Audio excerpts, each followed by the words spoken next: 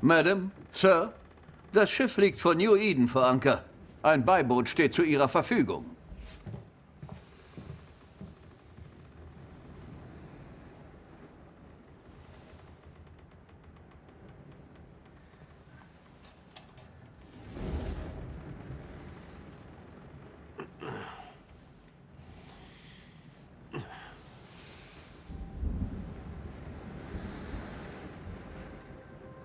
Ich habe von Wolken geträumt. Große, weite, flauschige Monster, tief über dem Meer.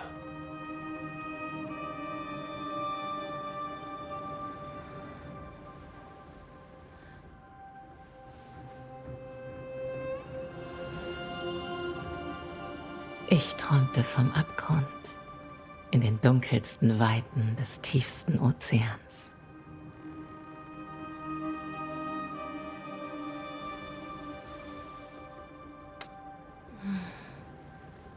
Guten Morgen, mein Schatz.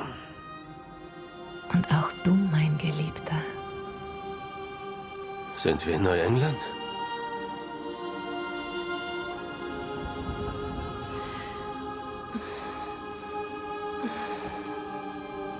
Willkommen in Amerika.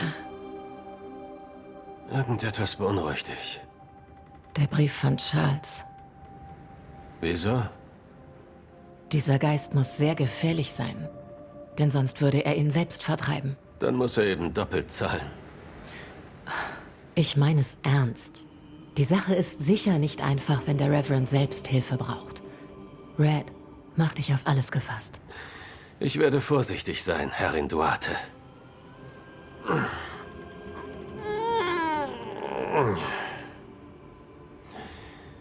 Euer Lehrling ist bereit zu dienen. Komm, Antea, wir müssen los. Und ich muss mal. Rory McWraith, galant bis zum Schluss. Leben den Lebenden. Tod den Toten.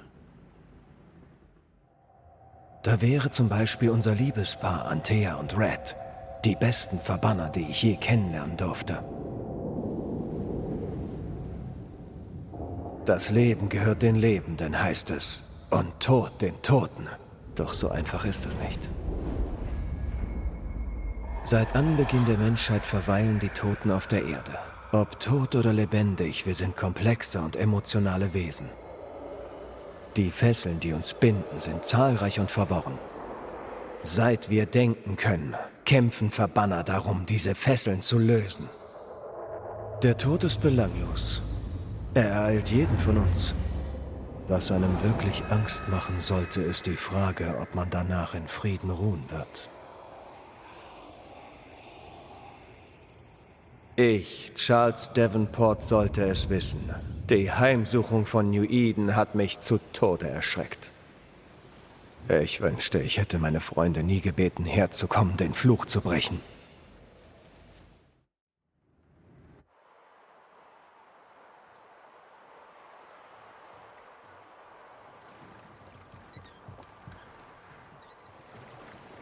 Sind wir echt im Juni? Wie ist denn erst der Januar? Wenn ich mir im Sommer den Hintern abfrieren wollte, wäre ich in Schottland geblieben. London war auch nicht viel besser. Schau an. Kalt wie der Arsch eines Bischofs und doppelt so weiß. Ich muss schon sagen, ich bin etwas enttäuscht. Charles hat nicht gelogen. New Eden ist kalt wie der Tod. Du kannst zu Recht enttäuscht sein.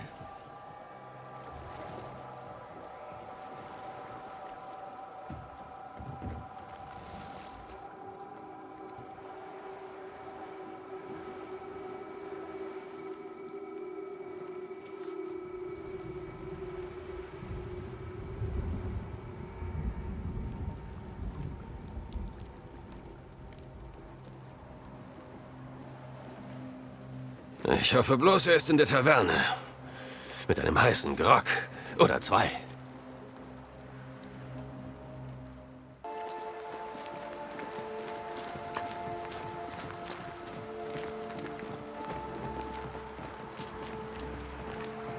Leere Docks in einer wachsenden Siedlung? Das ist nie ein gutes Zeichen.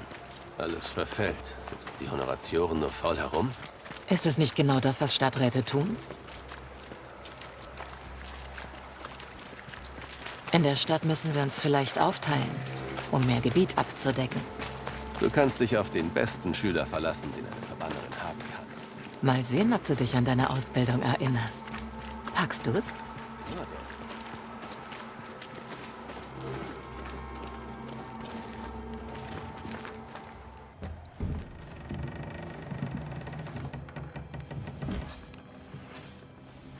Charlie, deine Gebete wurden erhört. Wir sind da. Schenk uns einen Drink ein. Na, endlich. Verbanner, bitte, kommt rein. Es ist kalt, daher darf sich eure Helferin setzen, während wir reden. Ich bin die Hilfe. Sie ist der Boss. Und du bist nicht Charles. Mein Name ist Antea Duarte. Das ist mein Partner Red McGrath. Guten Tag, die Herren und die Dame. Also, wo ist Charles? Pastor Davenport sagte, dass Hilfe auf dem Weg sei. Ich Reiten Sie nahm sich an- nur weiter rein, Fairfax. Guten Tag. Pennington, Hauptmann der Bürgerwehr. Das ist Thickskin Newsmith. Wir sind die Stadträte. Oder was von uns übrig ist. Warum ist Charles nicht hier? Unser Beileid. Wir werden für seine Witwe tun, was wir können. Der Reverend ist tot? Seit wann und wie? Schrecklich. Obwohl unser Glaube uns stärkt, stehen wir alle noch sehr unter Schock. So geschockt von der Ermordung von Reverend Davenport sind wir, dass wir hier gemütlich hocken müssen und wertvolle Zeit Als verlieren. Gouverneur der Kolonie New Eden ist es meine Pflicht. Was tun wir hier eigentlich? Sitzen rum und warten darauf, dass uns dasselbe Schicksal ereilt. Dabei könnten wir schon meilenweit weg sein. Macht, was ihr wollt. Ich habe vor, weiterzuleben. Die gute Dame kann sehr schroff sein. Vergebt ihr und seid versichert, dass ihre Fähigkeiten ihre Manieren bei weitem übersteigen. Oder deren Sie Fehler. hat dennoch recht, Fairfax. Wir stehen hier und tun nichts. Wie Lämmer, die zur Schlachtbank geführt werden. Die Verbanner sind hier. Dank ihres Fachwissens werden wir vielleicht doch Erfolg haben. Dann dürft ihr das gern herausfinden. Bei all eurem Wissen über Geister und Teufel. Was ich über Blut und Kampf weiß, nutzt in dieser Situation wenig. Herrin Duarte, wenn ich euch helfen kann, könnt ihr mich zu Hause besuchen. Es ist gleich auf der anderen Straßenseite. Buchstäblich. Nun, Gouverneur, wollt ihr gehen oder bleiben? Ich will bleiben. Unsere Kolonie hat furchtbar gelitten. Aber wir sind es wert, gerettet zu werden. Und jetzt, wo ihr hier seid, wird das auch geschehen. Bitte akzeptieren Sie mein aufrichtiges Beileid für den Verlust Ihres Freundes. Das Ableben unseres Pastors schmerzt uns sehr. Charles Davenport war ein gebildeter und selbstloser Mann. Wahrlich, der Stolz von New Eden. Es bereitet mir großes Leid, dass wir seine Leiche auf dem Friedhof gefunden haben. Mehr noch betrübt mich, euch sagen zu müssen, dass wir nicht wissen, was ihm auf so tragische Weise das Leben kostete. Konnten eure Ärzte ihn nicht retten? Hätten wir doch noch einen Arzt. Aber es hätte keinen Unterschied gemacht. Charles war tot, als wir ihn fanden. Und wir wissen nicht wie und warum. 1 oder 2 in unserer Kolonie sind medizinisch bewandert. Totenflecken, sagten sie. Ein Bruch, Entfremdung oder Betrübtheit. Alles nur Vermutungen. Als ein Mann der Wissenschaft stehe ich hier in New Eden allein. Sehen Sie, in meiner Jugend galt ich auch ein wenig als ein Dämonologe. Ein ziemlich guter sogar, wenn ich das so sagen darf. Wir sind keine Dämonologen. Und Charles war es auch nicht. Empfängt seine Witwe Esther Besucher? Witwe Davenport ist zu Hause und geht nicht viel aus. Ihr Haus liegt am Hafen. Ich bot Charles ein Haus mit Blick auf eine schöne Wiese an. Aber er lehnte das ab. Er zog das Dorfleben vor. Sprecht mit ihr, wenn sie euch empfängt. Aber sie weiß auch nicht mehr über den Tod ihres Mannes als wir. Ihr seid also Dämonologe.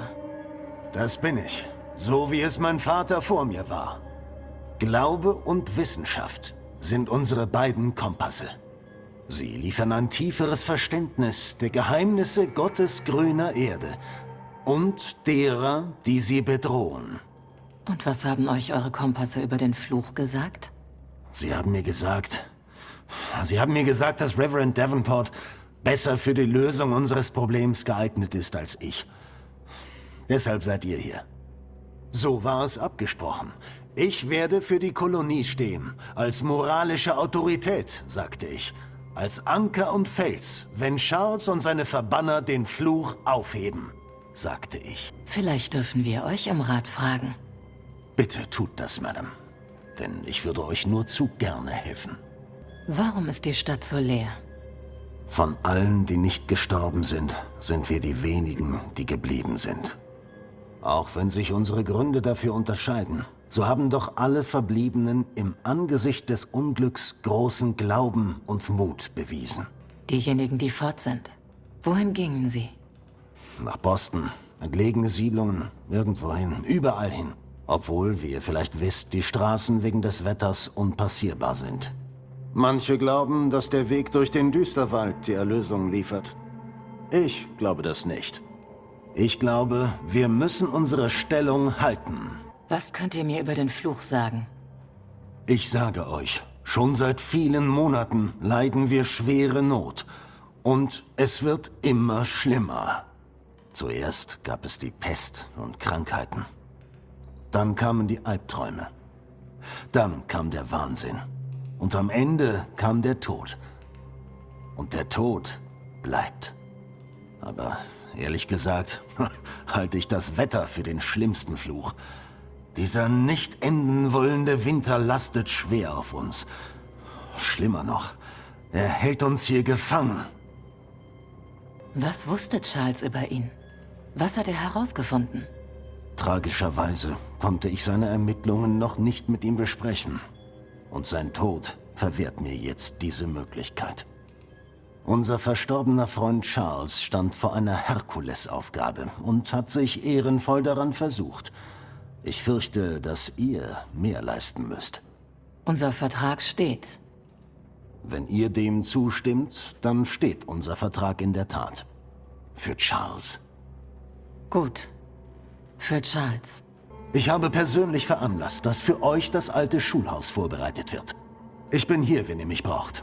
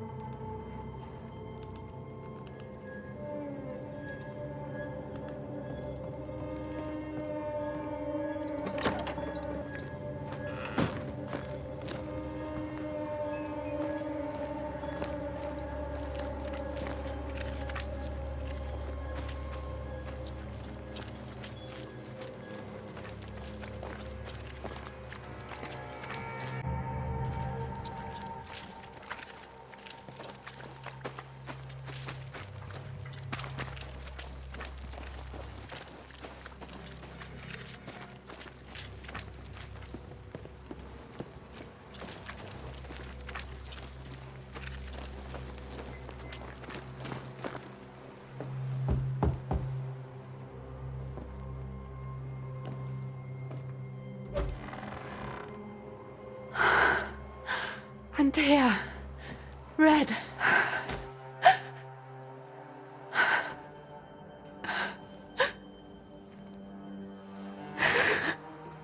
Kommt rein.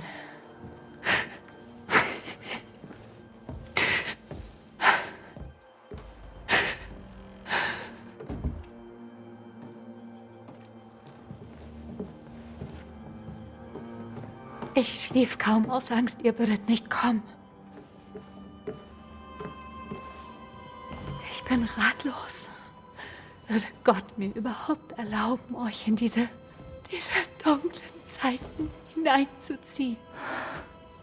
Esther, jetzt bist du nicht mehr allein. Wir sind hier. Es tut mir so leid, dass wir nicht rechtzeitig da waren. Wirklich. Ich weiß, Charles hat es immer wieder gesagt. Hab Vertrauen. Sie werden kommen. Hätte er nur selbst an seinem Glauben festgehalten. Was ist mit ihm geschehen? Armer Charles. Auch nur ein weiteres Opfer des Fluchs von New Eden. Ihr wisst, wie er ist. War ruhelos, ungeduldig. Zwar hatte er euch, seine Freunde, nicht aufgegeben, aber er konnte nicht mehr warten. Ich glaube, er hat versucht, den Fluch aufzuheben. Auch ich habe Fragen. Aber ich habe keine Antworten. Und einen Ehemann habe ich auch nicht mehr. Wie sah euer Leben denn früher aus? Ihr wisst schon, vor all dem hier. Vor dem Fluch. Es war eine geschäftige und aufregende Zeit. Charles hat sich intensiv mit der Gemeinde hier beschäftigt. Er war überall dabei. Die Leute haben sich auf ihn verlassen. Sicherlich ist das jetzt jemand anderes. Aber es wird nicht dasselbe sein. Was könnt ihr mir über den geschätzten Gouverneur Haskell erzählen? Fairfax Haskell ist sehr belesen und gebildet. Aber manchmal ist er furchtbar steif. Er interessiert sich wie Charles für das Unbekannte. Aber seine Leidenschaft scheint weniger von praktischer Natur. Er ist ein Akademiker. Dennoch, gut zu wissen, dass unser Gönner unsere Arbeit zu würdigen weiß. Wir trafen auch den Hauptmann und die Jägerin, Thickskin. Kennt ihr die beiden? Ich finde das Verhalten von Thickskin Newsmith etwas beängstigend. Aber sie hat ein gutes Herz. Und wie man hört, ist sie eine gute Jägerin. Captain Pennington hat einen guten Ruf als Soldat. Er hat eine ironische Art an sich, aber ich vermute, dass er hinter all dem nur traurig ist. Charles dachte das auch. Es gibt Wunden unter Saul Penningtons Rüstung, sagte er, die die Zeit und Gott noch nicht geheilt haben. Hat der Fluch für Albträume gesorgt? Ja, ich hatte Albträume. Vermutlich hatten wir die alle. Charles warnte uns, dass etwas unsere Träume heimsucht, das uns benutzen will, das wir mit der ganzen Macht Gottes bekämpfen müssen. Aber jetzt ist Charles weg und meine Albträume sind andere. Im Schlaf sehe ich meinen Mann schreiend in den Abgrund stürzen. Alle hören ihn. Niemand reagiert. Er stürzt tiefer in den bodenlosen Abgrund. Der arme Charles. Gibt es etwas, das wir wissen sollten? Herr, erlöse mich, denn ich ertrage das nicht. Ich kann es nicht ertragen und Charles hat es nicht verdient. Irgendetwas, Esther. Bitte. Ich habe die Anwesenheit von Charles im Haus gespürt. Sein Geist verweilt dort. Er braucht Hilfe. Wenn er hier ist, gebe ich erst dann Ruhe, wenn er auch seine hat. Versprochen. Ihr könnt euch auf uns verlassen. Wir müssen uns auf den Weg machen. Zum Friedhof. Bitte seid vorsichtig, liebe Antea. Was werdet ihr für meinen Charles tun?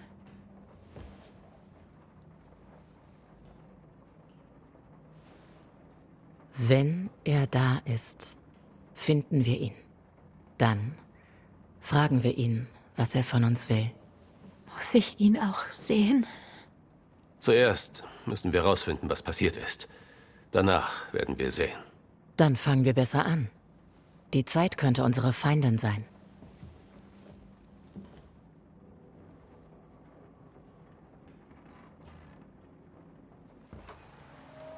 Muss ich mir um dich Sorgen machen? Höchstwahrscheinlich.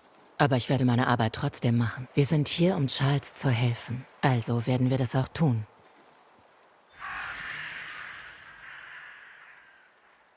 Hör dich um, was die Leute sagen. Ich werde zum Friedhof gehen und das Gleiche tun.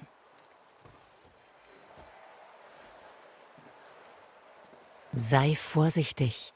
Ja, du auch.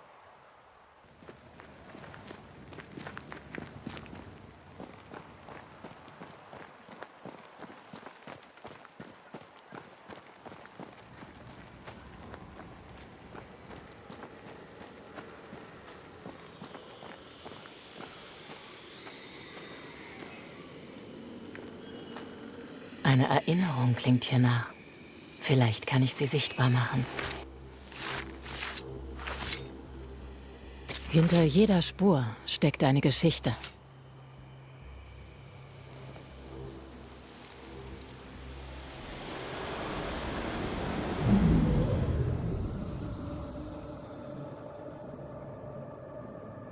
Im Namen des Herrn befehle ich euch, verschwindet von diesem Ort!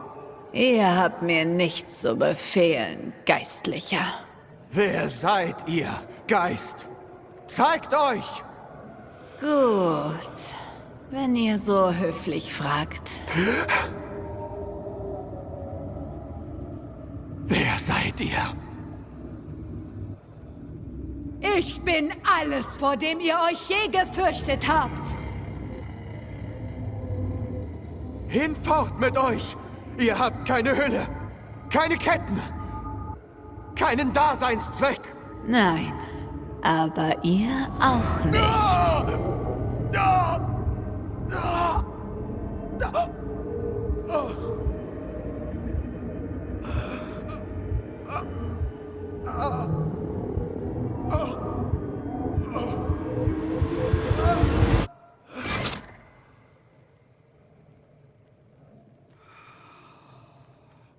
Die Kette, die seinen Geist bindet. Damit kann ich ihn erscheinen lassen, wenn ich sein Grab finde.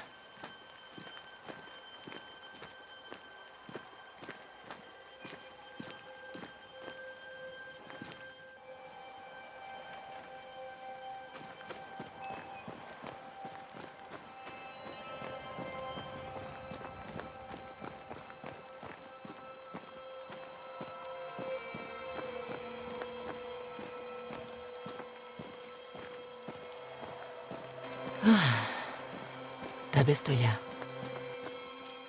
Für alte Freunde wie uns wäre nun eine gute Zeit für ein Gespräch. Red und ich, wir sind schon zu weit gekommen, um dich nicht noch ein letztes Mal zu sehen. Deine Schülerin ist zur Meisterin geworden. Wenn wir kämpfen, werde ich dich besiegen.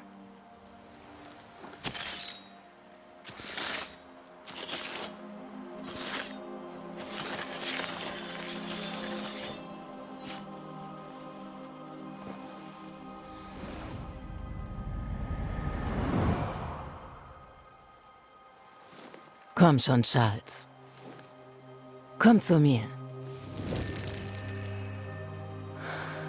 Ich weiß, dass du da bist.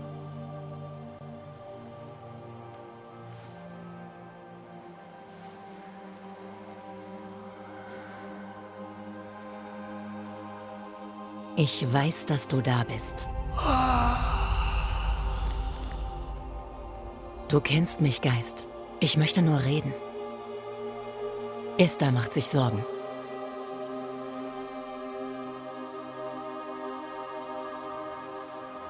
Antea, hier seid ihr endlich. Oh, arme Esther. Es tut mir so leid, gute Freundin. So leid für uns alle. Was ist passiert? Was geht hier vor? Unglücklicherweise, gute Freundin, habe ich einen Fehler gemacht, der mich das Leben kostete. Kennt ihr den Ursprung des Fluchs? Ich weiß nicht, was ihn ausgelöst hat. Und auch nicht, wann dies geschah. Sicherlich vor vielen Monaten. Aber eines weiß ich. Dieser Albtraum hat New Eden aus einem bestimmten Grund gewählt. Also, ein Geist. Aber dieser ist anders. Unerbittlich. Sehr schlau. Um ein Vielfaches grausamer als Schemen. Und genauso erbarmungslos. Warum habt ihr nicht auf unsere Hilfe gewartet? Die Bedrohung nahm zu. Die Verzweiflung wuchs. Es gab so viele Tote, Antea. So viel krankes Fleisch. So viele gequälte Seelen. Es blieb keine Zeit mehr. Bevor ihr gestorben seid, habt ihr den Fluch untersucht. Was habt ihr erfahren? Dass unser Feind trügerisch und gnadenlos ist. Dass wir seine Macht nicht unterschätzen sollten. Wir? Ich bin tot, liebste Antea. aber ich bin immer noch ein Verbanner. Ich kann euch immer noch lehren. Falls ich es euch erlaube, was ich nicht tue. Antea, wiederholt nicht meine Fehler. Wenn New Eden von einem Albtraum heimgesucht wird, braucht ihr jede Hilfe, die ihr kriegen könnt. Seine Präsenz war am stärksten im Haupthaus. Vielleicht zwang ihn dort das Licht Gottes, sich zu wehren. Ich ließ das Gebäude schließen. Der schlimmste Teil des Bösen ist eingedämmt, aber es wird nicht lange dort eingeschlossen bleiben. Ich hielt Albträume für einen Mythos. Ein Albtraum ist der seltenste aller Geister. Ein mächtiger, heimtückischer Geist, geboren aus einer schrecklichen Tragödie. Wie kann ich ihn vertreiben? Die Texte liefern kaum einen Rat. Das wenige, was dort steht, besagt, dass er überhaupt nicht verbannt werden kann. Wenn es ein Geist ist, kann er verbannt werden. Ihr habt euch Notizen gemacht, nehme ich an. Wo kann ich sie finden? Sie sind verschwunden. In den Tagen vor meinem Tod. Vielleicht habe ich sie verlegt, was aber untypisch für mich wäre. Wenn ihr sie findet, lest sie sorgfältig. Vielleicht habe ich etwas übersehen. Etwas Wichtiges. Wir werden ihn verbannen, Red und ich. Der Tod unseres guten Freundes wird nicht ungesühnt bleiben. Seid gewarnt. Dieser Albtraum ist zu wütend, um erweicht zu werden. Und zu mächtig, um zerstört zu werden. Euer Tod schmerzt uns sehr. Eure Rückkehr schmerzt mich auch. Das weiß ich. Ich für meinen Teil bin froh, euch ein letztes Mal gesehen zu haben. Und dass ich Gelegenheit hatte, euch zu warnen. Wie hat dieser Albtraum euch getötet? Ich dachte, ich könnte ihn auf dem Friedhof dazu bringen, sich zu manifestieren. Anfangs funktionierte es ja. Jetzt denke ich jedoch, dass er aus freien Stücken kam. Er schien amüsiert. Als wolle er spielerisch meine Entschlossenheit prüfen. Wie hat er ausgesehen? Ich weiß nicht. Als er sich manifestierte, erschien er als Esther. Meine liebe Esther. Sein wahres Gesicht sah ich nicht. Aber ich hörte eine Frauenstimme. Nicht Esther.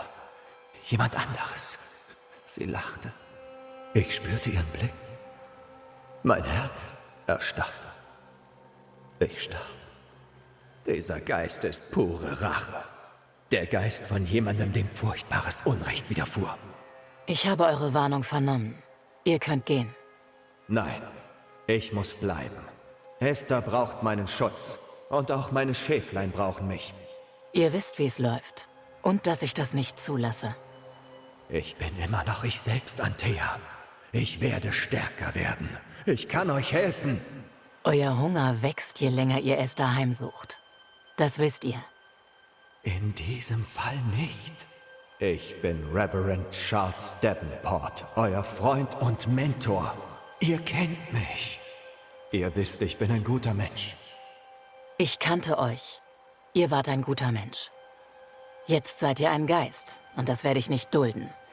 Und ich schwöre, der Albtraum wird ein Ende haben. Und Red und ich werden es herbeiführen.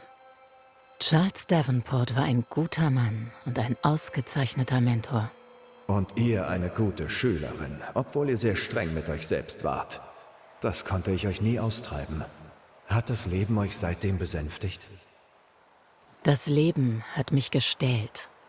Der Tod und wie er euch ereilte, machten euch zu etwas, wogegen ihr euch einst aufgelehnt habt. Lebt wohl, Charles. Friede eurer Seele. Gedenken sei... Antea, warte! Warten? Worauf? Wir sind Verbanner. Tod den Toten. Lass Esther selbst entscheiden. Oh Herr, bitte verlang das nicht von mir. Esther, meine gute, allerliebste Frau. Ich vermisse dich so sehr. Oh, lieber Gott, Charles, warum bist du hier? Warum bist du zurückgekommen? Du musst gehen. Bitte. Ich muss bleiben und dich beschützen. Das Wesen im Haupthaus labt sich an unserer Qual. Ich hätte es besser wissen müssen. Aber nun weiß ich es. Antea, gib Charlie den Aufstieg, den er verdient.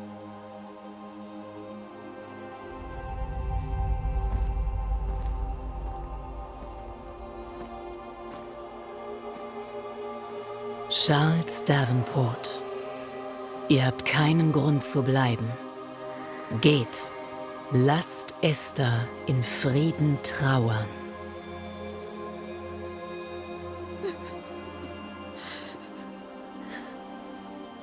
Rettet sie, meine Freunde. Und rettet euch selbst. Rettet sie alle.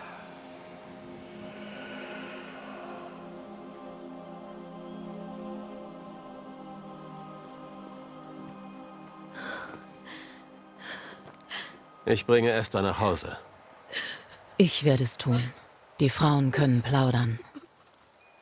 Dann gehe ich ins Schulhaus und mach das Bett. Charles hat nun seinen Frieden. Antea gab ihm die Zuwendung, die er brauchte.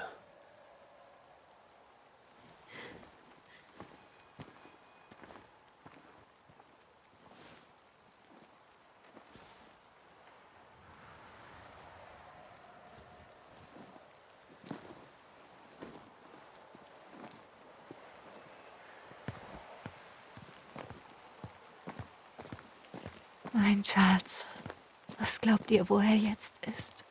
Er ist... Ich weiß es nicht. Ich vermisse die Wärme seiner Hände, sein ruhiges Wesen im Haus. Wenn ich meine Augen schließe, steht er vor mir. Er ist an einem Ort, wo die Sonnenstrahlen den Schnee vertreiben. Dort ist es warm und es gibt frische Milch. Die Lacken sind gewaschen, gebügelt und gefaltet. Nichts kann je Unruhe stiften. Du hast recht. Er hat seinen Frieden und du hast es verdient, dich auszuruhen.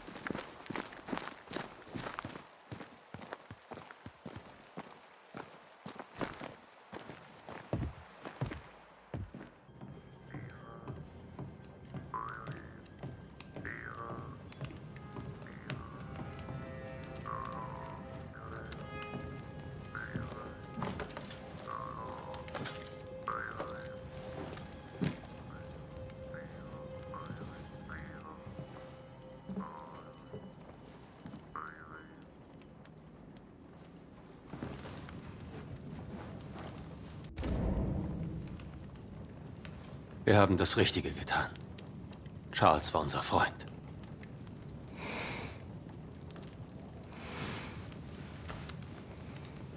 Ich liebe dich, Red McGrath. Aber Aber wenn es um Geister geht, lässt dich dein Herz überstürzt handeln. Das ist gefährlich.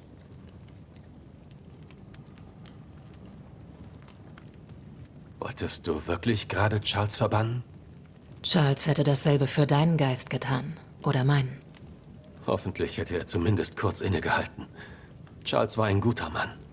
Voller Liebe. Seinen Geist zu verbannen wäre sicher nicht leicht geworden. Aber es wäre das Richtige gewesen. Geister bringen nichts als Leid, Red. Vergiss das niemals. Sie rauben den Lebenden ihre Essenz. Ja. Aber sie tun es nicht immer aus Bösartigkeit. Das musst selbst du zugeben. Wir sind Verbanner. Wir erlösen die Lebenden von den Geistern, die sie plagen, indem wir diese verbannen. Auch ein Geist kann Qualen leiden. Der Aufstieg ist ein milderes Ende, eine Erlösung. Aber es ist das gefährlichere Vorgehen. Eine Verbannung ist sicherer. Würdest du mich auch verbannen, wenn ich zurückkehren würde? Du entkommst mir nicht so einfach. Dich würde ich von den Toten zurückholen. Das ist nicht witzig. Ich würde dich mit frischer Essenz vollstopfen. Ich würde dir so viel geben, dass du vom Leben aufgebläht zurückkehren würdest. Lebenden die Essenz rauben, um einen Geist damit zu füttern, würdest du nie. Du bist ein flegelhafter Strubbelkopf, Red McWraith. Und ich werde dich niemals gehen lassen. Nur über meine Leiche, mein Lieber. Und ich dachte, ich wäre der Weichherzige. Bist du auch. Denkst du, Charles hatte recht? Dass das Ding im Haupthaus ein, wie hat er es noch gleich genannt, Albtraum war? Das hoffe ich wirklich nicht. Selbst unter Verbannern gelten solche Wesen als Legenden.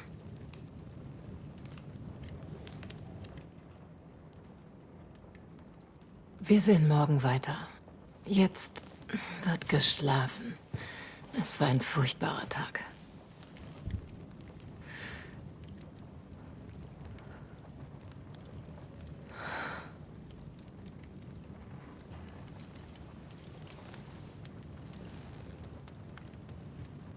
Armer Charles.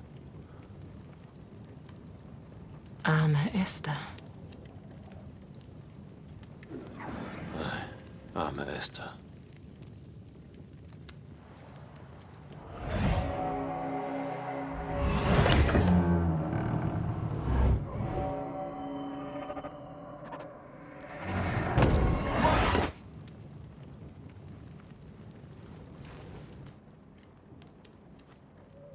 Antea. Sie hat ihren Feuerbann mitgenommen? Aber ich bin der überstürzt handelt.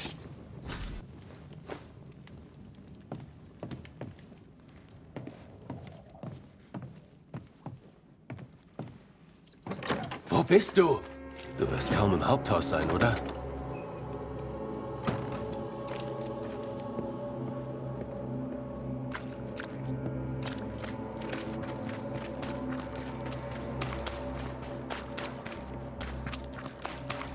Jemand da? Antea?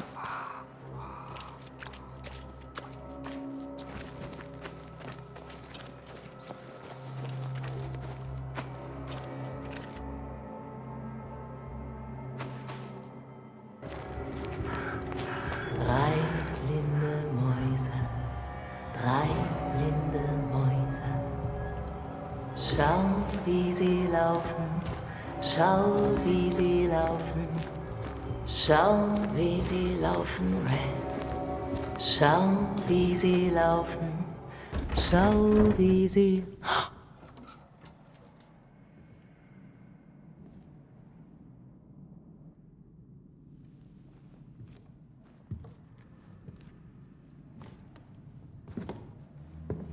Antea? Blind. Alle blind. Ach, Red. Verstehst du nicht? Wir hatten nie eine Chance. Antea? Bist du verletzt? Wo bist du?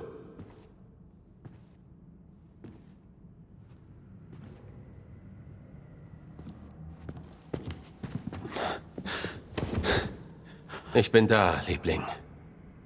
Was ist passiert?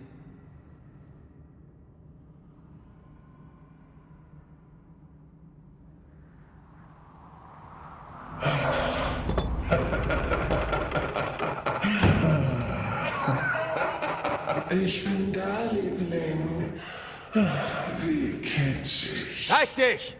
Gott erschien dem Mann im Traum und sprach zu ihm: Sieh da, du bist des Todes. Der Mann aber hatte nichts getan und sprach: Herr, wirst du denn auch die Gerechten töten? Was?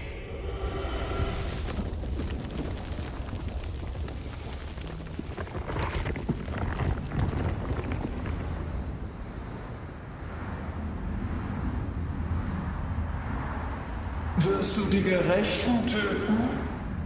Sei unbesorgt. Ich bin hier, um dir zu helfen. Es gibt keine Hilfe. Es gibt nur Versäumnisse. Wo ist Antea?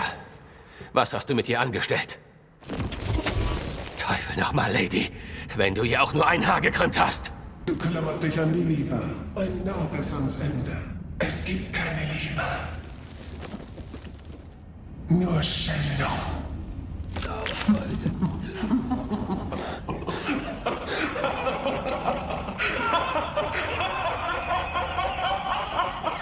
Nein.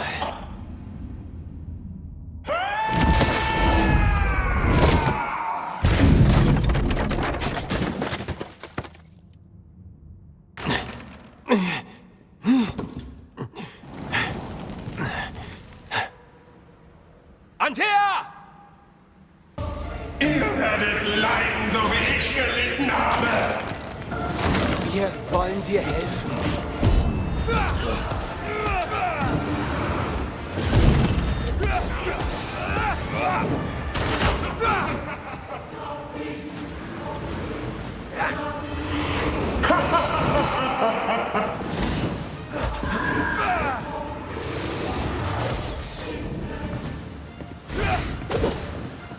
Auch ihr werdet verschlungen werden!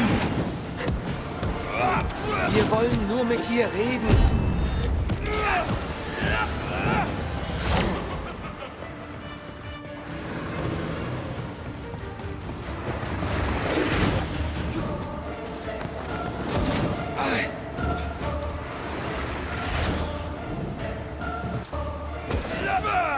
Ihr werdet leiden, so wie ich gelitten habe! Wir... So leichtgläubig!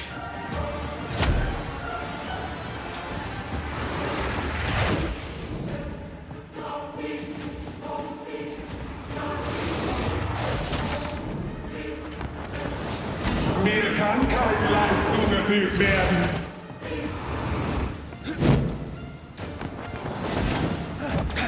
Verräter! Ich glaube, du bist gescheitert. Nicht zum ersten Mal. Wir wollen nur mit dir reden.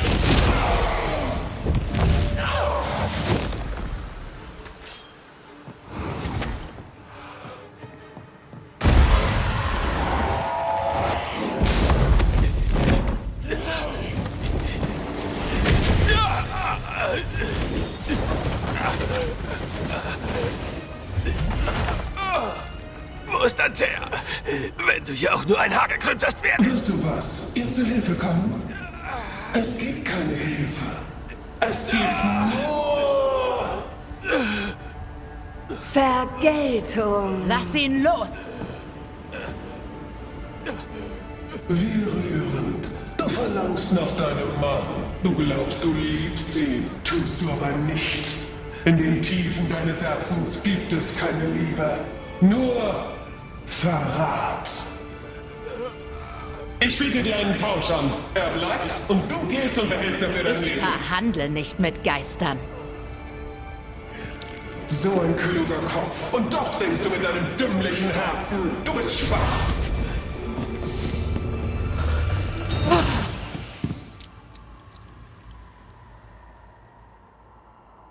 Nein!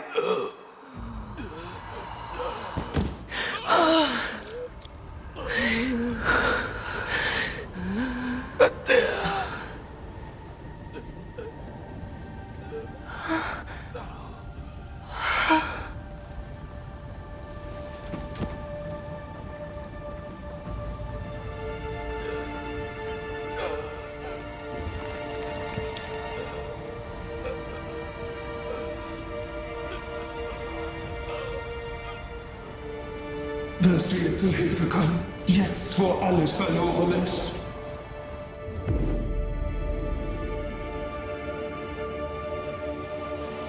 Wenn ja, werde ich dich erwarten.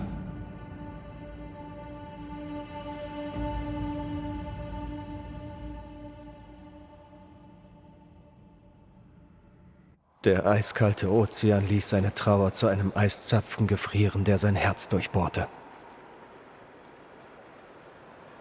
Die Last seines Scheiterns zerrte ihn auf den Meeresgrund.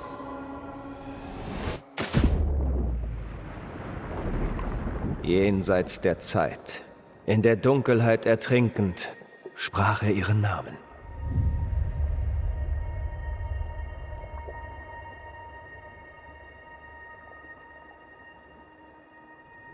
»Nimm doch mich«, schrie er lautlos und verzweifelt im kalten, stillen Wasser. Und auf der anderen Seite erhörte etwas sein Flehen und streckte seine Finger nach ihm aus.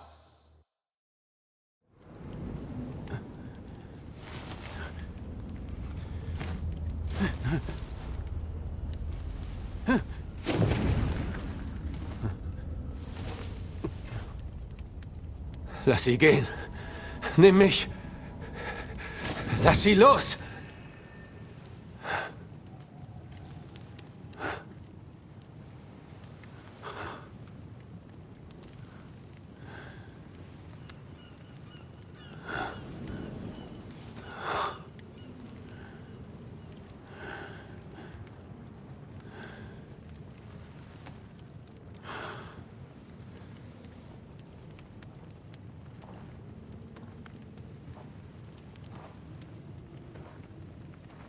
Ah, du bist wach. Wer seid ihr? Diejenige, die euch gerettet hat. Sich tagelang um euch gekümmert hat. Wochenlang vielleicht sogar. Wochenlang? Oh Gott. Was habe ich getan? Bevor ihr euch Vorwürfe macht, solltet ihr erst wieder zu Kräften kommen. Sie ist tot. Ja, deswegen seid ihr hier. Und das ist auch der Grund, warum ich gesendet wurde, um auf euch aufzupassen.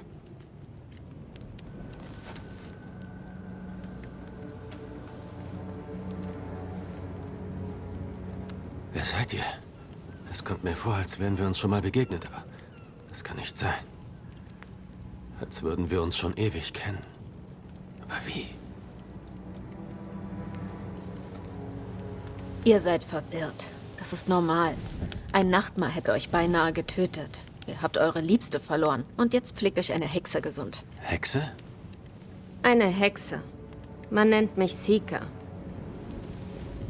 Finde den Verbanner, befahl meine Herrin. Kümmere dich um ihn und beantworte seine Fragen. Dann lass ihn sein. Wie fühlt ihr euch? Spielt das eine Rolle? Natürlich spielt das eine Rolle. Es bedeutet, dass ihr lebt und dass ihr noch nicht aufgegeben habt. Wer hat euch geschickt? Ihr Name ist Ciri und meine Hände und Worte gehören ihr. Darüber hinaus müsst ihr euch um nichts sorgen. Ihr hättet mich sterben lassen sollen. Was seid ihr, ein Kind?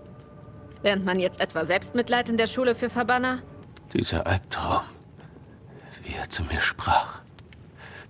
Er traf mich im Innersten. Dergleichen habe ich nie erlebt.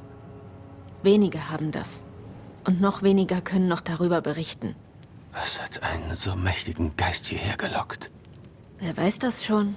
Zweifelsohne etwas Schreckliches.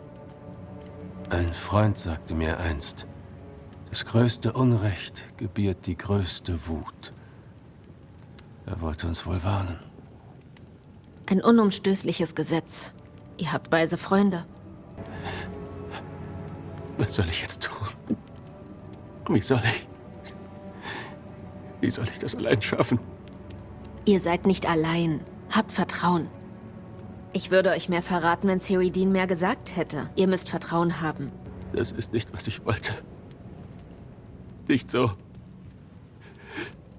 Nicht ohne sie. Niemand bekommt, was er will. Man muss nehmen, was kommt. Und wenn man überlebt, verändert das alles. Ihr habt eine gehende, grimassenschneidende Leere in eurer Seele. Dabei handelt es sich um Liebe, nichts anderes. Diese Leere wird sich nicht füllen, denn die Liebe stirbt nicht. Gott, was habe ich getan? Es sieht doch so aus. Im Gegensatz zu den meisten bekommt ihr eine zweite Chance. Ich schlage vor, ihr ergreift sie. Warum habt ihr mich aus dem Wasser gezogen? Was liegt euch an mir? Nein, gar nichts. Aber meine Herren schon. Ciri sagt, dass die Mauer zwischen den Lebenden und den Toten bedroht wird. Daran habt ihr wohl euren Anteil. Das fällt auf mich zurück. Ich kann nicht folgen. Nun ja, ich habe euch gefunden. Aber es ist euer Kummer, der euch verfolgt. Denn er will, dass ihr ihn spürt. Möglicherweise glaubt ihr, dass ihr mit den Geistern fertig seid, Wet McWraith. Aber sie sind ganz sicher nicht fertig mit euch. Ich gehe jetzt. Ruht euch aus. Warum meine Herrin euch auch immer gerettet hat, sie hatte gute Gründe. Die besten. Wo geht ihr hin? Nach Hause zu Ciri. Sie braucht mich. Wo werde ich euch finden, sollte ich eure Hilfe brauchen? Sumpflande. Großes Sumpfgebiet auf der anderen Seite des Waldes. Nicht zu übersehen. Wir werden wissen, wenn ihr kommt. Dann wohl. Bis zu unserem nächsten Treffen. Exakt, Verbanner. Und jetzt? Dreht euch um. Was? Ich breche auf.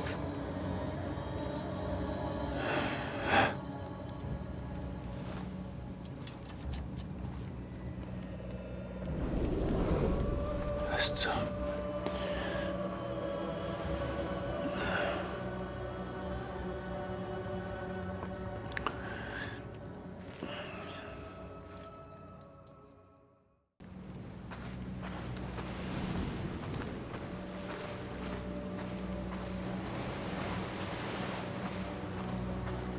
Wo bin ich?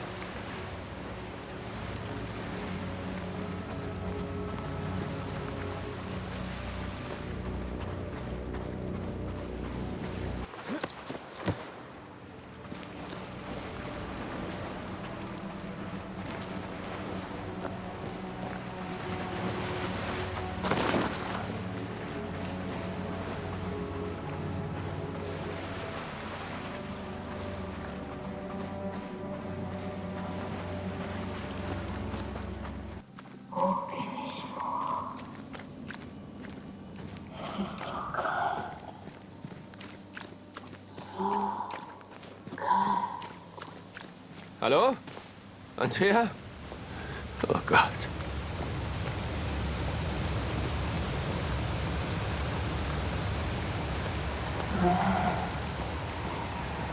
Das ist nicht wahr. Das darf nicht wahr sein.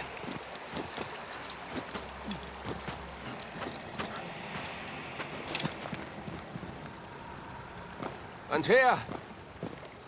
Ruf mich zu dir! Wo bin ich hier? Wo bin ich? Mein Liebling, es tut mir so leid. So unendlich leid.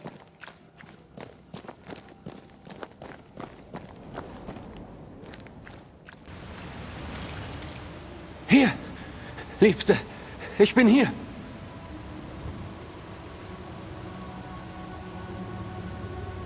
Du bist es.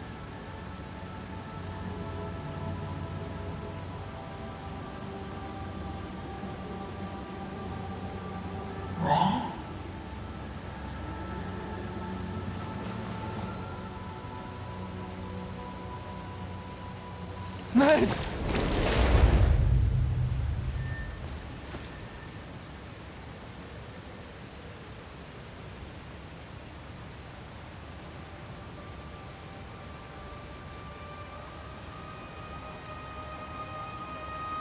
Ich hab dich. Du hast mich.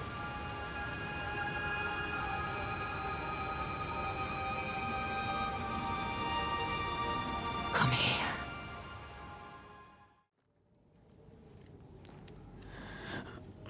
Du wirkst schwach. Brauchst du Ruhe?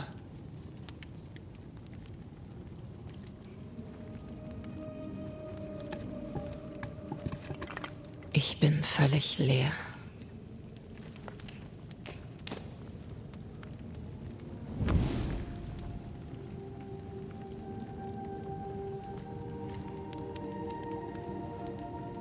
Mach dir keine Sorgen. Wie kann ich das nicht? Ich dachte, ich hätte dich für immer verloren, nur um dich dann wiederzufinden. Und du hast Hunger. So könnte man es wohl ausdrücken. Ja.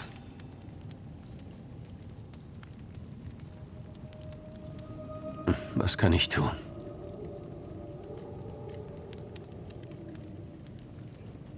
Die Bibel von Charles. Die Kette, die seinen Geist gebunden hat.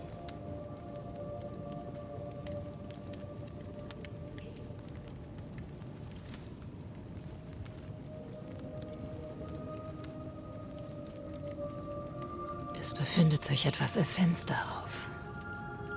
Für den Moment wird es mir genügen.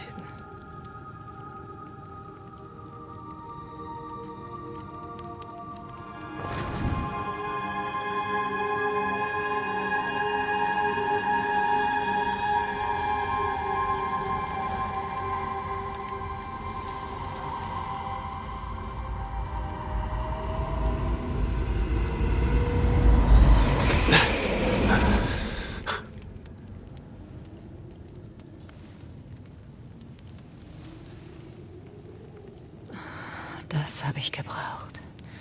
Ich fühle mich besser. Sieh dich an. Sieh uns an. Ich weiß. Versteh mich nicht falsch. Ich bin froh, dass du hier bist. Wieder zurück. Wirklich. Die Lebenden sollten nichts mit den Toten zu schaffen haben. Das weiß ich seit meiner Kindheit und musste viel Lehrgeld dafür bezahlen. Das hast du mir nie erzählt. Was ist passiert? Das war vor einer halben Ewigkeit. Momentan spielt es aber keine Rolle. Wie fühlst du dich? Furchtbar. Und etwas ausführlicher? Wütend, frustriert, nutzlos. Wir sollten darüber reden, was passiert ist. Nach dem Gemeindezentrum, meine ich. Nachdem der Nachtmar dich getötet hatte, hielt er mich noch einen Moment lang fest.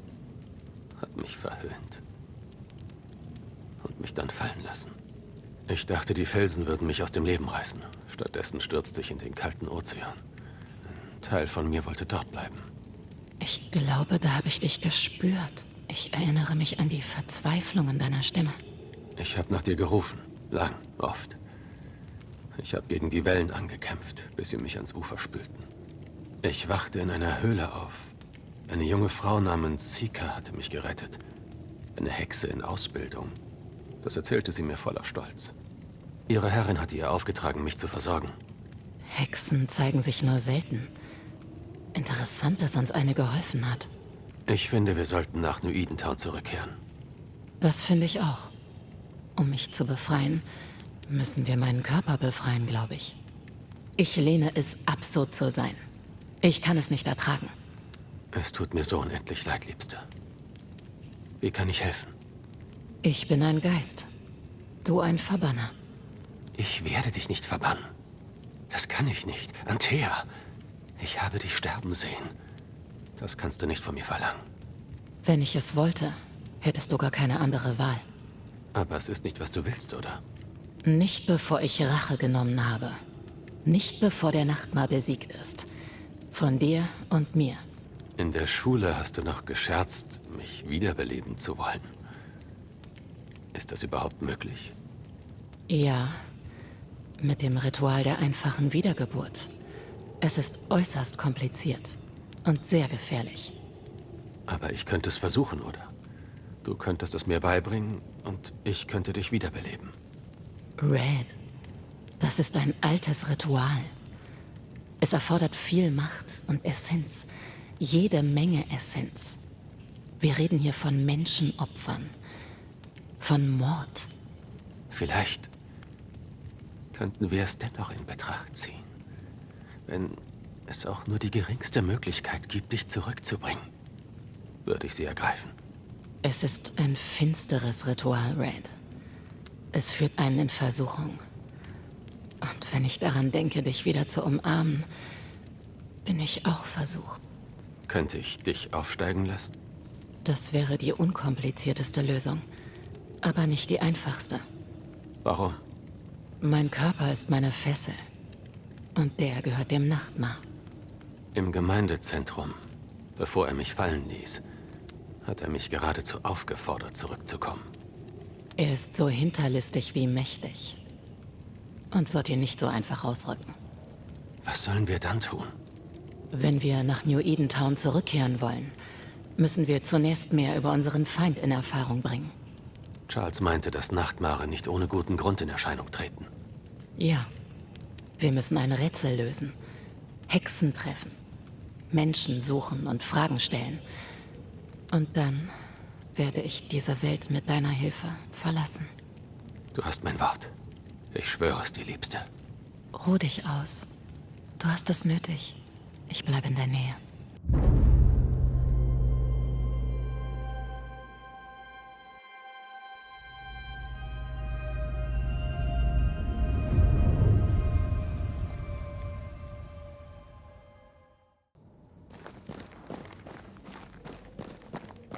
Auf nach New Eden, wo immer es auch liegt. Wir werden Vorräte brauchen und Geld für das Nötigste.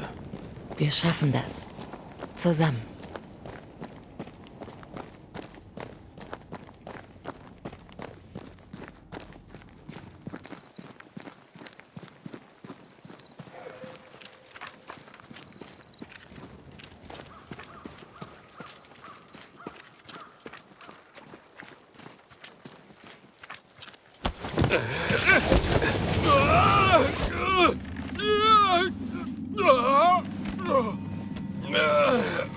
Verflucht! Alles in Ordnung? Noch bald ich nicht mehr kopfüber hänge. Was war das? Eine Schlingfalle. Jacob Lind sprach von einem Jägerlager. Es könnte in der Nähe sein.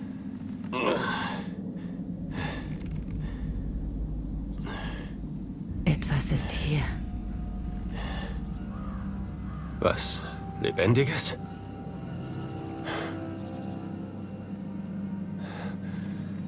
Ja.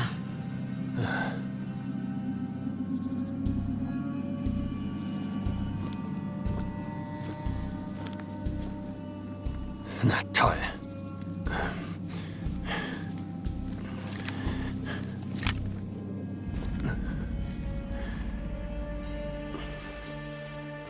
Wer seid ihr und woher kommt ihr? Ich komme von New Eden Town. Dann seid ihr furchtbar weit gereist, werter Herr. Wer seid ihr? Ich bin Red McGrath.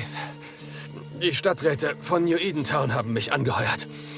Ich bin Verbanner. Seid ihr nicht mit dieser anderen Person im Gemeindehaus ums Leben gekommen? Ich bin in die Fluten gestürzt und wurde davongeschwemmt. So habe ich überlebt. Nun, bis jetzt jedenfalls. Das erste Mal, dass ich einen Verbanner sehe. Ich hätte mehr erwartet. Könnten wir diese Unterhaltung eventuell fortsetzen, wenn ich wieder festen Boden unter den Füßen habe? Hey, immer mit der Ruhe.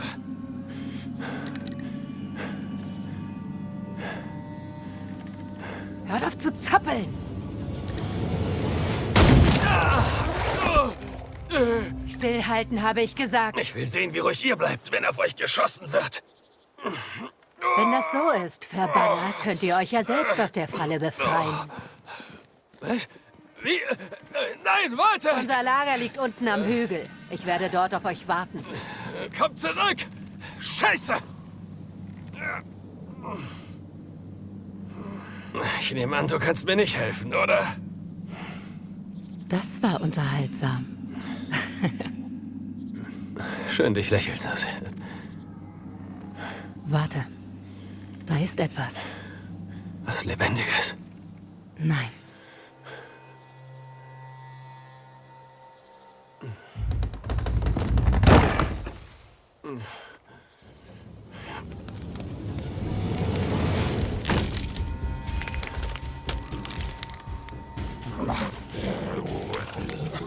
Ein Knochenwandler. Er hat uns Scheiße!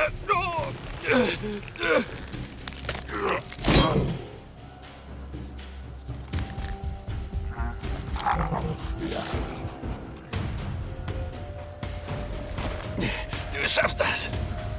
Wie? Bitte.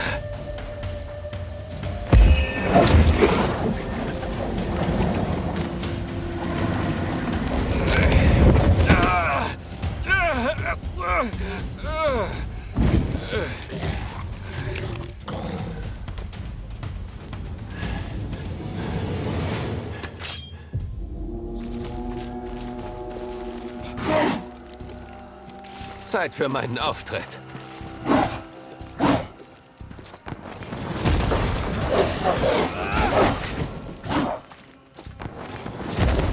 Hier, bedien dich!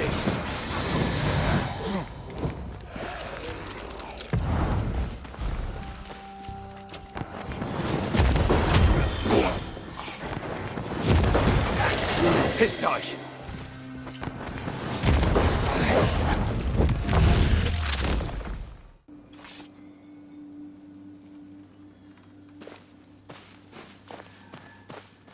So, ihr habt uns also doch gefunden, Red McGrath. Ja, auch ohne eure Hilfe. Ich musste sicher sein, dass ihr alleine zurechtkommt. Ihr könnt so lange bleiben, bis wir euch auffordern zu gehen. Ich bin Kate Newsmith. Ihr könnt euch an mich wenden, wenn ihr etwas braucht. Newsmith? Nicht zufällig mit Thickskin verwandt? Doch, sie ist meine Schwester. Antea und ich trafen sie in der Stadt, als wir ankamen. Thickskin wird schon bald von der Jagd zurückkehren. Mein Beileid übrigens. Warum würdet ihr mich fortschicken? Wer nicht mit anpackt, der packt seine Sachen. Wir füttern keinen durch, der nichts beiträgt. Immerhin verarbeiten sie dich nicht zur Nahrung. Ich kann euch meine Dienste als Verbanner anbieten, wenn euch das weiterhilft. Unsere Moral ist am Boden. Albträume plagen uns. Tut, was nötig ist. Helft den Bedürftigen.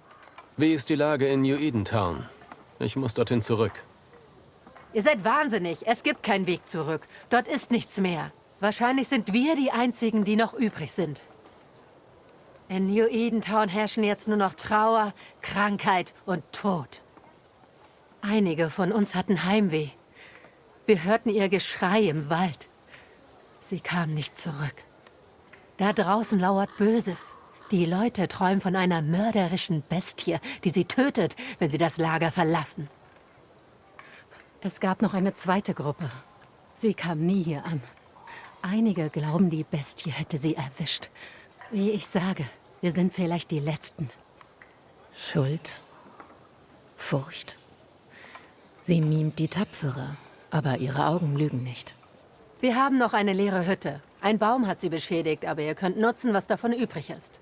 Willkommen im Düsterwald. Ich muss euch über das Lager fragen. Fragt? Wo ist eure Schwester? Unterwegs. Dreht ihre Runden. Auf der Jagd, wenn sie wild findet. Eine Newsmith bleibt hier, die andere zieht los. Sie ist ganz allein da draußen? Als Jägerin ist sie 3-mal so gut wie alle anderen hier. Wir wären ihr nur ein Klotz am Bein, meint sie. Erzählt mir mehr von dieser Bestie. Wir hören sie nur heulen, aber niemand hat sie je gesehen. Und wir hören die Schreie von Menschen. Keiner kam je zurück. Wir hoffen, dass sie es nach Boston geschafft haben. Wollen wir nicht verhungern, müssen wir auch dorthin.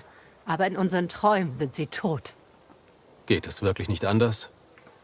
Wir können hier weiter am Hungertuch nagen, uns Mut machen und überleben. Oder wir können im Wald sterben, gefressen von einer sabbernden Bestie. Wir haben uns entschieden zu leben. Darf ich euch fragen, was ihr über den Albtraum wisst?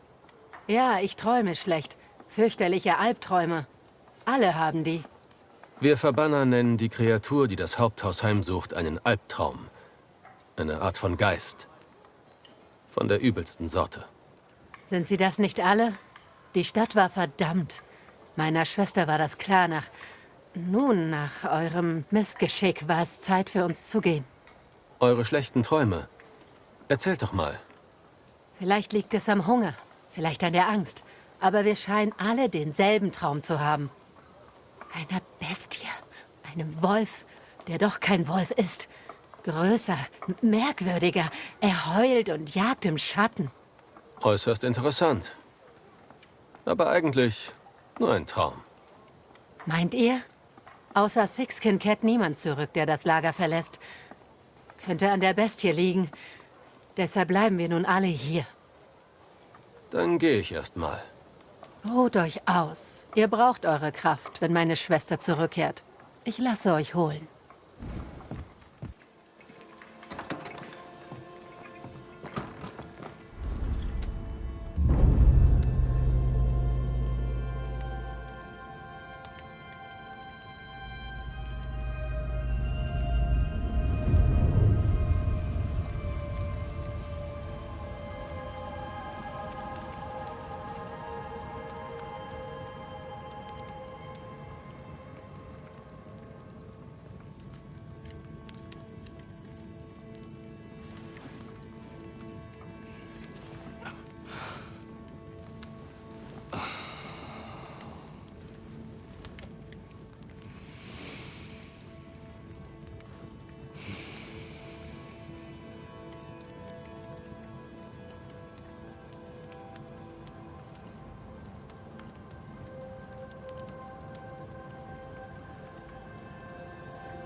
Kate war hier. Thickskin ist zurück und will dich sehen.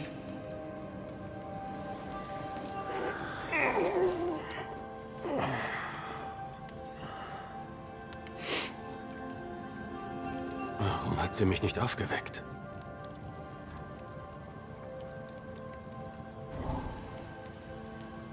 Vielleicht hatte sie keine Lust, den Boten zu spielen. Vielleicht wollte sie auch nur, dass du zu spät kommst. Sie war irritiert. Thickskins Rückkehr stößt ihr übel auf. Kate erinnert mich an meine Schwester.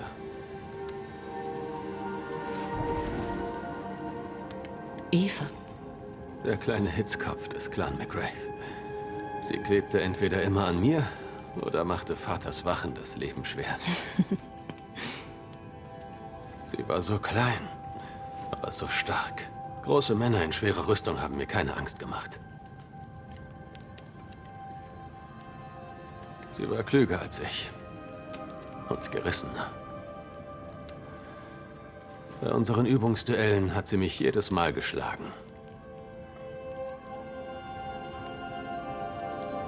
Sie wäre eine ausgezeichnete Schwertkämpferin geworden, wäre sie nicht so jung gestorben.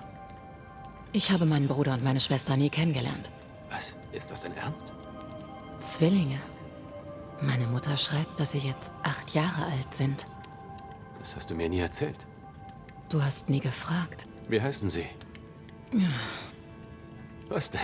Es interessiert mich eben, nichts weiter. Du bist aufdringlich. Meine Schwester heißt Ayomide, mein Bruder Timmy. Ich wusste gar nicht, dass dir deine Familie Briefe schickt. Meine Mutter schreibt mir einmal im Jahr. Es dauert Monate, bis mich einer erreicht, wenn er mich überhaupt erreicht. Bis zu diesem Moment habe ich nicht viel darüber nachgedacht. Die Duartes haben 3 Kinder in diese Welt gesetzt. Gott sei uns gnädig. Kluger Junge, da du jetzt bis 3 zählen kannst, können wir uns nun der 4 widmen. Ich hoffe, die Zwillinge sind charmanter als du.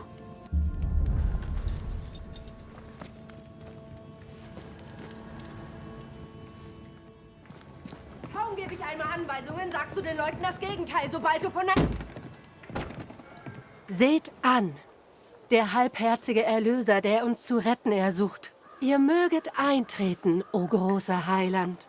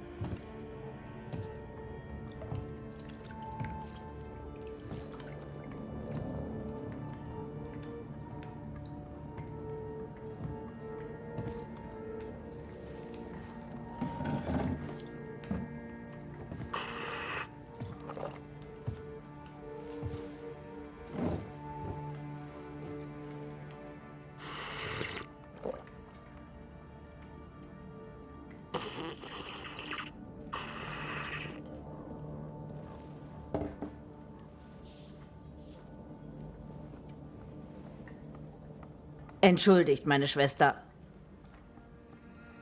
Es wäre ein Fehler, sie zu unterschätzen. Sie ist zäher als ihr. Ihr seid am Leben. Wen kümmert's, wie ich hergekommen bin? Ich habe überlebt. Mehr gibt es dazu nicht zu sagen. Ja, Überleben ist die Hauptsache. Er hat mich nicht hergebeten, damit ich euch beim Suppeschlürfen zusehe. Was wollt ihr? Kate sagt, ihr habt Mumm. Das kann ich gebrauchen. Ich hätte einen Auftrag für euch. Etwas Wichtiges muss getan werden und ich soll es tun?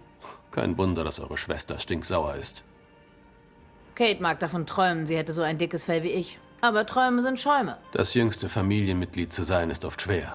Vor allem, wenn die große Schwester der Boss ist. Ich bin nicht der Boss. Ich behalte lediglich einen kühlen Kopf. Deshalb sehen die Leute zu mir auf. Sprecht frei heraus. Was soll ich für euch tun?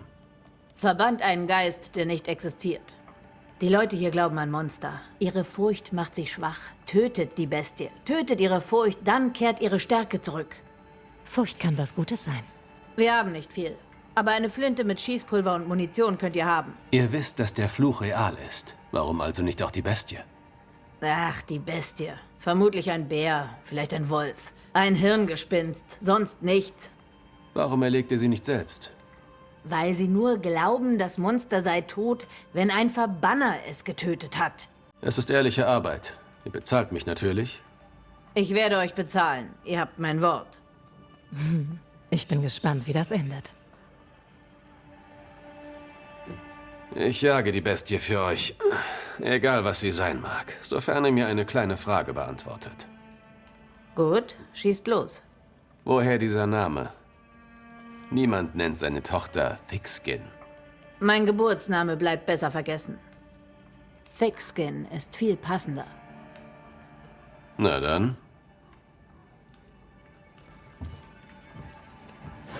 In der Wildnis draußen tragen wir Musketen. Und wir haben das hier. Benutzt diese Pfeife, wenn ihr in Schwierigkeiten seid. Und die Flinte? Meine Schwester braucht ihre Flinte nicht. Ihr müsst sie ihr nur abnehmen.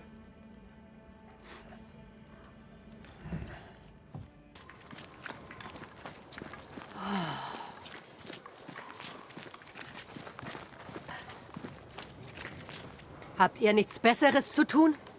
Los, erlöst uns von der Bestie. Erledigt die Drecksarbeit für meine Schwester. Ich brauche eine Muskete. Thickskin sagte, ich kann eure haben. Vorher verrottet ihr in der Hölle zusammen mit ihr.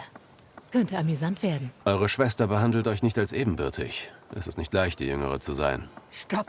Ihr und ich, wir werden heute keine Freunde werden. Gemeinsamkeiten hin oder her.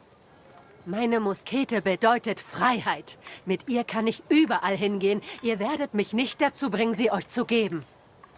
Hinter all der Wut verbirgt sich Schmerz. So wirst du ihr Temperament sicher nicht zügeln.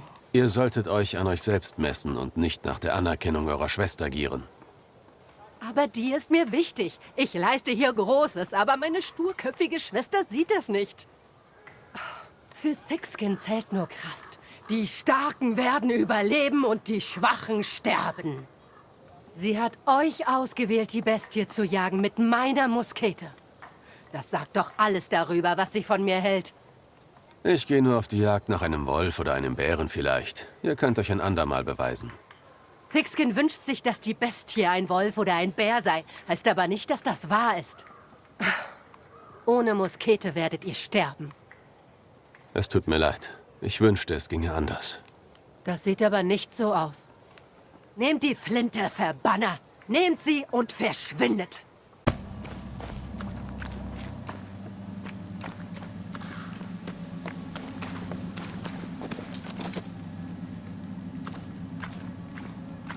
So. Wo finden wir nun diese Bestie? Ich vermute mal nicht weit von den verschwundenen Siedlern entfernt.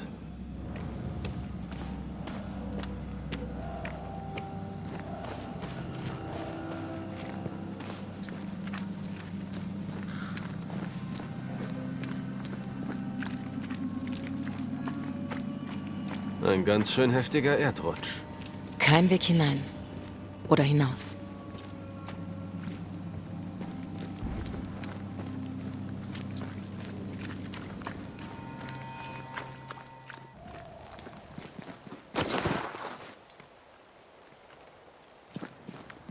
Seltsame Spuren. Irgendwas kam hier lang. Etwas Gewaltiges.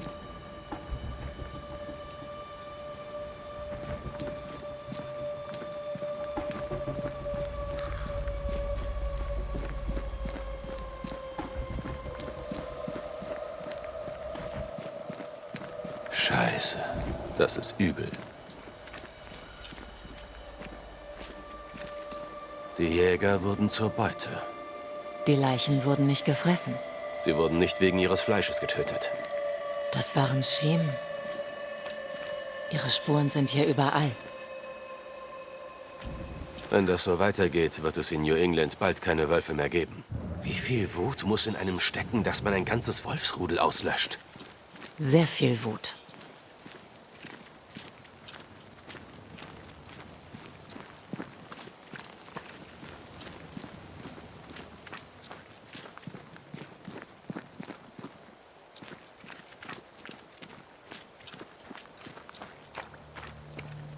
Sie ist hier eingedrungen, hat die Wölfe niedergemetzelt. Und sie ausgeweidet. Wenn die Bestie das war, dann muss sie verdammt groß sein. Wenn das die Bestie war, muss sie einen Körper haben.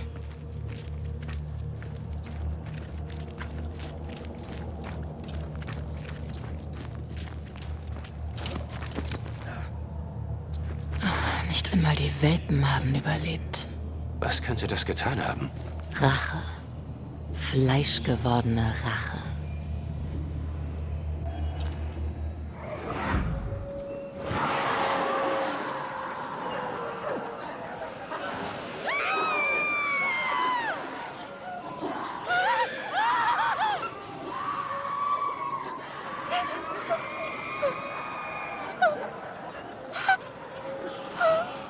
Rettet uns! Rettet uns!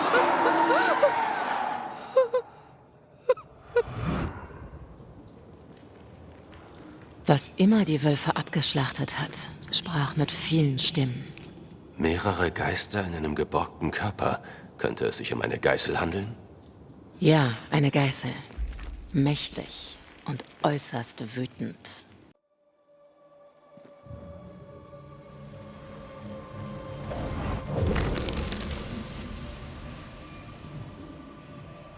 Der längere Pfad ist sicherer. Den müsst ihr nehmen. Und wieso kommst du nicht mit? Der Schnellste erkundet den Weg. Wir warten in einem Unterschlupf mit Essen. Dann ziehen wir gemeinsam weiter. Niklas hier soll euch begleiten. Einen besseren Schützen findet ihr hier nicht. Dolan, stimmst du zu? Ich werde mein Bestes geben, Samuel, keine Frage. Aber wenn Thickskin meint, wir wären sicher, glaube ich ihr das. In der Wildnis tragen wir die hier. Benutzt diese Pfeife, wenn ihr in Schwierigkeiten seid. Iris!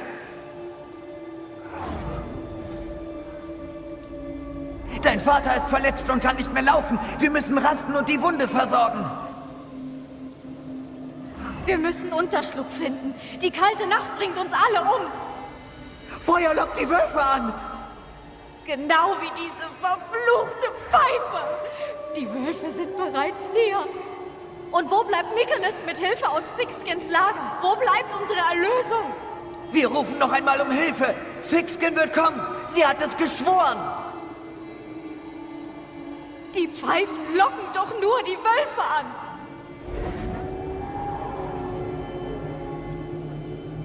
Hilfe wird kommen. Hilfe wird kommen. Ich weiß es.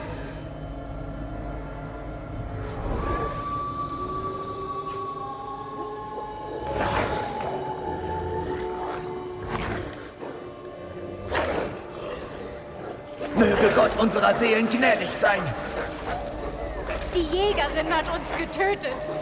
Verrotte in der Hölle! Thickskin Newsmith, verrotte in der Hölle!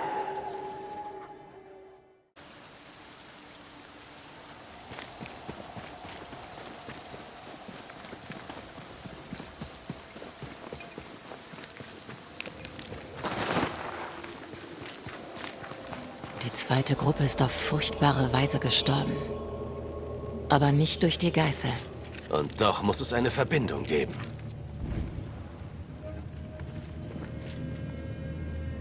Warum sollten hungrige Wölfe frisches Fleisch nicht anrühren?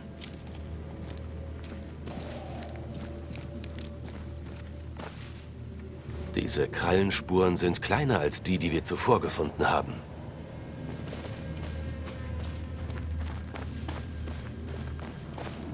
Die Spuren beginnen bei der Expedition und werden im Laufe des Wegs immer größer.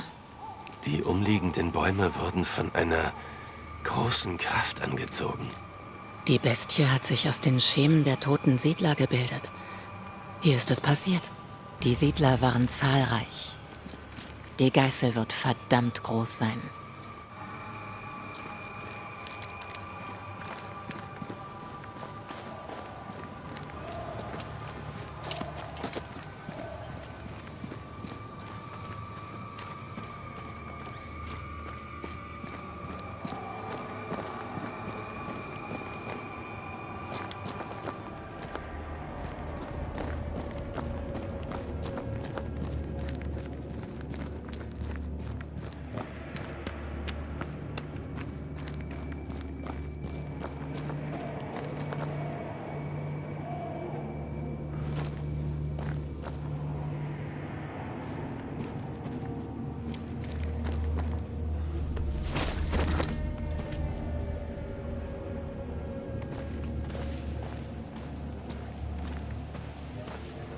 Bist du bereit für das Ritual? Nein, aber wir machen es trotzdem.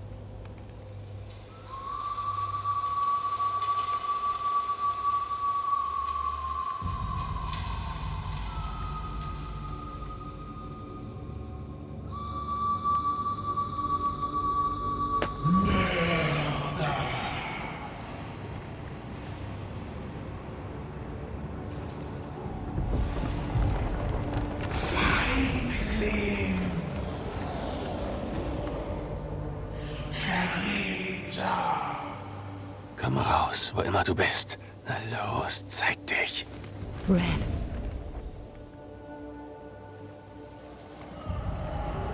Es steht hinter mir, oder?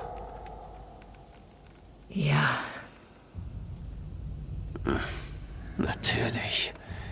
Jedes Mal das Gleiche.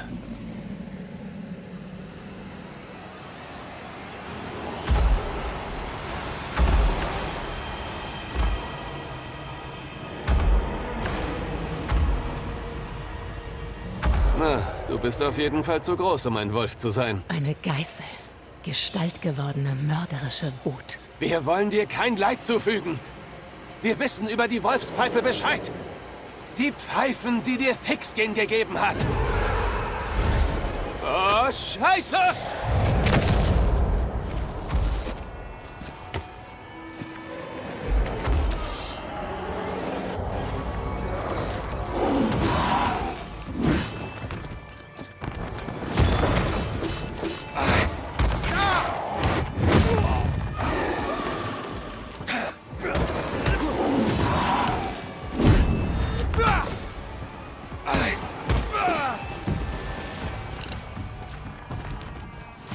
Ganz ruhig.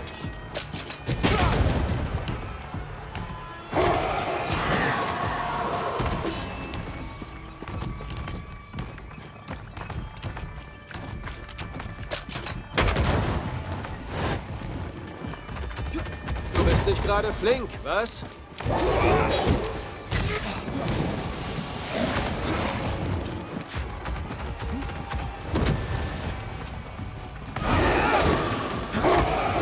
Konzentrier dich, verdammt nochmal! Ziel auf ihre Schwachstelle!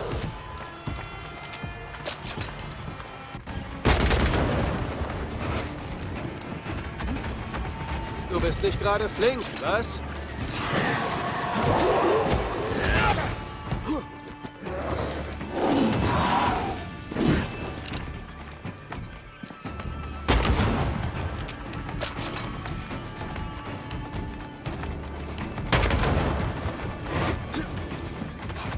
Du bist nicht gerade flink, was?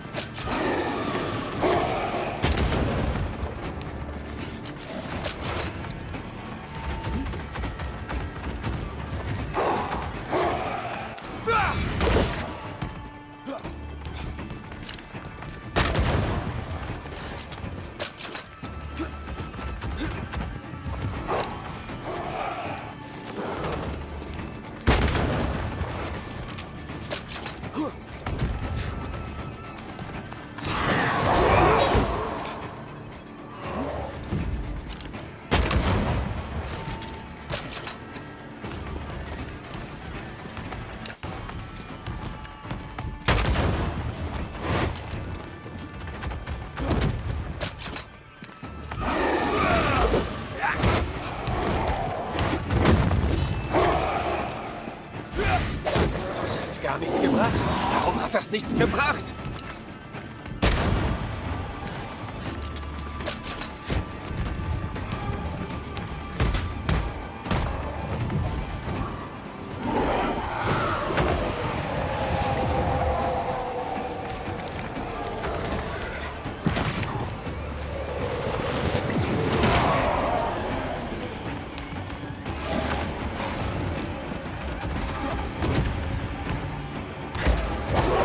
Bereit für den Einsatz.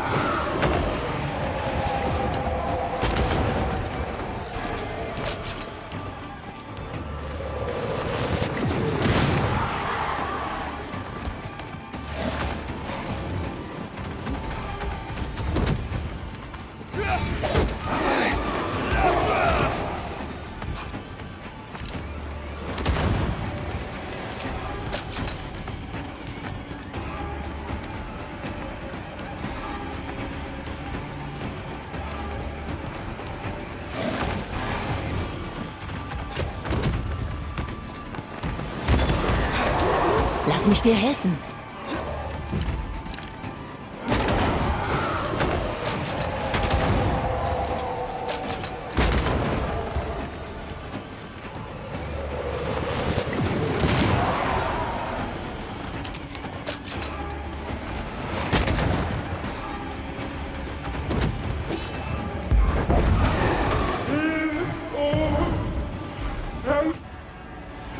Rettet uns!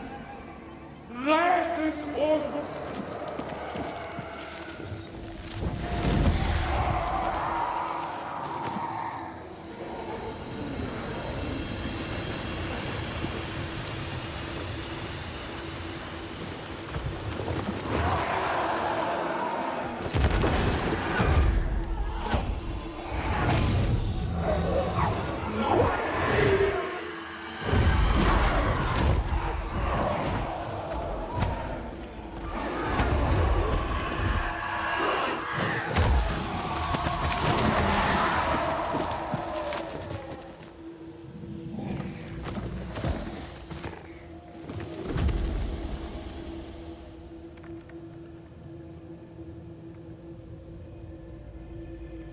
Es hat seinen Verräter beim Namen genannt.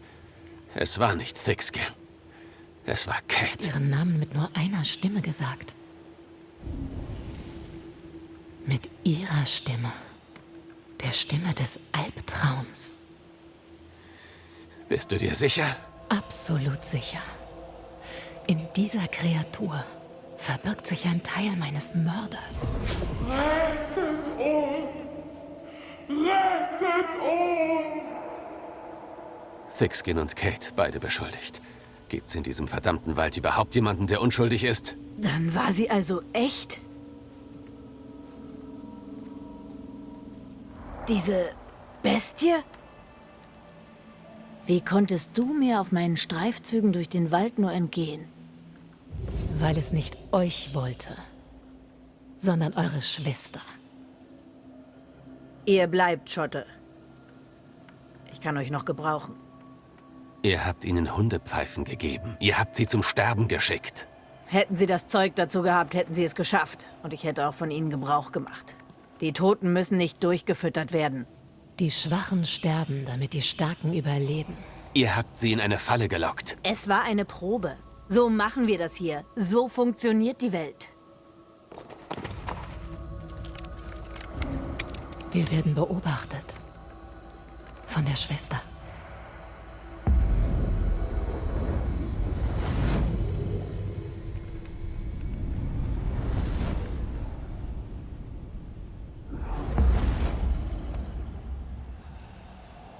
Kate?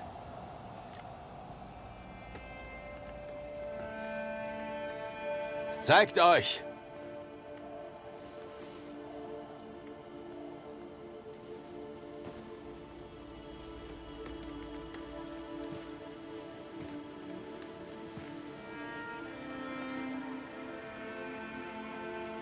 Wie? Du trägst keine Waffe? Zurück zum Lager mit dir! All diese langen Jahre.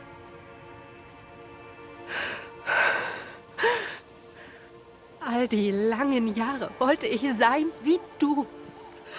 So stark sein wie du. Ich dachte, wäre ich nur so stark wie meine Schwester, hätte ich sie gerettet, die Frau, die ich liebte. Ich wollte immer sein wie du. Und jetzt erkenne ich, dass ich das immer war.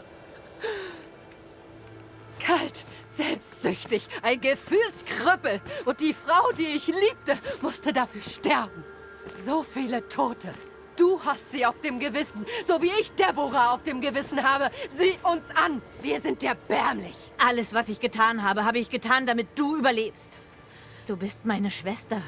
Und ich liebe dich. Würdest du mich lieben, wenn ich schwach wäre? Oder würdest du mich auch den Wölfen zum Fraß vorwerfen? Wie kannst du das nur denken? Oh.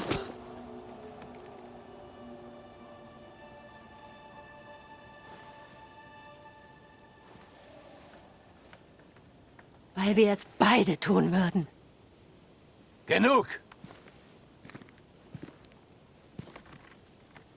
Ich habe eure Drecksarbeit gemacht. Ich habe das Monster verbannt, das angeblich nicht existierte. Und jetzt kenne ich die Wahrheit. Ich weiß Bescheid. Ich habe diese schwere Entscheidung gefällt. Denkt ihr, das fand ich toll? Denkt ihr, das wäre einfach gewesen? Wäre es so viel schwieriger gewesen, sie zu retten? Ihr habt sie zurückgelassen, weil es das Einfachste war. Einfach?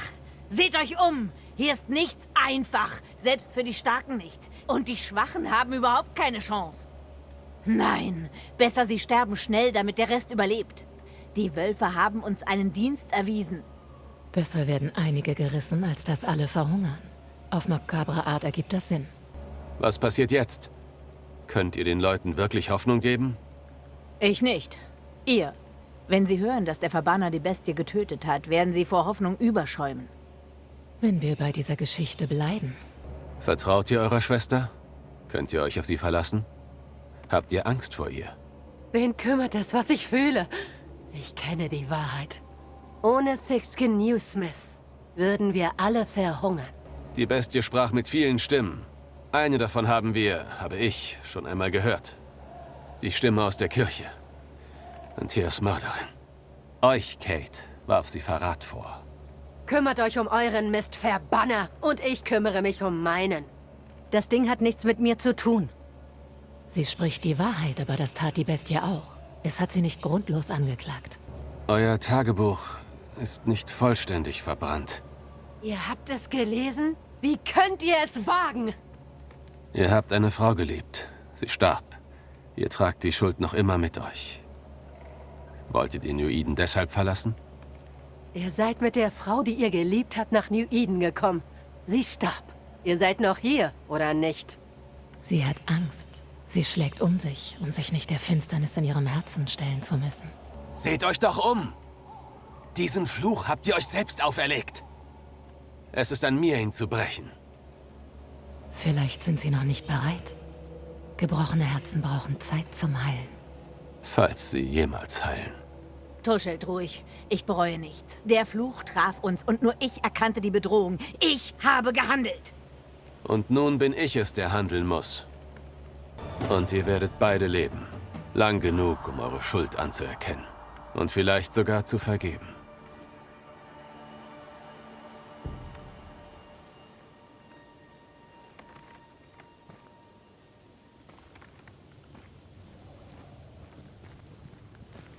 Der Hass, den diese Kreatur auf dich hat, der Fluch muss etwas damit zu tun haben. Daran gibt es keinen Zweifel.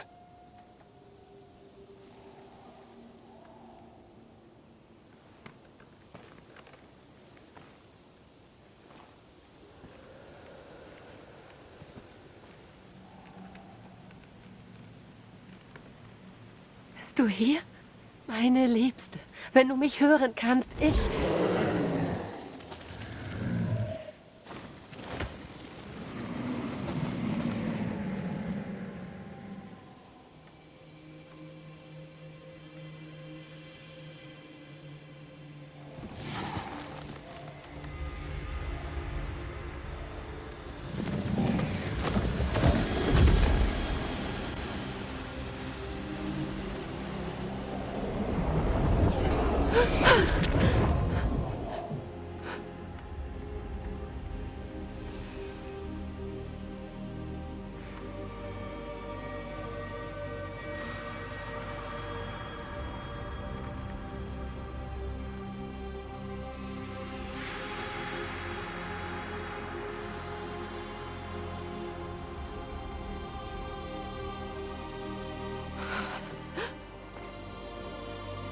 Deborah!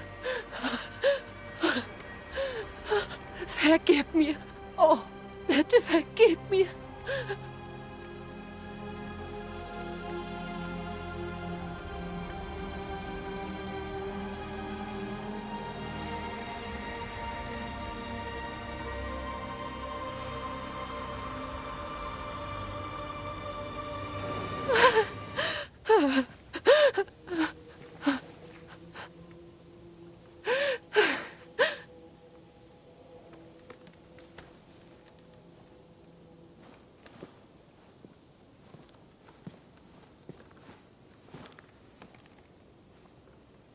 Du brauchst Ruhe. Sprich nicht mit mir.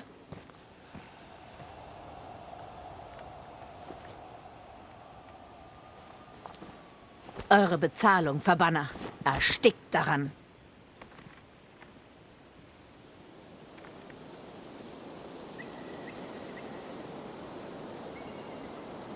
Der Fluch hier ist gebrochen.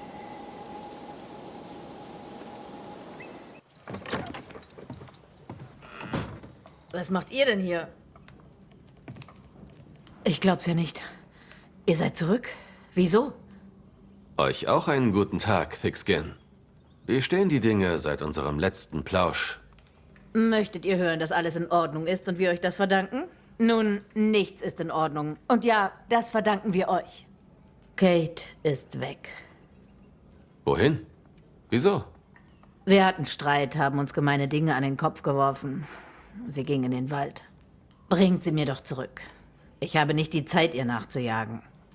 Und ihr denkt, ich schon. Ihr seid mir diesen Gefallen schuldig. Immerhin ist das alles eure Schuld. Zumindest zum Teil. Sie wird sich doch sicher wieder beruhigen. Dann könnt ihr die Sache ausdiskutieren. Was gibt es da zu diskutieren? Bringt sie einfach zurück. Wir haben Arbeit. Na toll. Die eine Schwester läuft davon und redet nicht, die andere setzt sich nicht, um mal zuzuhören. Sie ist vermutlich in der Jagdhütte, wo sie gerne Zeit verbringt. Nahe an der Straße nach Boston. Findet sie. Bringt sie zur Vernunft. Dann schickt sie wieder her. Schickt sie nach Hause. Dann werde ich mal aufbrechen. Ich werde einen Weg finden. Früher oder später bin ich hier weg. Verbanner? Geht jemand anderem auf die Nerven, Verbanner. Eure Schwester hat mich geschickt, euch auf die Nerven zu gehen. Dann geht und nervt jemand anderes. Wir zwei haben uns noch nicht über die Bestie unterhalten. Was fühlt ihr, wenn ihr an diesen Tag zurückdenkt? Die Bestie? Der blanke Horror. Ihr seid krankhaft von ihr fasziniert. Im Namen der Toten reißt ihr die alten Wunden der Lebenden wieder auf. Um den Lebenden zu helfen, müssen wir wissen, wer sie heimsucht. Um den Toten zu helfen, müssen wir wissen, warum sie hier sind. Den Toten ist nicht mehr zu helfen. Arme Seelen. Was meine Schwester ihnen angetan hat, möge sie sich schleunigst zu ihnen gesellen. Die Bestie ist mit dem Albtraum verflochten. Ich muss wissen, wieso und wie. Ich weiß nichts davon. Ihr seid vor dem Albtraum in New Eden Town geflohen. Derselbe Albtraum, der meine Geliebte auf dem Gewissen hat. Irgendwas müsst ihr doch wissen. Mein Beileid. Wirklich. Ich glaube euch und würde euch gerne weiterhelfen, aber ich weiß nichts über diese Nachtmar. Ich bin eine einfache Frau. Ich bin nicht perfekt. Mir fehlte der Mut, als ich ihn am nötigsten hatte. Aber das ist meine einzige Sünde. Deborah war ein Teil der Bestie. Sie war hinter euch her. Bitte, hört auf. Ich verstehe. Ich werde euch nicht dazu drängen. Danke. Sie ist fast soweit. Lass sie noch ein bisschen länger schmoren. Ich habe euer Tagebuch gefunden, Kate. Hört endlich auf, euch etwas vorzulügen. Wie könnt ihr es wagen? Weil ich glaube, dass ihr es tut, weil ihr euch sorgt. Na los, sagt es. Lasst es raus. Schert euch zum Teufel. Ihr müsst euch keine Sorgen um mich machen. Versprochen. Ich will mich nicht sorgen. Nicht um die Menschen im Lager, nicht um Thickskin.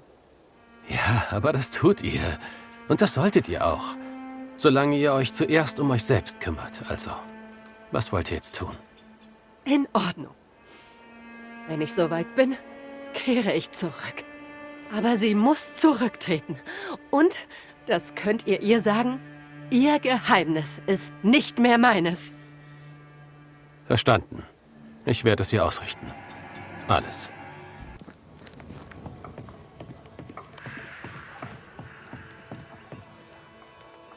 Habt ihr sie gefunden? Ich frage mich, ob Thickskin ihre zweite Chance verdient hat. Bald wissen wir es.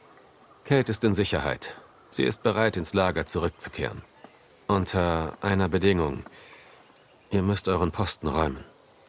Ah, das ist es also, was sie will. Sie will auch, dass die Leute die Geschichte hören. Die Wahrheit erfahren. Welche Wahrheit? Die Wahrheit darüber, warum die zweite Gruppe im Wald gestorben ist. Diese Wahrheit. Kate kann erzählen, was ihr beliebt. Mich interessiert es nicht, was die Leute von mir halten. Dennoch danke ich euch dafür, dass ihr meine Schwester wohlbehalten zurückgebracht habt. Wie lautet euer Plan, sofern ihr einen habt? Ich packe meine Sachen, gehe in die Wildnis. Alleine. Besser so. Für mich. Für alle. Allein? Ja, ich kann besser allein. Ich überlebe, Verbanner. Das bin ich. Ich überlebe. Lebt wohl, Thickskin. Wie geht es eurer Schwester? Sie ist weg. Als ich allen von ihren Taten erzählte, blieb ihr nichts anderes übrig, als zu gehen. Werdet ihr euch mit ihr versöhnen? Das kann ich euch nicht sagen. Sie hat Freunde und Nachbarn wissentlich in den Tod geschickt. Ich rede mir ein, dass sie mir das nicht angetan hätte. Wissen werde ich das nie. War es klug, die Wahrheit zu berichten? Die Wahrheit ist gefährlich. Vor allem für denjenigen, der sie verbreitet. Aber der Schnitt war sauber. Das Geschwür wurde entfernt. Ihre Lügen können uns keinen Schaden mehr zufügen. Nun, da ihr hier das Sagen habt, was erzählt man sich so im Lager? Ich habe nur wenig Zeit. Wie lautet euer Plan? Ich habe mir lange den Kopf darüber zerbrochen. Wir sollten hier bleiben. Von vorne anfangen. Hier? Im Wald? Der Wald wird nicht immer hier sein. Wir werden das Gelände hier roden, Saatgut aussehen, etwas daraus machen. Das sind wir den Toten schuldig. Auf Wiedersehen, Jägerin. Ich bin gespannt, wie sich die Dinge unter eurer Führung zum Besseren wenden. Lebt wohl, Mr. McWraith. Etwas belastet dich. Dich ebenso. Verrätst du es mir? Ich musste an Kate denken. An den Schmerz in ihren Augen, als sie den Geist sah. Als würde ihr Herz noch einmal in zwei brechen. Ich kann den Anblick einfach nicht vergessen. Ihrem Tagebuch nach hatte Kate den Mut, eine Frau zu lieben, aber hat sie dann im Stich gelassen. Sie muss diese Deborah damit gemeint haben. Wessen Geist es auch immer sein mag. Er verachtet nicht nur die Newsmiths. Die Schwestern könnten sich wieder finden, wenn sie das Gift aus ihrer Familie entfernen können. Schwestern sind manchmal kompliziert. Schwestern können anstrengend sein. Ich hatte mal eine Schwester. Sie war wie Kate. Dann habe ich sie verloren. Was ist passiert? Als ich noch sehr jung war, hatte ich eine Freundin. Sie war sozusagen meine Wahlschwester und sie lag mir sehr am Herzen. Ich öffnete mich ihr. Es war ein Fehler. Ich habe mit dem Feuer gespielt und mich verbrannt. Tut mir leid. Das ist lange her. Ich habe jetzt eine neue Familie. Ich habe die Liebe meines Lebens gefunden. Jetzt ruhe dich aus. Ich halte Wache. Ich werde an deinem Bett wachen, bis ich gehen muss.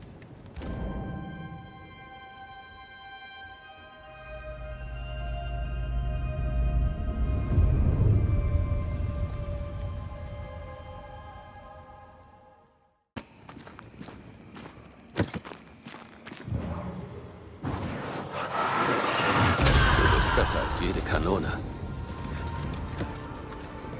Ich bring sie um! Das Zika. Die Hexe. Ich reiß ihr den Kopf ab! Und trinke ihr Blut!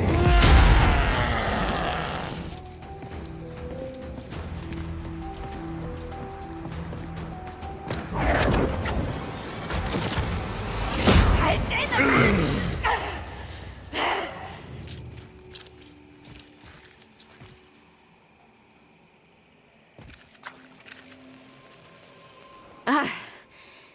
Verbannerin, die für ihren Novizen gestorben ist. Ah, die Novizin der Hexe. Sei gegrüßt, Antea. Ich habe viel von dir gehört. Ich auch.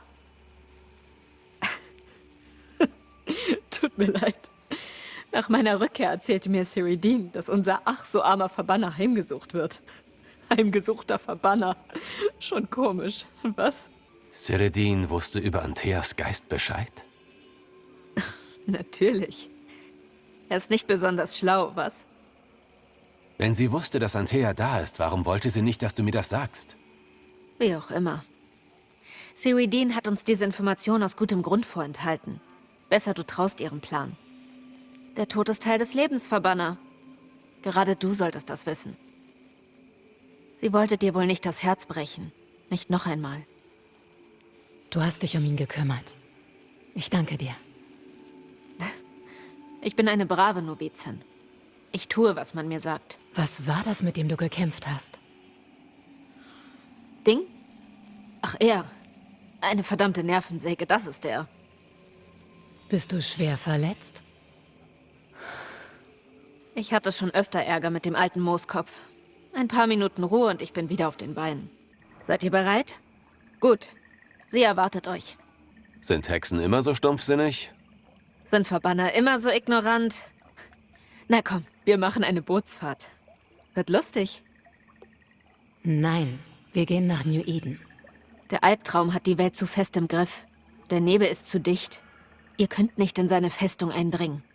Es gibt keinen Weg zurück zum Gemeindehaus. Noch nicht. Und nicht ohne Hilfe. Wir haben uns bis jetzt ganz gut geschlagen. Du bist tot. Vielleicht schlagt ihr euch weniger gut, als du denkst. Du bist schroff. Aber ich verstehe, was du meinst. Wir sprechen mit Cyrodiil, bevor wir weiterziehen. Schon besser. Folgt mir. Vorsicht! Bringt das Boot nicht zum Schaukeln.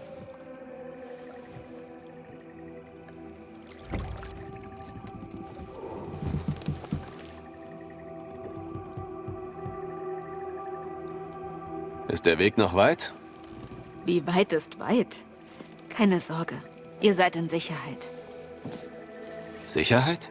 Die Sumpflande beheimaten viele zornige Geister. Aber meine Herrin sorgt dafür, dass sie still bleiben. Totenstill.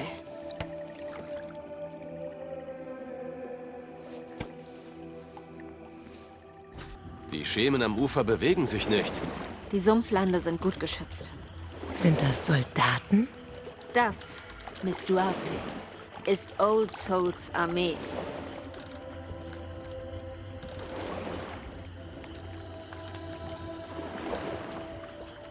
Ihr seid jung. Ihr seid tot.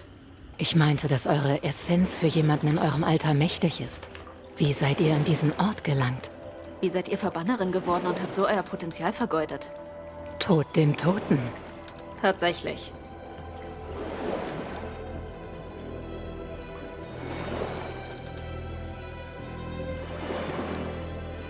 Willkommen auf Cyrodiils Insel. Ich kann eine große Macht spüren. Oh, das ist euch also aufgefallen? Wie gesagt, willkommen auf Cyrodiils Insel.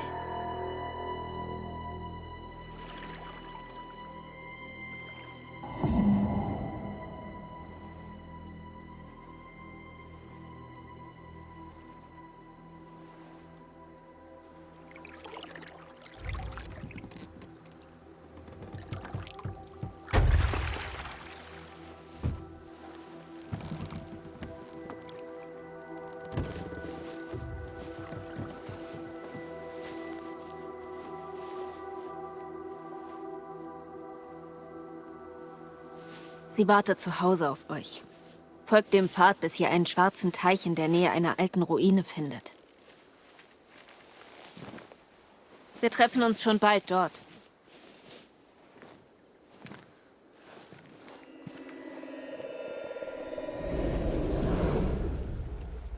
Wie macht sie das nur? Das ist ein Trick, oder? Das Mädchen hat mehr als nur Tricks auf Lager. Sie hat eine Gabe.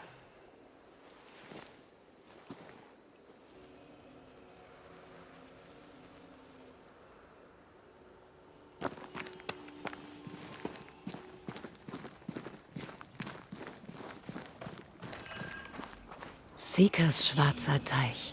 Jetzt verstehe ich, warum sie diesen Ort Ilmaus nennen.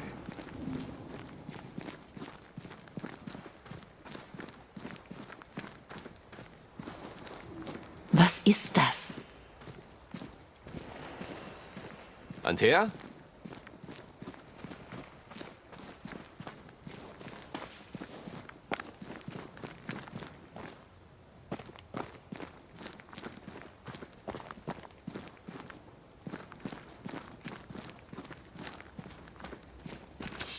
Nein, so war das nicht.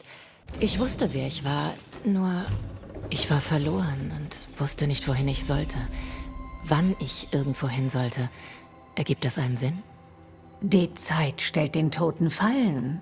Es ist nie gerecht. Ihre Stimme war wie ein Leuchtfeuer. Das Licht in der Dunkelheit, das mich zu mir zurückführte. Und zur Welt. Ihr habt beide eine starke Verbindung. Oder werdet sie haben. Oder hattet sie. Vielleicht treffen alle 3 Aussagen zu.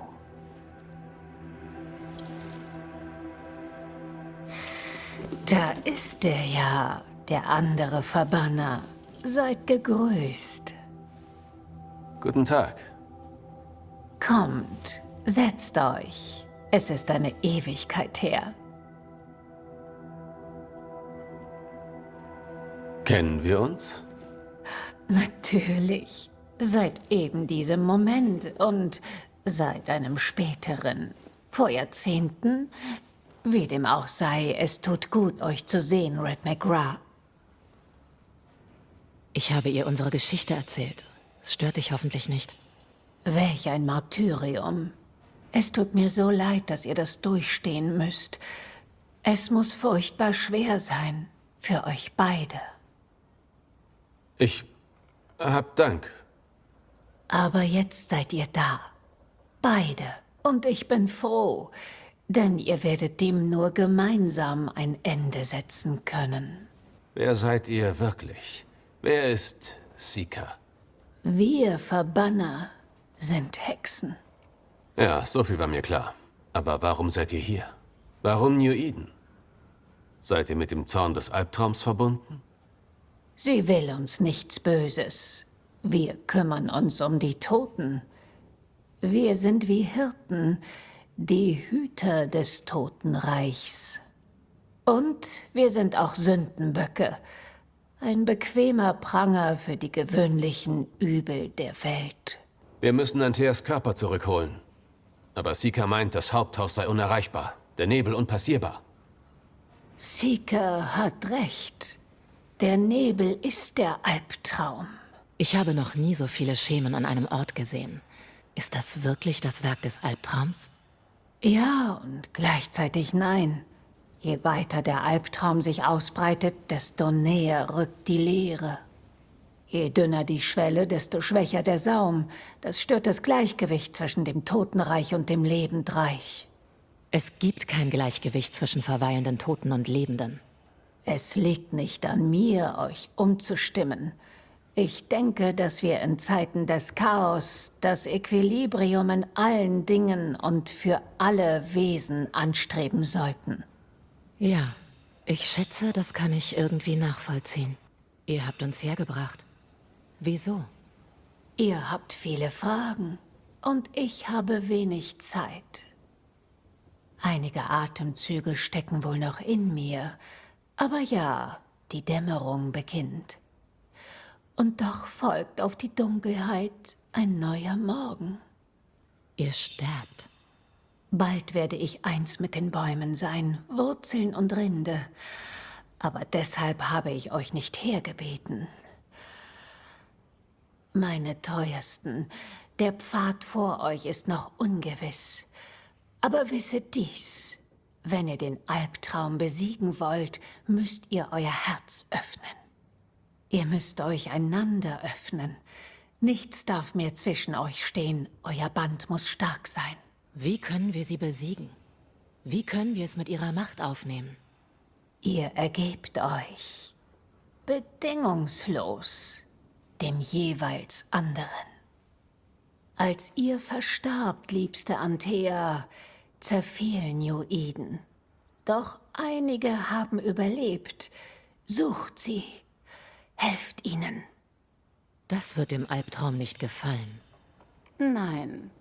Immerhin seid ihr eine Bedrohung für seine Existenz. Und er hat Recht, euch zu fürchten.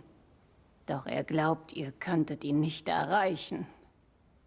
Er irrt sich. Es gibt eine Möglichkeit. Die Leere. Ein furchtbarer Ort zwischen dem Lebendreich und dem Totenreich. Sobald ihr gelernt habt, die Leere zu navigieren, könnt ihr damit die Höhle des Albtraums betreten. Aber zuerst müsst ihr die Menschen von New Eden aus ihren Klauen befreien. Um New Eden zu erreichen und meinen Körper zurückzuerlangen, sollen wir ausgerechnet den Menschen helfen, die den Albtraum hervorriefen? Ja. Entschuldigt meinen Mangel an Enthusiasmus. Können wir nicht einfach zurück zum Haupthaus gehen und unsere Arbeit machen? Ihr müsst die Menschen aus dem Griff des Albtraums befreien. Nur dann könnt ihr New Edentown durch die Leere erreichen und sie stellen. Wie gelangen wir in die Leere? Gibt es dafür ein Ritual? Die Leere hat an einigen Stellen Risse. Folgt den Leuchtfeuern, kommt nicht vom Weg ab und ihr werdet sie sicher passieren. Seeker hat für euch einen Stimmschlüssel angefertigt, damit ihr einen Riss öffnen könnt. Verweilt dort nicht zu lange. Die Zeit ist launisch. Habt Dank, Seredin. Wir hauen ab. Bevor ihr loszieht, verratet mir eine Sache. Wofür habt ihr euch entschieden? Was meint ihr? Ihr habt euch gegenseitig ein Versprechen gegeben. Wie lautet es? Wofür habt ihr euch entschieden? Diese Welt zu verlassen.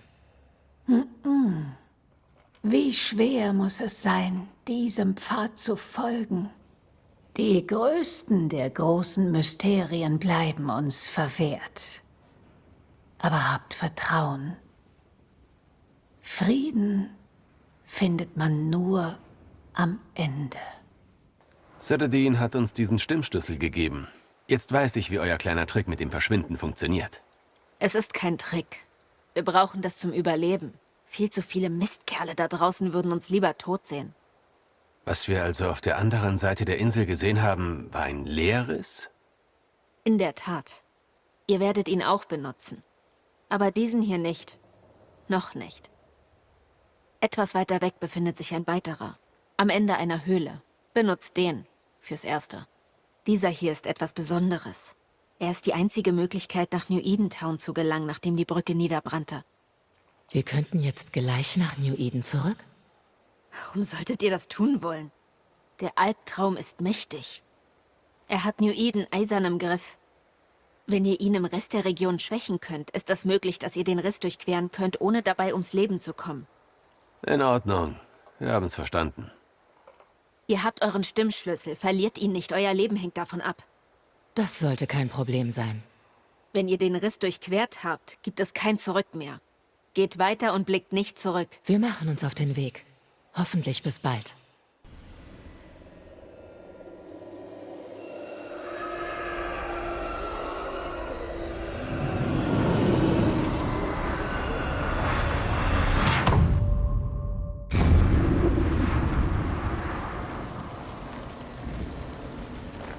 Bei Gott, wo sind wir?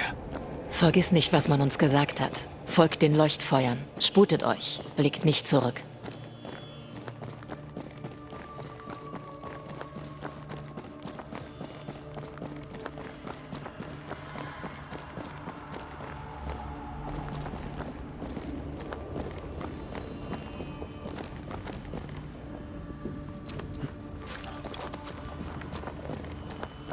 Es sieht trostlos aus hier. Leblos. Das ist das Reich der Toten. Die Unterwelt. Lasst uns hier nicht verweilen.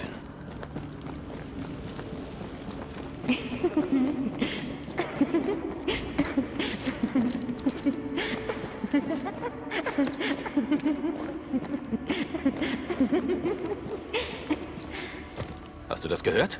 Ja, lauf weiter.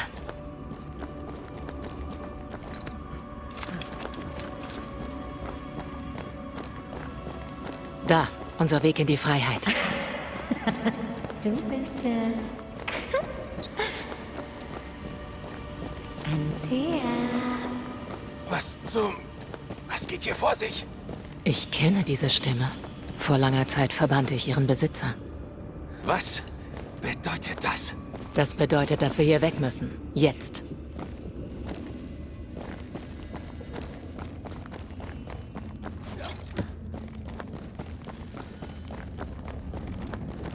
Das nächste Leuchtfeuer ist ausgegangen.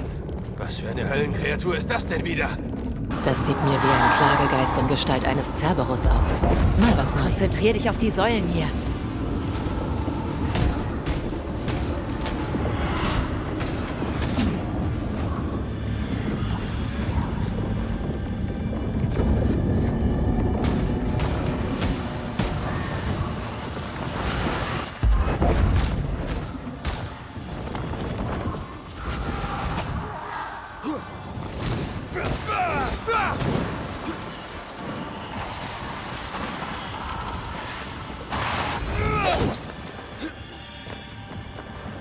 Ich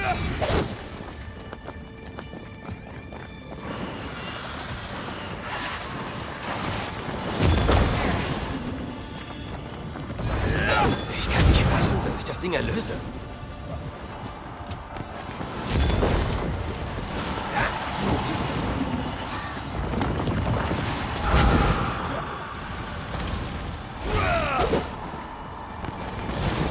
Du kannst mich ruhig um Hilfe bitten.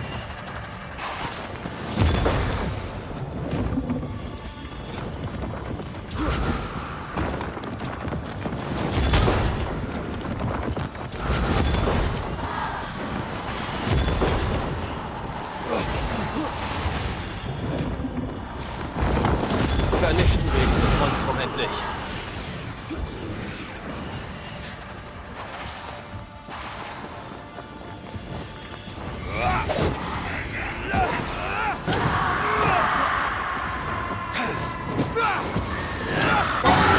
Pisst euch! Aus welchem Loch ist dieses Mistviech gekrochen? Ich weiß nicht, aber wir müssen hier weg.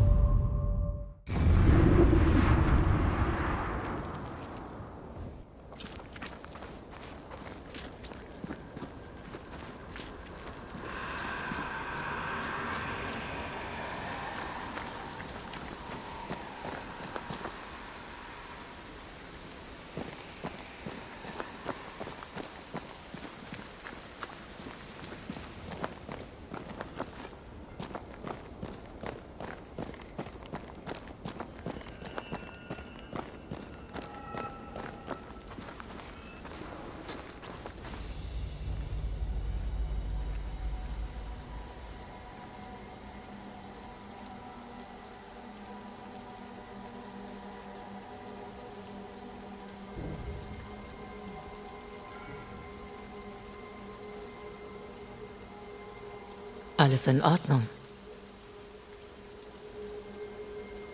Alles gut. Aber der Albtraum dort... Wir wissen so wenig darüber. Das macht mir Sorgen. Und du?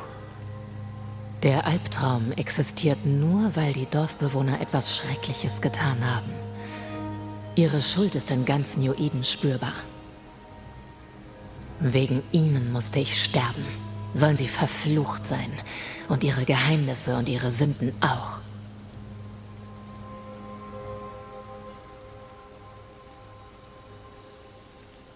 Es tut mir leid. Mir auch. Sind die Risse wirklich sicher? Wir werden beschützt. Du hast das Wispern gehört, die Verzweiflung und diese eine Stimme. Sie hat nach dir gerufen. Etwas wusste, dass du dort warst. Es hat dich gesehen. Für einen Moment dachte ich an sie. An diese armen, abgeschlachteten Jungen. Ich schwöre, in der Leere hörte ich ihre Schreie. Kinder, die zum Ruhme ihres Sultans in den Tod geschickt wurden. Es fühlte sich an, als wäre ich wieder auf dem Balkan. Die Geister sind fort. Du hast um ihren Aufstieg gebeten und ich habe dir diesen Wunsch erfüllt. Sie befinden sich nicht in der Leere. Ich weiß. Diese Leere.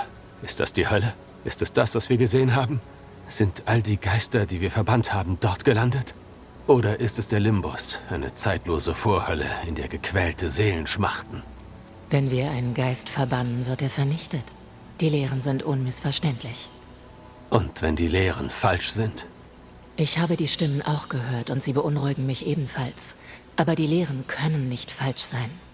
Wir hätten wissen müssen, wohin wir diese armen Seelen verdammen. Was, wenn du auch dort landest? Alles wird gut.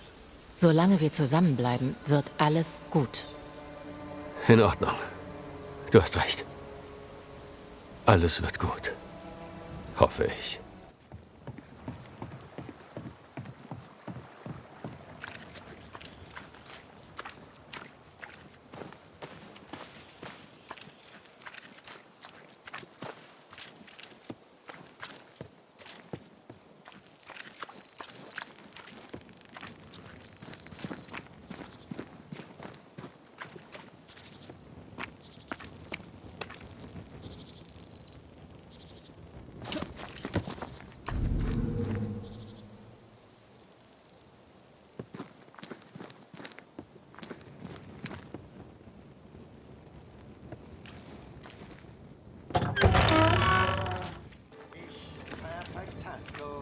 werde beten, auch wenn der Dämonen gewaltiger Zorn meine Seele in Gefahr bringen wird.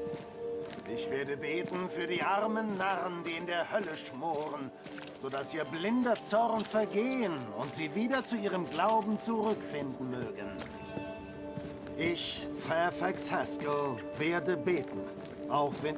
Freunde, unser Erfolg soll euch Kraft spenden. Vertrieben aus unserem Zuhause durch die Machenschaften des Teufels, stehen wir jetzt hier gemeinsam im neuen Haus Gottes. Wir kommen zusammen, wir beten, wir obsiegen. Und der heilige Schutz, den mein Sohn für uns gerade nach meinen Anweisungen anfertigt, wird uns dienen.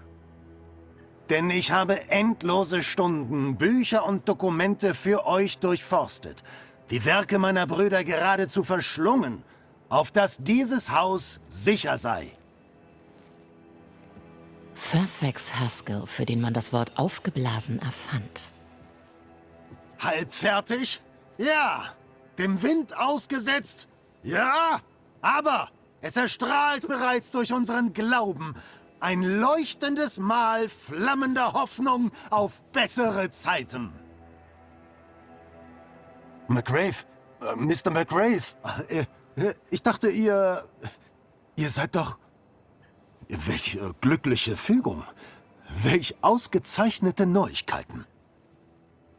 Welch ein Segen. Ich applaudiere euren tapferen Taten. Au fait, sag ich mal.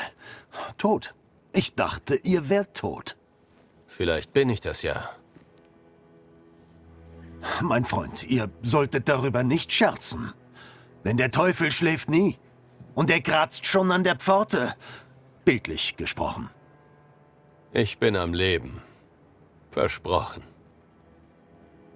Meine Freunde, ich muss die Predigt verschieben. Der Kampf gegen die Legionen des Teufels endet nie. Und Mr. McGrath und ich müssen uns unterhalten.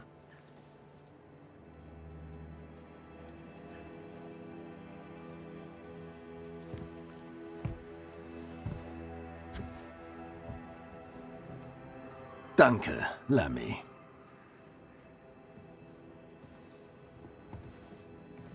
Bestaunt dieses Wunder, Mr. McGrath.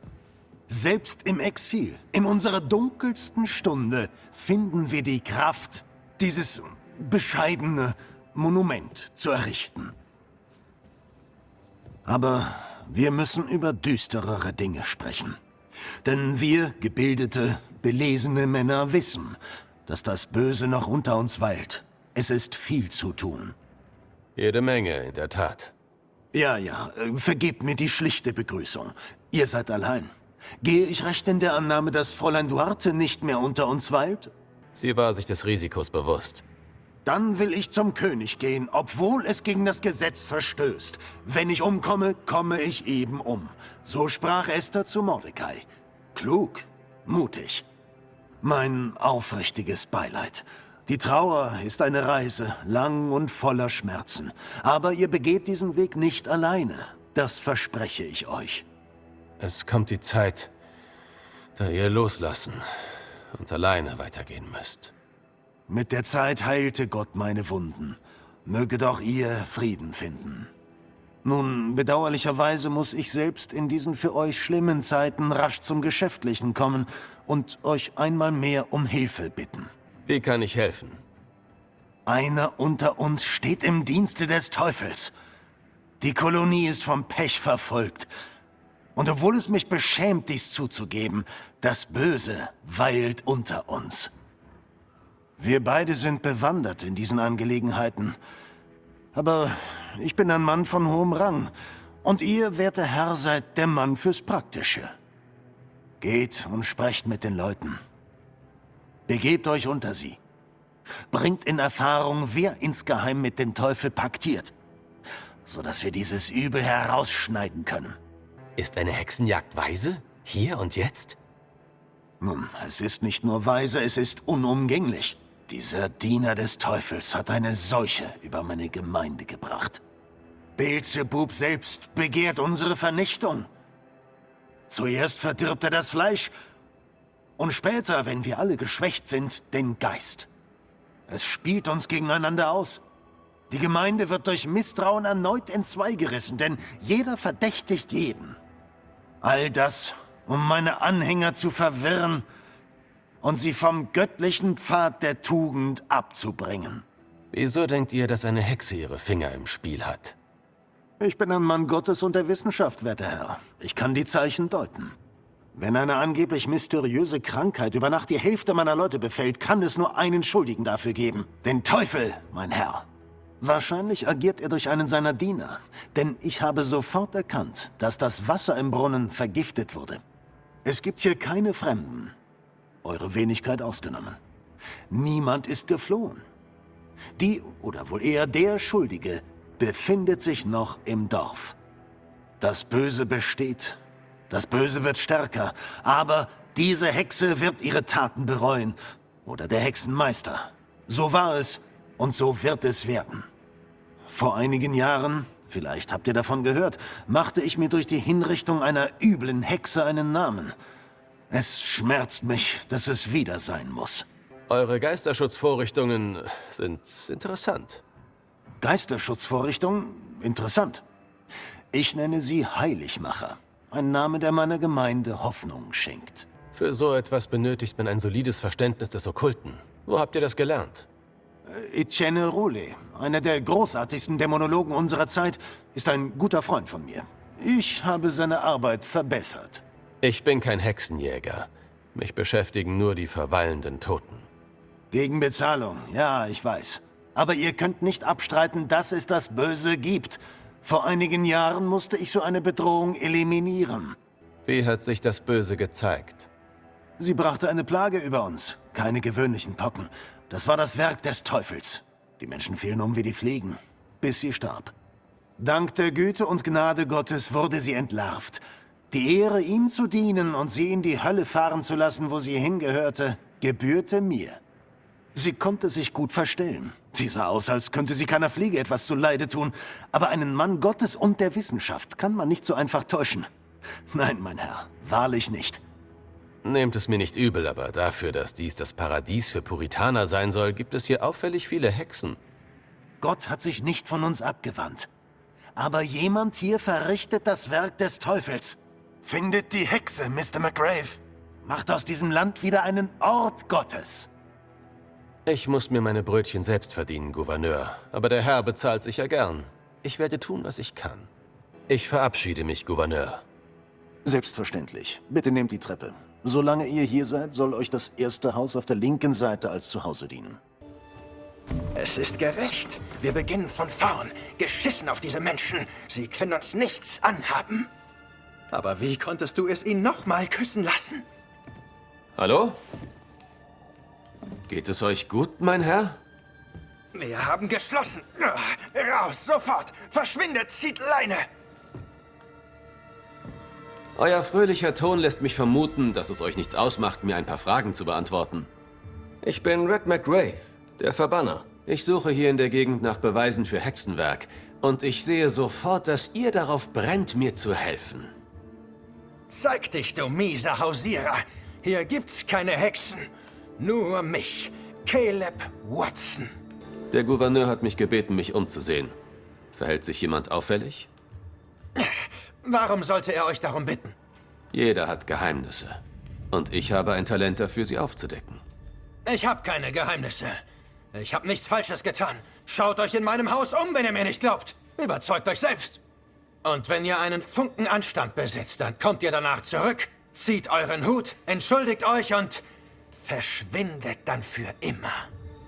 Wenn wir jemanden suchen, der sich auffällig verhält, dann sind wir hier wohl richtig. Trümmer von einem abgebrannten Haus? Was machen die hier? Was ist das? Kein Metall, kein Holz. Knochen. Es ist Knochen. Wunderbar. Ich denke, wir müssen mit Caleb Watson sprechen.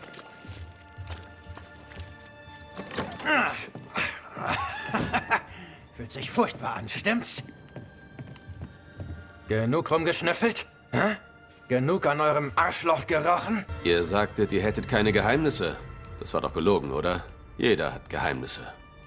Ich kann eure Geheimnisse bis hierher riechen, mein Freund.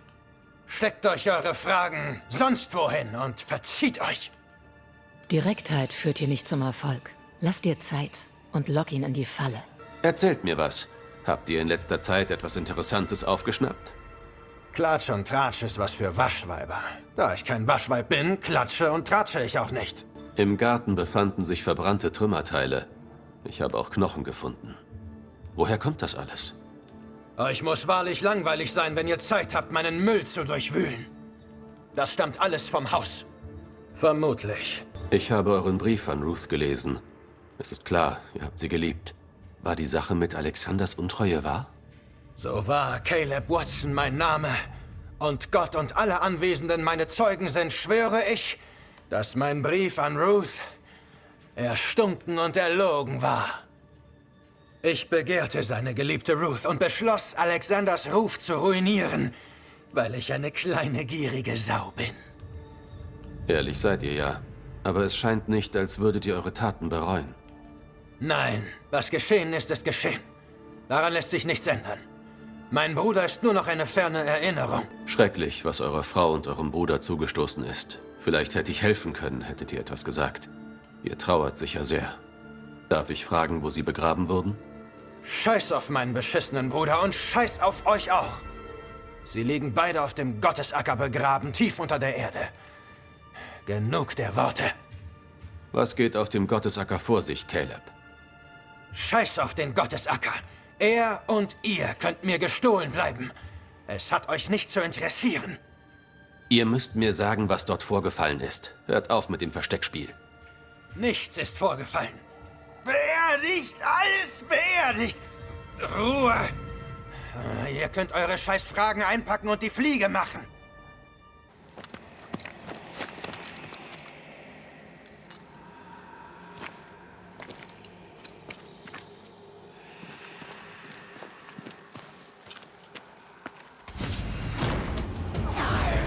Was in Gottes Namen ist das?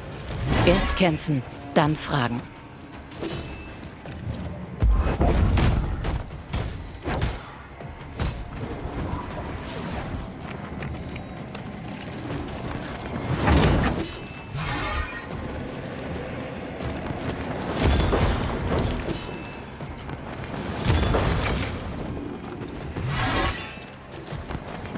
Willst du alleine Spaß haben? Pass auf! Die Vogelscheuche hat ihre Gestalt gewandelt. Erst physisch, dann spektral. Wie nervtötend.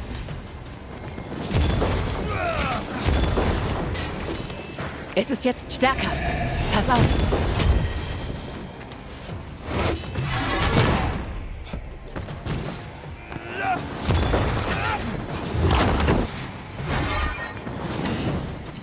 Lust auf ein Rennen?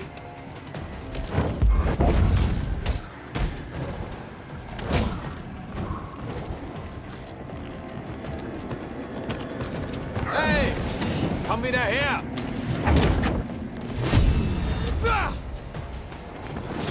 Denkt ihr könnt es mit einem Geist aufnehmen?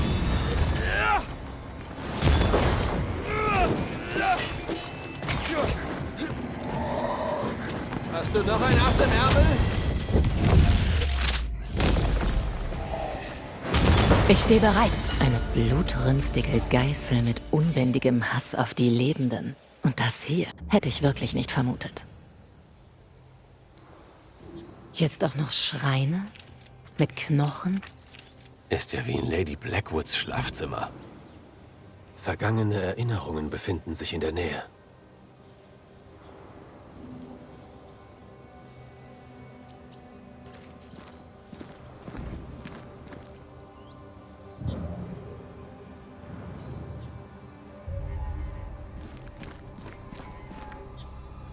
Tag, mein Freund. Du bist ja scheußlich. Ja, wirklich scheußlich. Aber auch unglaublich schlecht gemacht.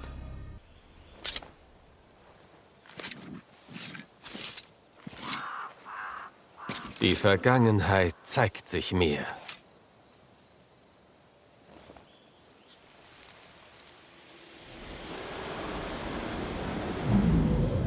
Vom Fleische zum Verb. Vom Verb zum Herzen. Vom Herzen zum Fleische. Der Knoten des Todes ist ungelöst, doch ich werde ihn zerschneiden.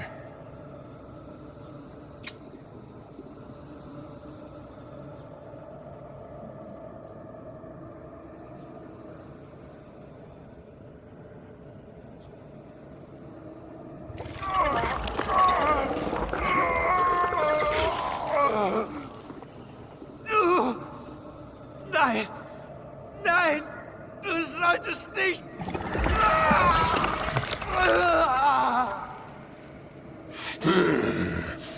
Junge! Ja. Komm zu mir, Ruth. Komm zu mir, meine Liebste. Komm zurück zu mir.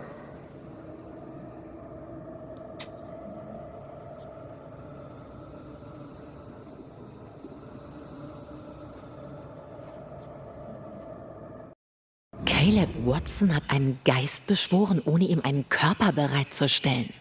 Also schnappte der Geist sich seinen. Caleb ist nicht mehr Caleb. Und er hat auch noch den falschen Geist erwischt. Er hat Teile seiner Frau, aber auch seines Bruders verwendet. Ruth, Alexander, Caleb, alle Konstellationen sind möglich. Dann lass uns rausfinden, welche es ist.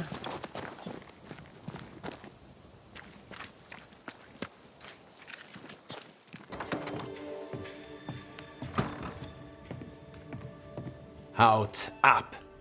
Wir waren auf dem Gottesacker. Er hat uns eine spannende Geschichte erzählt. Ihr seid nicht Caleb, hab ich recht?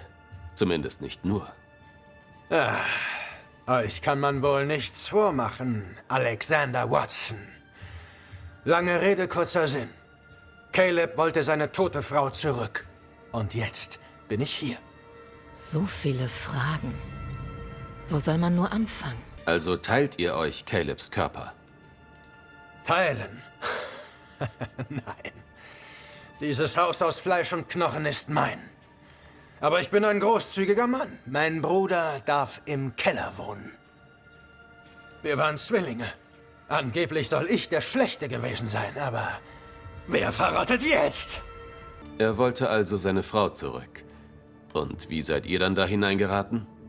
Caleb war ein guter Schuster, ein schlechter Bruder, ein noch schlechterer Ehemann und ein furchtbarer, lausiger Hexer. Das Ritual missglückte natürlich. War vorauszusehen. Ihr solltet noch etwas wissen, falls ihr es nicht eh schon wisst. Es ist noch jemand hier. Ich vollendete das Ritual. Meine liebste Ruth ist bei mir. Caleb war kein Heiliger, aber das ist absolut teuflisch. Hat er das wirklich verdient? Ja, hat er. Außerdem habe ich ihn ja nicht getötet.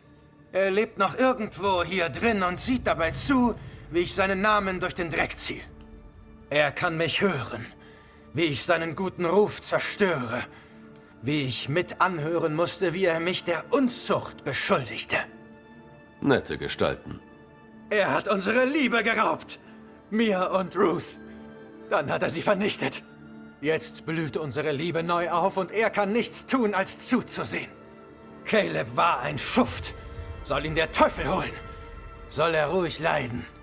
Ihr seid gestorben, als ihr Ruth aus einem brennenden Haus retten wolltet, richtig? Richtig. Tut mir leid. Ein schrecklicher Tod. Und auch noch so jung. Ihr hattet Besseres verdient.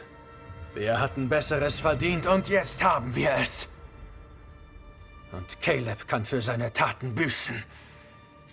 Er tat nichts. Stand nur da und ließ uns verbrennen. Calebs Name wurde an diesem Tag ruiniert. Wir hämmern nur den letzten Sargnagel rein. Ihr habt das Ritual benutzt, um Ruths Geist in Calebs Körper zu bringen? Weshalb? Liebe lässt einen die seltsamsten Dinge tun. Wir haben ein besseres Leben verdient. Ich habe vor, diese Gelegenheit zu nutzen. Ich verstehe, dass ihr wütend seid und nach was ihr euch sehnt. Aber was ist mit Ruth? Habt ihr sie gefragt, was sie möchte? Caleb hat mir mein Leben geraubt. Und er hat Ruth ihrer Stimme beraubt. Sie verging in seinem Schatten. Natürlich wollte sie eine zweite Chance im Leben. Dazu würde ich gerne mal Ruth hören. Dürfte ich bitte mit ihr sprechen?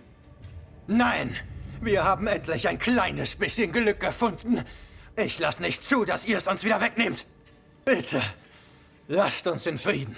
Lasst uns wenigstens das hier. Wir müssen mit ihr sprechen. So oder so. Wenn er uns nichts sagen will, finden wir vielleicht was in dem Haus, in dem Ruth starb. Dann will ich euch mal wieder allein lassen. Alleine? Nicht wirklich. Was habt ihr da? Finger weg, Dieb! Was immer ihr gefunden habt, gehört nicht euch! Ihr habt Ruths Herz unter der Asche des Hauses begraben, in dem sie ums Leben kam. Ich finde das sonderbar. Ihr, ein Geist, wühlt in den Überresten des Hauses einer toten Frau. Ihr habt wirklich kein Recht, mich sonderbar zu nennen. Glaubt nicht, dass ich eure Anwesenheit erst jetzt spüre. Seid still, während ich mit Ruth spreche. Ruth, kannst du mich hören? Kannst du antworten? Verschwindet und verreckt von mir aus. Ich hab ihr das Sagen. Nein, ruhig Blut, Alexander. Ich werde mit Ihnen sprechen. Ich bin Ruth. Ich kann euch hören. Mein Name ist Antea Duarte. Wir wollen euch helfen. Oh, das freut mich. Bitte, macht diesem Albtraum ein Ende. Helft mir. Fahrt zum Teufel und kommt nie wieder. Wir sind glücklich und ihr habt kein Recht verstanden. Ihr habt kein Recht. Ihr Herz! Gebt es zurück!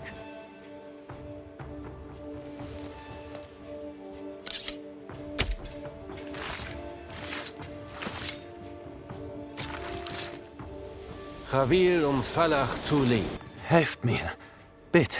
Wer brachte Caleb das Wiederbelebungsritual bei? Wenn ihr beibringen sagt, würde das bedeuten, er hätte es gelernt. Er hat es nur abgelesen.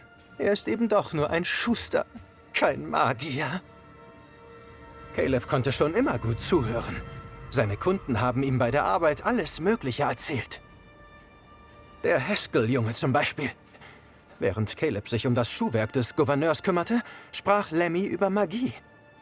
Natürlich Unsinn, aber Caleb hörte zu. Lemmy Haskell war derjenige, der Caleb das Wiederbelebungsritual gegeben hat. Hätte es wissen müssen. Es sind immer die Introvertierten. Nachdem Lemmy darüber gesprochen hatte, konnte Caleb nicht mehr aufhören, daran zu denken. Er flehte ihn an und Lemmy war zu gut, Nein zu sagen. Caleb wollte dunkle Magie wirken. Und Lemmy gab ihm die schriftliche Anleitung. Calebs Brief hat euer Leben verändert. Was habt ihr damals verspürt? Mein Herz wurde entzweit. Ich liebte Alexander, aber ich hatte jemanden verdient, der treu sein würde. Caleb schien gut zu sein. Er schien mich zu lieben. Ich dachte, ich hätte den besseren Bruder geheiratet.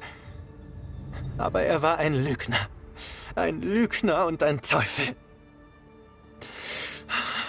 Und dennoch hat nicht einmal er das verdient. Niemand hat das verdient. Wie hat Caleb euch behandelt? Er hat mich angehimmelt. Ich war wie ein Idol. Er hat mir gehuldigt, mich aber nicht geliebt. Er war der Bildhauer und ich war die Statue. Still von meinem Podest herablächelnd. Jetzt bin ich in einen Fleischsack eingenäht. In Gesellschaft der verrottenden Überbleibsel meines Gatten und seines toten Bruders. Bitte, holt mich hier raus. Ruth, euer Gatte Caleb hat euch mit einem verpfuschten Ritual zurückgebracht. Aber sein Bruder Alexander konnte euch dadurch als Geisel nehmen. Sobald wir uns um die Watson-Brüder gekümmert haben, könnt ihr ungehindert aufsteigen. Tut, was notwendig ist. Ich werde es ertragen, wenn ich dadurch freikomme. Nein! Wir können hier bleiben. Bitte, Ruth, lass uns bleiben. Seht euch nur an. Ihr seid ein Simulacrum, eine Karikatur. Euer sogenanntes Leben ist gar keins. Caleb hat gelogen und euch die Frau gestohlen. Aber nun habt ihr gelogen und seinen Körper gestohlen. Dieser Unsinn wird jetzt ein Ende haben. Alexander, euch wurde Übles getan, aber Ruth ist euch nichts schuldig. Weder ihr Leben noch ihren Tod. Ich bin nicht wie mein Bruder. Ich bin der, der in ein brennendes Haus rennt. Ruth schuldet uns nichts. Aber meine Liebe ist ehrlich, seine nicht. Eure Liebe wird nicht daran gemessen, was ihr erringt, sondern daran, was ihr bereit seid zu verlieren. Es tut mir leid, Ruth. Du hast Besseres verdient. Etwas Besseres als ihn. Etwas Besseres als mich. Schick mich fort, Verbanner. Lass den Teufel die Flammen der Hölle schüren. Dann werden wir ja sehen, wie gut ich brenne. Zieht den Finger aus dem Arsch, so wichtig seid ihr nicht. Also, haltet still, damit ich euch alle entwirren kann. Lebt wohl.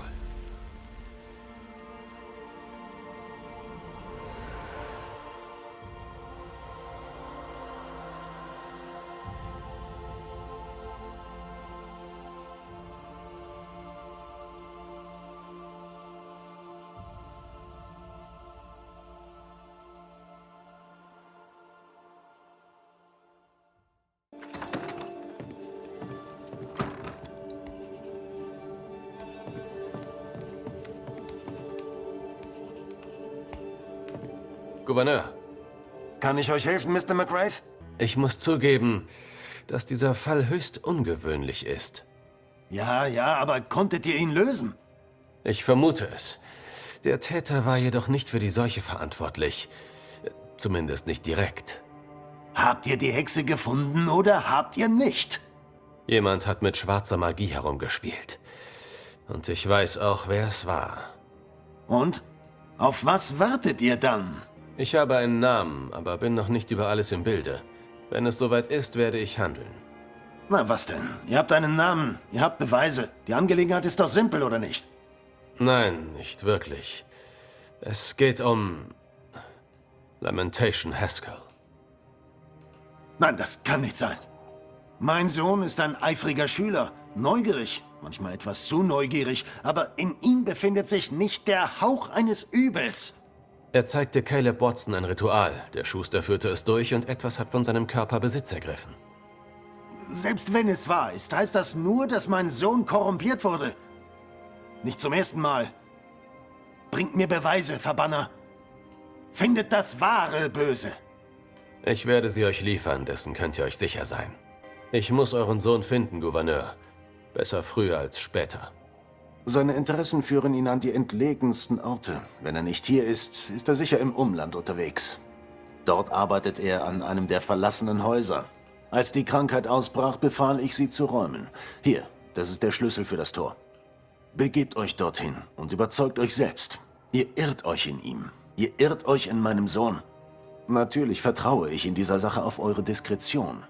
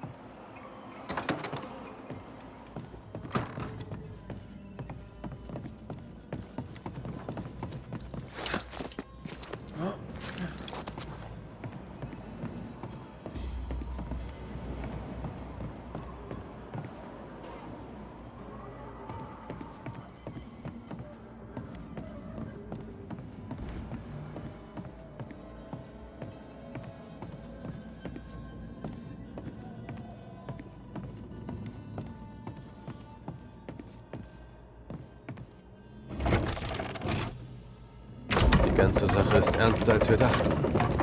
Ich habe kein gutes Gefühl. Nicht nur, weil wir unter die Erde gehen. Wir müssen vorsichtig sein. Schließlich wissen wir nicht, was Lemmy hier getrieben hat.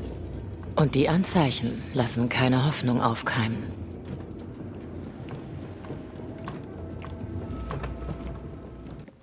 Weißt du, ich glaube, langsam gefällt mir der Untergrund. Die Dunkelheit, das viele Schwarz, die kühle Brise. Meinst du das ernst? Nein, nicht wirklich. Überhaupt nicht eigentlich. Die Wurzeln sind zu stark, um sie rauszureißen.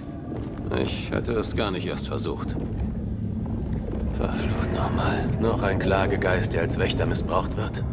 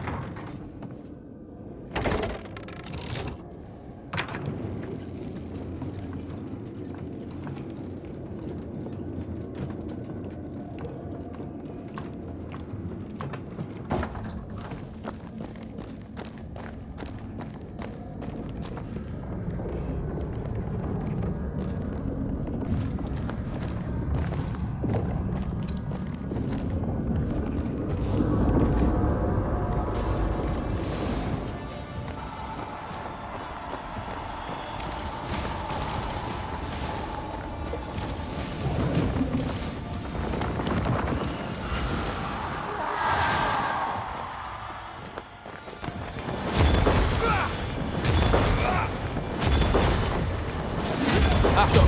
Er wurde gestoppt!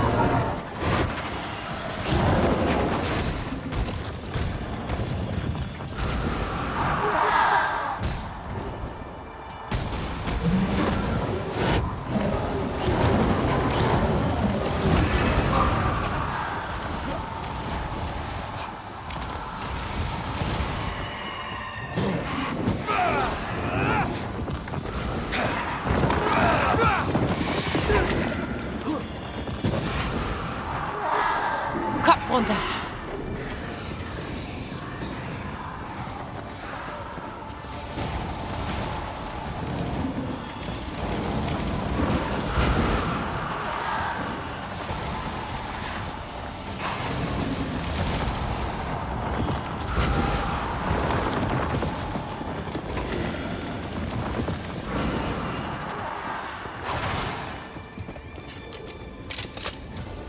Vernichten wir dieses Monstrum endlich.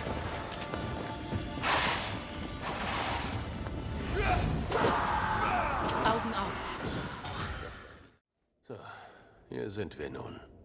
Dann treten wir jetzt wohl in die Leere ein. Das tun wir wohl.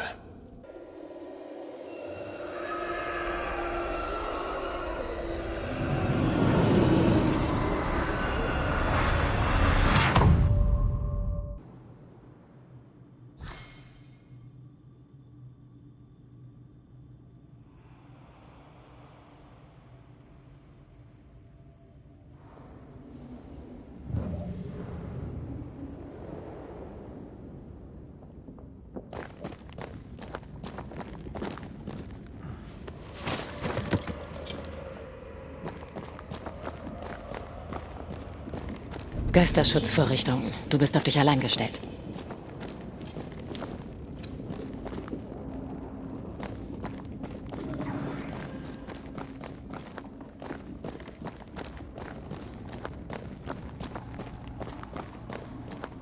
Achtung.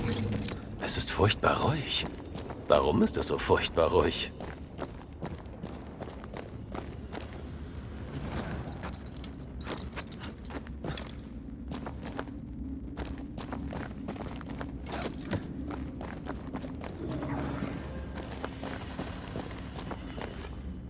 Geisterschutzvorrichtungen. Ich brauche deine Hilfe. Die Schutzvorrichtungen arbeiten doch gut. Er hätte nicht so viele Vögel töten müssen. Dämonologen setzen auf Nekromantie. Vielleicht wollte er sie nach Abschluss seines Plans zurückbringen.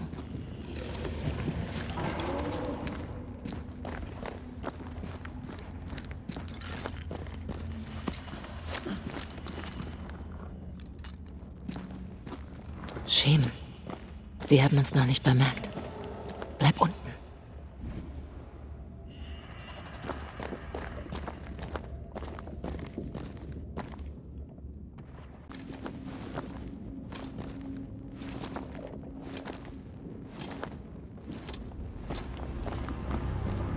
Gruseliges Versteck. Die Brut des Gouverneurs hat einen Flair fürs Dramatische.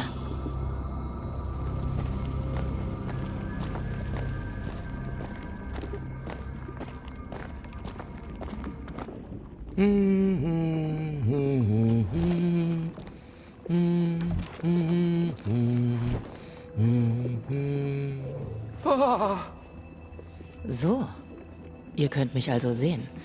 Ihr steckt doch voller Überraschungen, mein junger Master. Ihr müsst reden. Der Geist einer Verbannerin? Wahnsinn!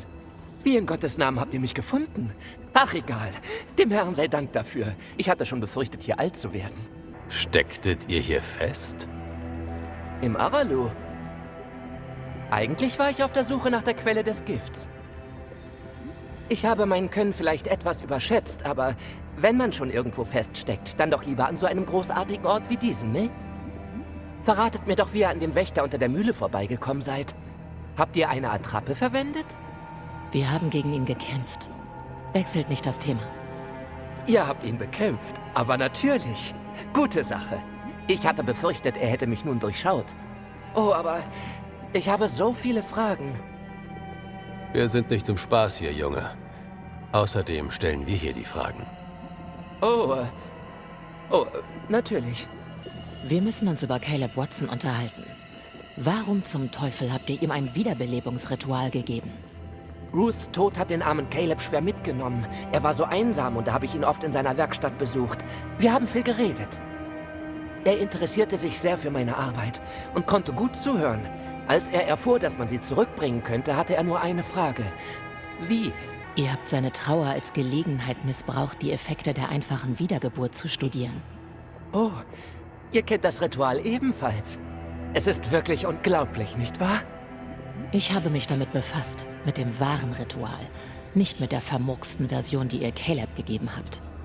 Ihr habt recht und es tut mir leid. Ich fand es in einer Ausgabe von De Occulta Philosophia von Cornelius Agrippa von Nettesheim. Überragendes Buch. Ich habe schon einige illustre Okkultisten getroffen und keiner besaß eine authentische Kopie des Agrippa. Bei der Übersetzung oder beim Druck gehen oft Nuancen verloren. Ich wage zu bezweifeln, dass eure Ausgabe da anders ist. Natürlich. Die Macht liegt in den Worten und meine waren falsch. Deshalb hat es nicht funktioniert. Wie faszinierend. Ihr verwechselt Torheit mit Kühnheit. So dürft ihr nicht weitermachen. Das Ansammeln von Wissen kann doch sicherlich keine Sünde sein. Erinnert ihr euch an Deborah? Miss Comenius. Ja, selbstverständlich erinnere ich mich an sie. Euer Vater gab uns auf, dies alles zu untersuchen. Wir müssen das Mysterium aufklären. So oder so. Ah, ich glaube, ich verstehe langsam, auf was ihr hinaus wollt. Ich könnte also ein klitzekleines bisschen in Gefahr schweben. Ihr seht Geister. Ihr schlendert durch die Leere, als wäre sie euer Garten.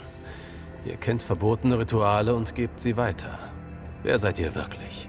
Ich bin Lammy Haskell, ein Mann vieler Wissenschaften. Ich strebe, so könnte man sagen, nach der ultimativen Wahrheit. Das wirft mehr Fragen als Antworten auf. Was sind die Säulen des Universums? Was regiert unsere Existenz? Verändern wir als Okkultisten die Welt oder kratzen wir nur an der Oberfläche? Jede neue Disziplin enthüllt eine weitere Schicht der Realität. Ich bin noch am Anfang, aber sieh schon, wie weit ich gekommen bin. Erstaunlich, oder? Ihr habt den Leeres unter der Mühle nicht zufällig gefunden. Ihr hattet Hilfe. Wer hat euch geholfen? Ich habe Nachforschung angestellt. Plötzlich hat es euch die Sprache verschlagen. Ich möchte jene, die nicht anwesend sind, lieber nicht in die Sache reinziehen. Diskretion. Ihr versteht sicher. Euer Vater ist überzeugt, eine Hexe habe den Brunnen vergiftet. Caleb Watson wurde durch eines eurer Rituale verflucht. Konzentriert euch besser. Wir müssen dem Teufel mit seiner eigenen Masche trotzen. Das ist das reinst aller Werke Gottes, pflegte mein Vater immer zu sagen. Ja, ich kann mir lebhaft vorstellen, dass euer Vater so etwas sagt. Mit 10 kam ich zum ersten Mal mit Dämonologie in Kontakt. Er sah mich als seinen Erben an. Aber dann auf einmal waren die Bücher für mich verboten. Also stahl ich sie. Die gleichen Bücher, die ich als Junge stets lesen musste. Im Gegensatz zu ihm verstehe ich sie. Ich habe nichts Falsches getan. Es erweckt den Anschein, als würdet ihr knietief in euren Forschungen stecken. Was genau macht ihr hier? Ich suche natürlich nach dem Ursprung für den Fluch, der auf den Harrows lastet. Und ich habe auch schon eine Theorie dazu. Natürlich habt ihr das. Sprecht. Zuerst dachte ich, das Wasser wäre vergiftet worden. Aber mein Vater hat den Brunnen versiegelt und die Leute wurden trotzdem weiter krank. Sie haben nach Hexenwerk gesucht. Zwar ein närrischer Aberglaube der ungebildeten Massen, und doch ist ein Hauch Wahrheit daran. Seht ihr, das Aralu verdirbt New Eden. Sein Einfluss reicht bis in die Harrows. Die Beweise dafür sind überall zu sehen. Meint ihr mit Aralu die Lehre? Keiner der Namen wird diesem Ort gerecht. Dieser Ort ist unbeschreiblich. Das Aralu, Mr. McGrath, besteht aus dem Stoff, aus dem unsere ältesten Mythen sind. Ist das nicht unglaublich? Wie könnt ihr euch sicher sein, dass die Lehre die Region verdorben hat? In New Eden ist die Schwelle zwischen unserer Ebene und dieser dünn. Selbst ich, ein Novize, kann das Grenzgebiet erreichen und noch weitergehen. Außerdem bin ich der Meinung, dass es nicht das erste Mal ist. Vor einigen Jahren wurde New Eden schon einmal von einer Epidemie heimgesucht. War es dieselbe Krankheit? Ich glaube, die erste Epidemie war ein Ergebnis der relativ großen Durchlässigkeit der Grenze zwischen New Eden und dem Aralu. Aber während sich damals das Fleisch entzündete, werden heute Gedanken und Geist korrumpiert. Und ich glaube, ich habe die Quelle gefunden.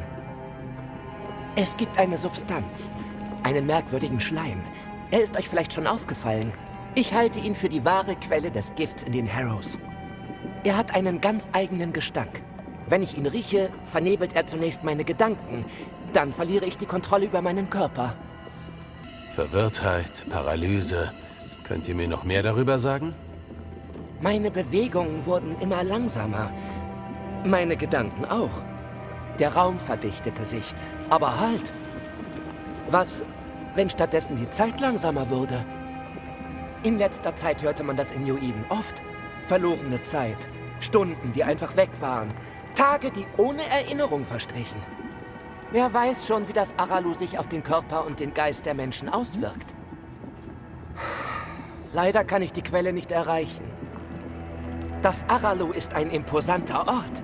Komplex. Ein Irrgarten, der sich ständig verändert, sich neu formiert. Dieser Isthmus zum Beispiel. Der Schleim trat aus einem Riss im Boden aus, aber das Terrain formte sich neu. Und nun komme ich dort nicht mehr hin. Vielleicht finden wir einen Weg hindurch und können einen Blick auf diese sogenannte Quelle werfen. Das würdet ihr? Das wäre wunderbar. Würde es euch etwas ausmachen, Notizen zu machen? Dann sehen wir uns diesen Schleim mal genauer an. Nachdem dieser Klagegeist nun fort ist, kann auch ich fortgehen. Bitte gebt auf euch Acht. Mein Zuhause steht euch immer offen. Wenn ihr irgendwas braucht, bedient euch. Das Aralu ist nicht euer Zuhause, Lemmy.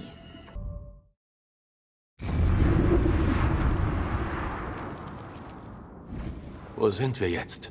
Unter der Erde, wie es aussieht. Na, wunderbar.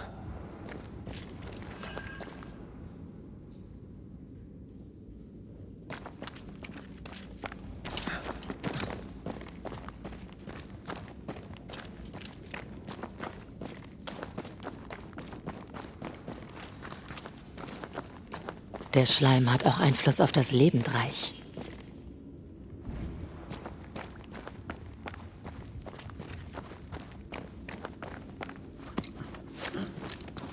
Wer ist da?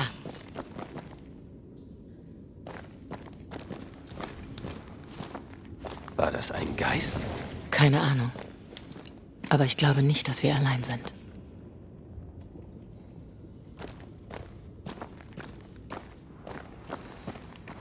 Und was mag das wohl sein?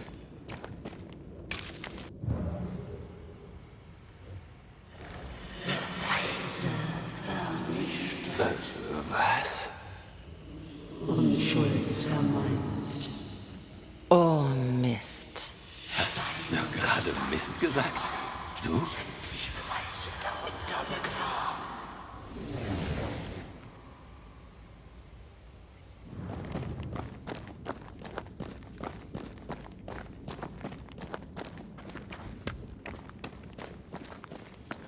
Sie ist größer, als ich gedacht hätte.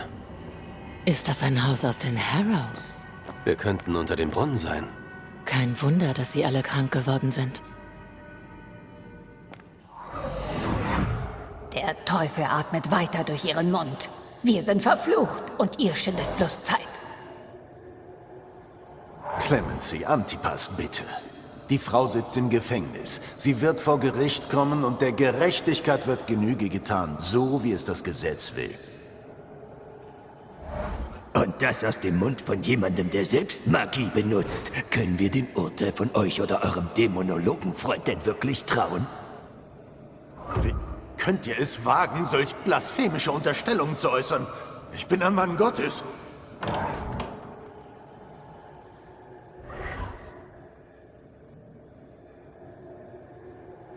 Dann tut, was Gott euch befiehlt.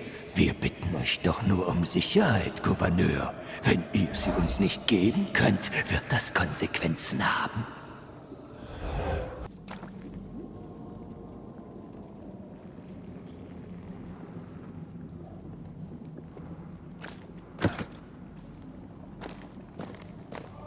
Alle ließen dich im Stich.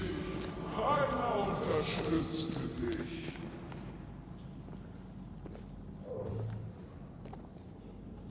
Das kann nichts Gutes bedeuten.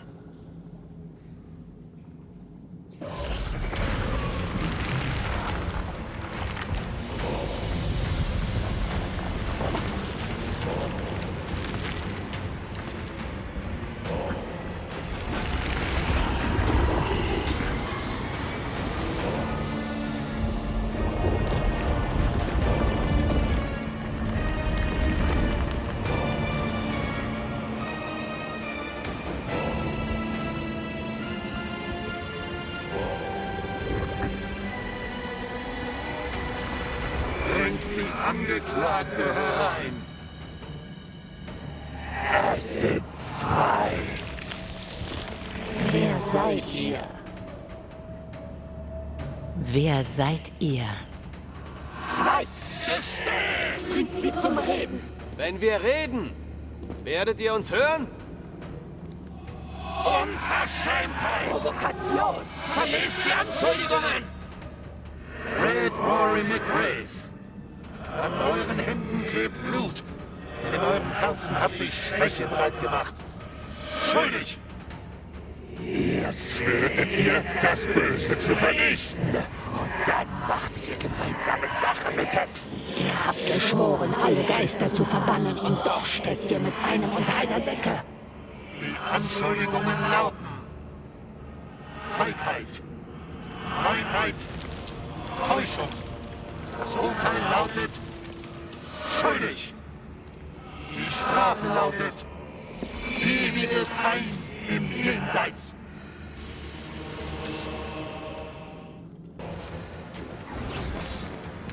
Ich bin kein Hexenjäger. Und ich war auch nie einer. Du dienst dem Bösen, indem du zulässt, dass es sich verbreitet. Ich bin bereit.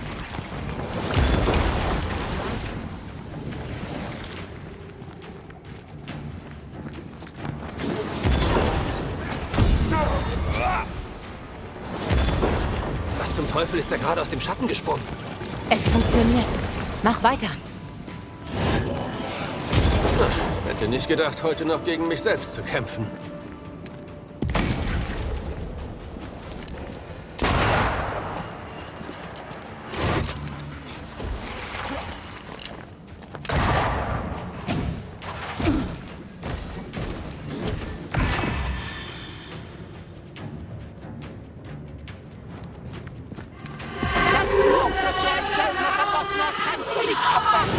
Ich hab mir schon lange vergeben.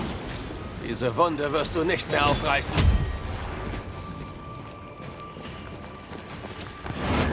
Willst du alleine Spaß haben?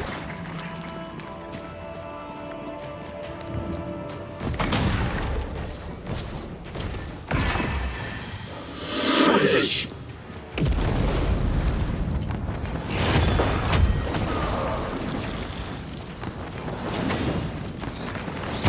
Ich kann dir helfen.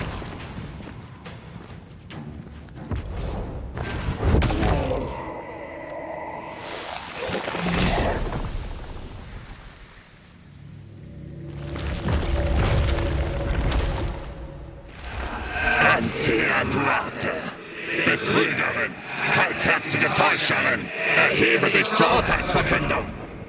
Im Leben hast du parasitäre Geister verbannt, doch im Tod weigerst du dich, diese Welt zu verlassen. Schämst du dich nicht? Du gibst dich deinem Verlangen hin. Ich verurteile dich, zu hassen, zu bereuen und dann in der Vergessenheit zu verschwinden. Geister sind gefährlich und ich habe keinen Grund, Gnade walten zu lassen. Die Reste, die ihr geschmiedet habt, euch erzeugen, damit sie keine Gnade erfahrt.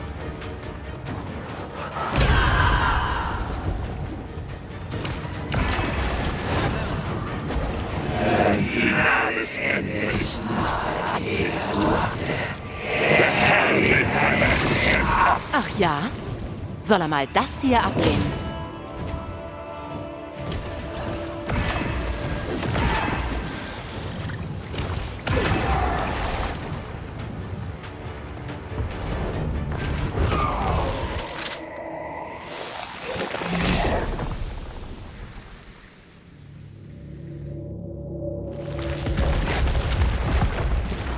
Ihr Verbanner seid schuld an der Vergiftung des Gemeinwesens. Ihr stellt euch als Retter dar, die uns erlösen wollen. Aber durch eure dunklen Künste wird das Böse nur noch stärker. Ihr seid Hexen und Hexen müssen sterben. Wir nutzen unsere Rituale, um den Lebenden zu helfen, nicht um sie zu verfluchen. Magie ist nur ein Werkzeug. Magie ist etwas Bösartiges, so wie ihr.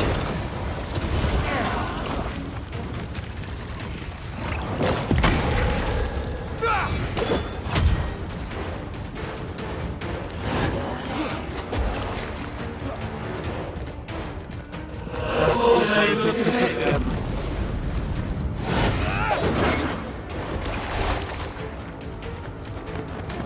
Ich kümmere mich um das Ding.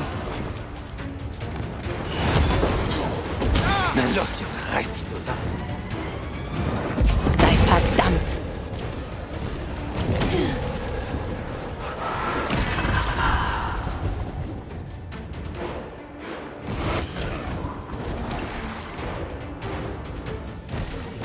Wir fällen das Urteil.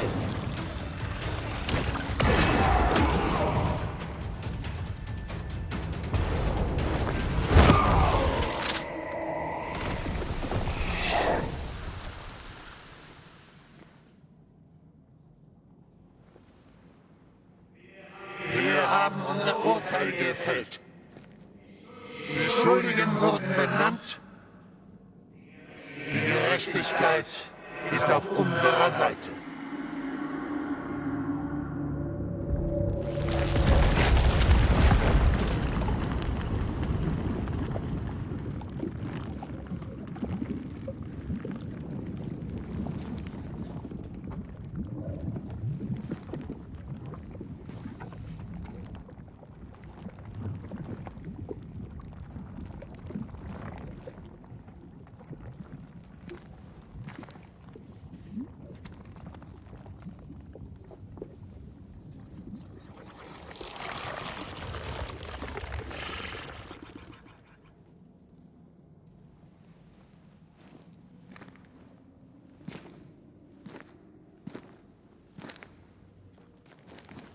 Erquickend ist es für die Seele. Eine Sache, meine Freunde, ist die absolute Wahrheit. Frevler sind sich selbst der größte Feind. Oh, gut. Seine neueste Predigt. Wir haben sie nicht verpasst.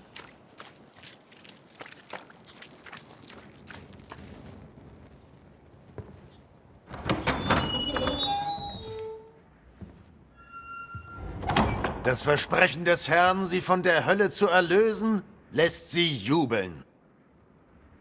Die Erlösung von Leid und Sünden durch den Herrn hier auf Erden nicht. Das sieht für mich nicht wie die Erlösung von Leid und Sünden aus.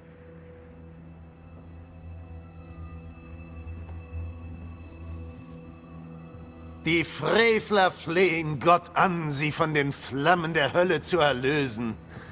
während sie selbst das Feuer schüren. Sie bekunden ihre Liebe zu Gott, doch sie tragen seinen Namen nur zum eigenen Vorteil auf ihrer Zunge.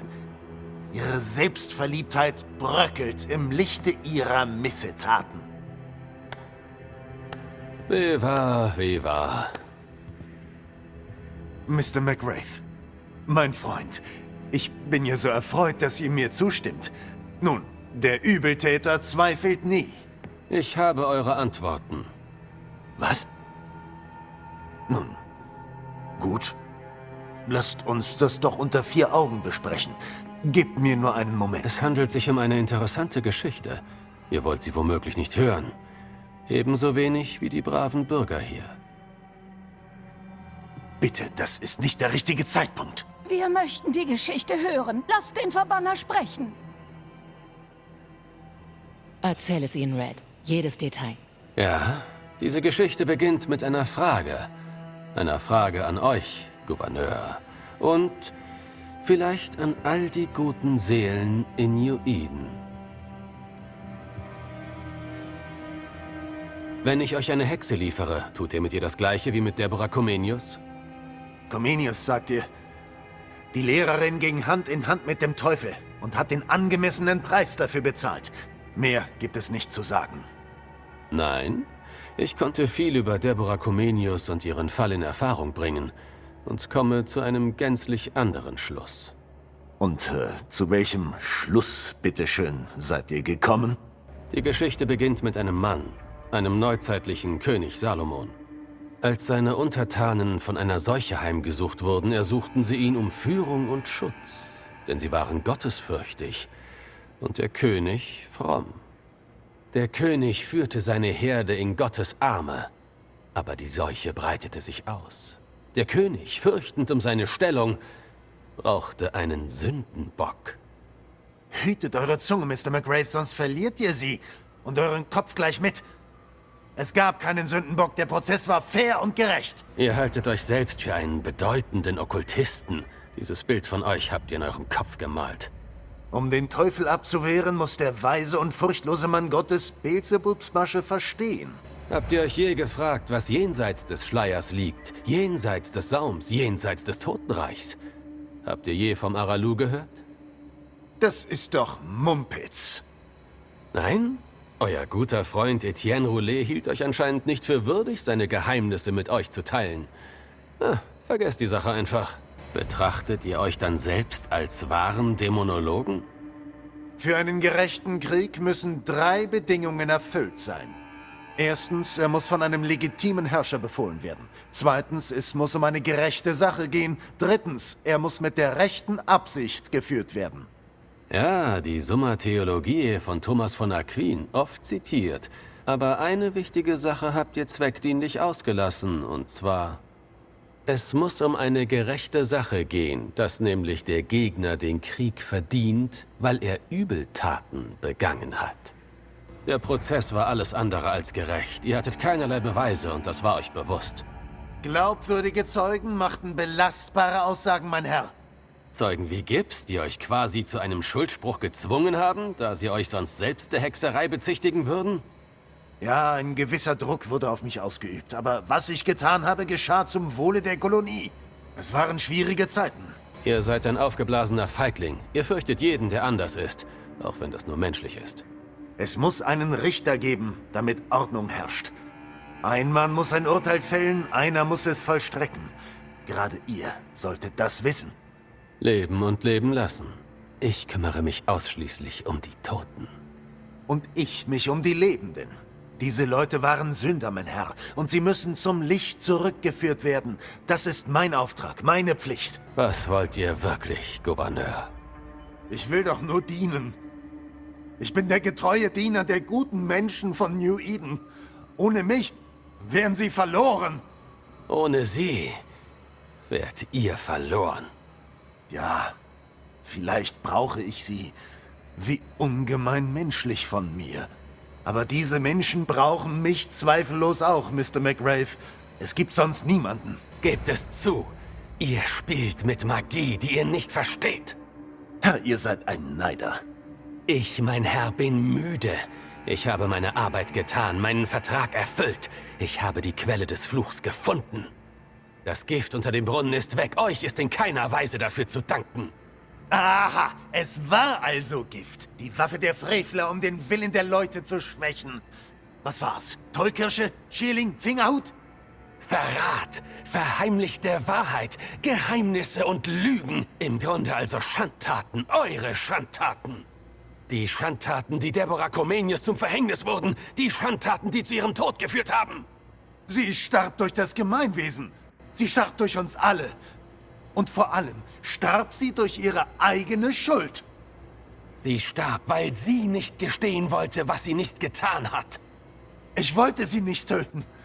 Dummes, starkköpfiges Weib. Warum wollte sie nicht gestehen? Ich hätte Milde walten lassen können. Ich hätte ihr Gnade erwiesen. Ihr behauptet, eure Anhänger hätten euch dazu gezwungen.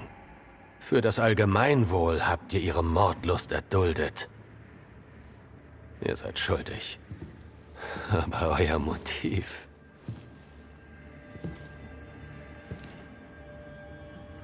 Ihr fandet Gefallen an eurer magischen Hexenjagd, euren trivialen Ritualen. Ihr dachtet, man würde euch für eure Bescheidenheit und euer Können loben. Aber ihr habt weder noch.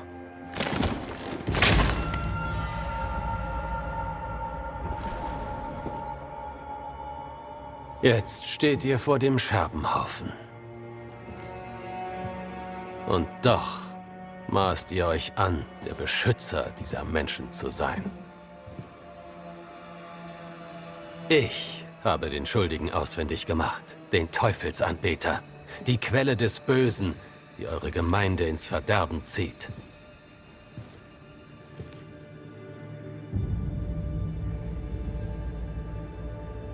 Es tut mir leid, mein Sohn.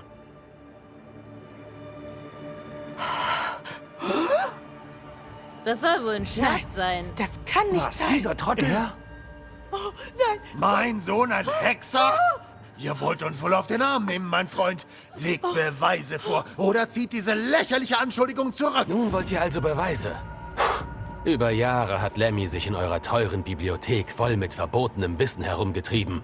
Aber er hat seinen Vater übertroffen. Er hat gelernt.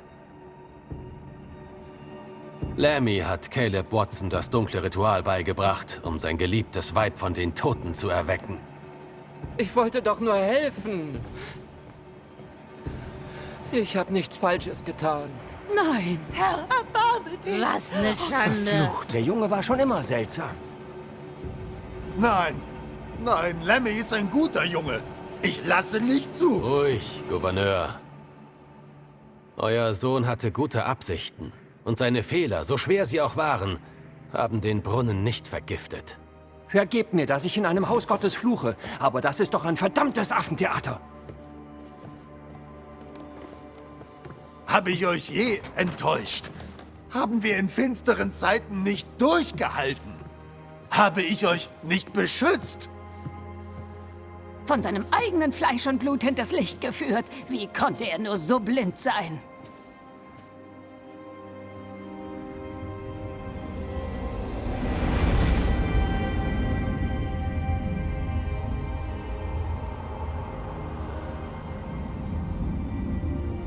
Habt Vertrauen. Der Verbanner hat den Fluch gebrochen. Vor uns liegen sonnigere Tage. Ich wusste gleich, dass ihr und eure Dame für Ärger sorgen würdet. Seht nur, was ihr angerichtet habt. Treibt es nicht zu weit, Haskell. Ich habe euch die Möglichkeit gegeben, eure Schuld zu begleichen. Das ist mehr, als ihr Deborah zugestanden habt. Seid verdammt, Verbanner.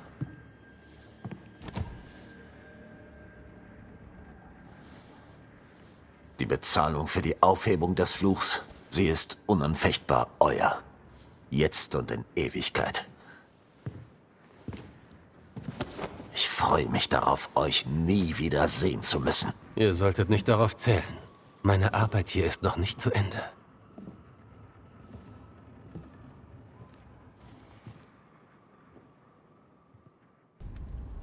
Du bist wütend. Ich sehe es dir an. Natürlich tust du das. Du denn nicht? Ja, angewidert. Dieses Land ist dem Untergang geweiht. Ich spüre es in meinen Knochen. Es mangelt hier jedenfalls nicht an Leid. Und Haskell, als er Deborahs Hinrichtung anordnete. Ich weiß, wir sind zusammen. Und das macht uns stark. Aber ich bin dennoch so müde. Ich leide. Und jemand in New Eden trägt dafür die Schuld. Oder sie alle. Je näher wir meinem Körper kommen, der Wahrheit darüber, was hier wirklich geschehen ist, desto stärker fühle ich mich. Meine Sinne werden schärfer. Als ob ich die Stille schmecken, den Holzrauch riechen, deine Körperwärme wahrnehmen und Deborahs Zorn spüren könnte. Es fühlt sich an, als wäre er ein Teil von mir. Ich kann ihre Wut nachvollziehen. Ich spüre ihren Zorn und kann gar nicht anders, als sie zu verstehen. Aber diese Wut in mir, die Furcht. Ich dachte, ich hätte sie hinter mir gelassen, als ich von zu Hause fort bin. Du hast geglaubt, Wut und Furcht überwinden zu können, wenn du eine Verbannerin wirst? Ich dachte zumindest, dass ich sie kontrollieren könnte. Ich wäre eine große, böse Verbannerin und hätte keine Angst vor Geistern. Aber diese Tortur hat mich bis ins Mark erschüttert.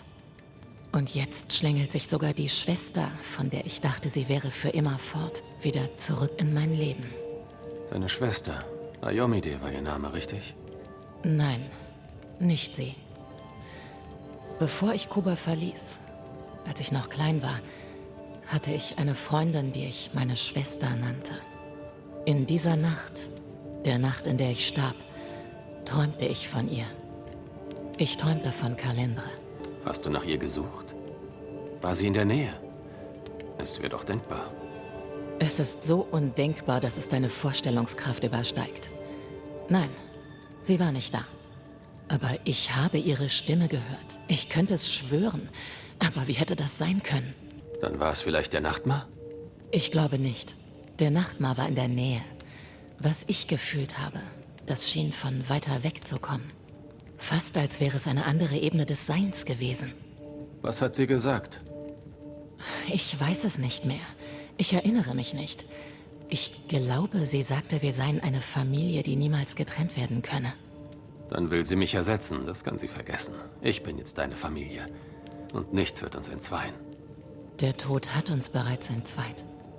Es macht mich wütend, dass es so weit gekommen ist. Es macht mich wütend, dass ich dir Lebwohl sagen muss. Aber hier und jetzt werde ich alles in meiner Macht Stehende tun, dich aufzufangen. So gewinnen wir. Danke dafür, dass du der netteste Mensch bist, den ich je kennenlernen durfte. Danke, dass du am tapfersten bist.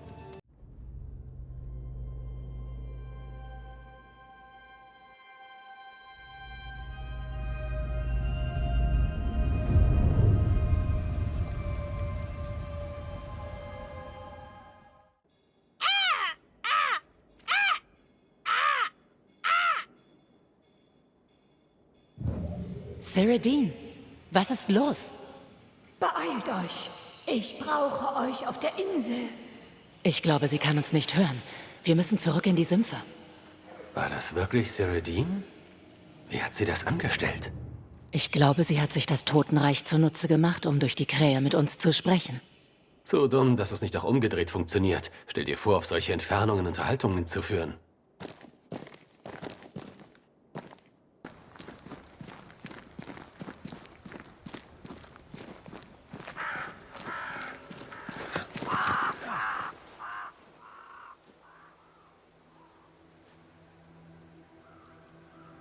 Die Verbanner sind da. Jetzt schon. Wie schade. Ihr habt uns gerufen. Ist das so? Ich dachte, ich hätte mehr Zeit. Schlussendlich läuft sie uns allen davon.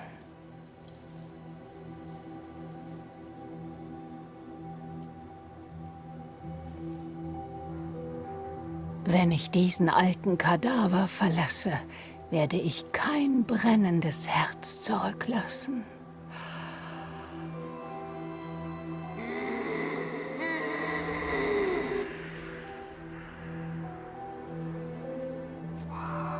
Ob ihr geht oder bleibt, Um euch zu behaupten, müsst ihr zunächst im Herzen euren Frieden machen. Wenn ihr schließlich dem Albtraum gegenübersteht, müsst ihr euch beide klar darüber sein, was ihr wollt. Ihr müsst. Es steht mir nicht zu, euch Antworten zu geben, nur euch auf das Kommende vorzubereiten. Dann können wir uns alle dem Schlaf hingeben. Sieger hasst euch nicht, Rory. Sie ist es nur nicht gewöhnt, dass man ihr vertraut. Beschützt sie. Für mich.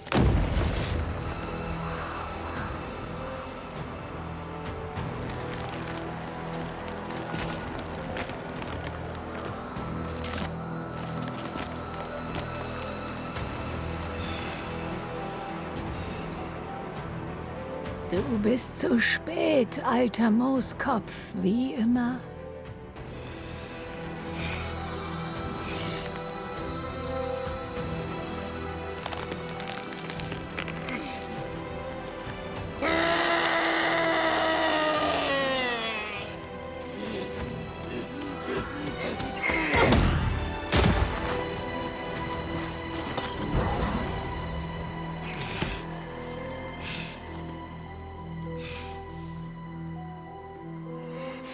Zeit für Frieden. Ich vergebe dir, alter Mann.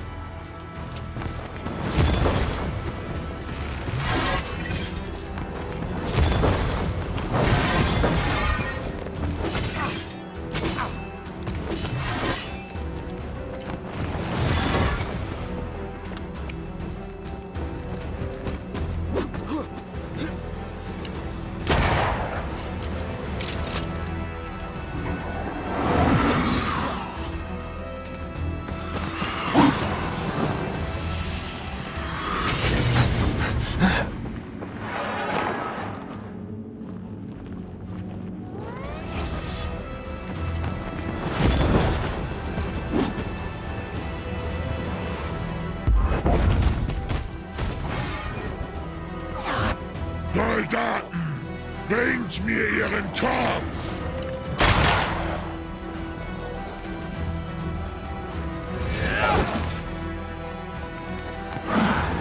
Bereit für den Einsatz.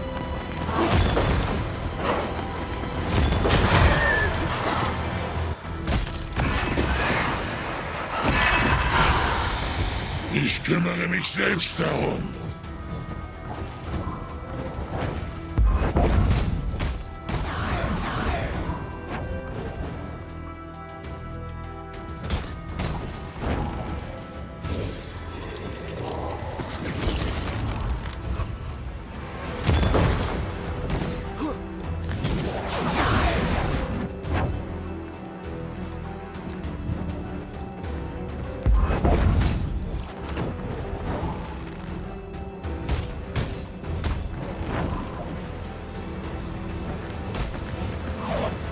Zu den Waffensoldaten, Angriff!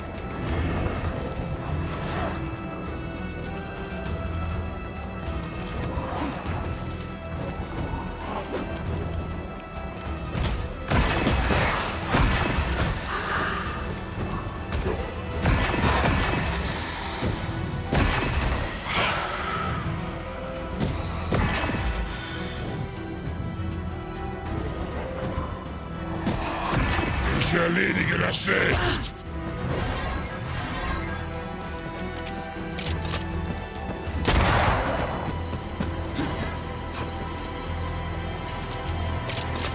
Büßt oder sterbt.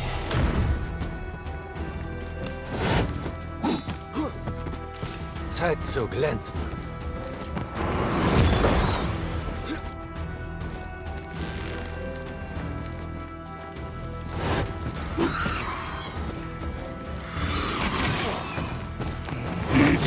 steht auf meiner Seite.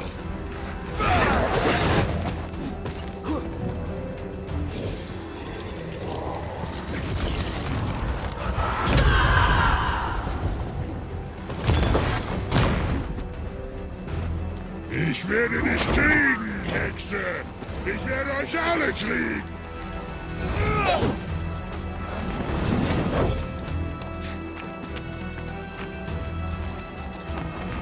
Du bist unwissend, mein Kind.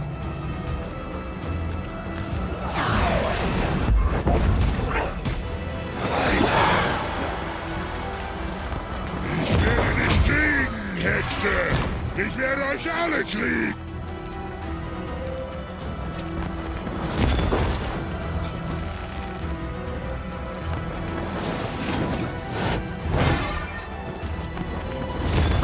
Die Zeit steht auf meiner Seite.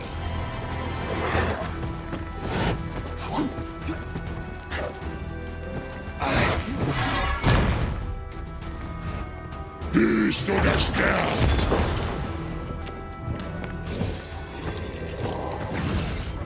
Der Feind wehrt sich. Flankiert ihn.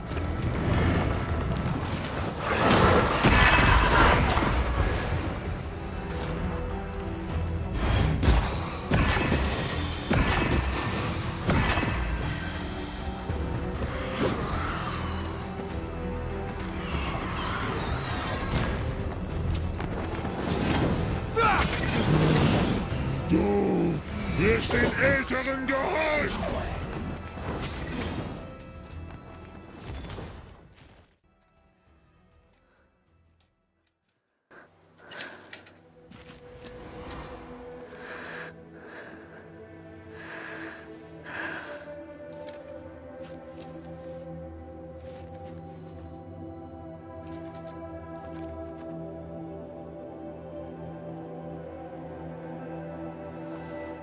Der alte Mooskopf ist Geschichte.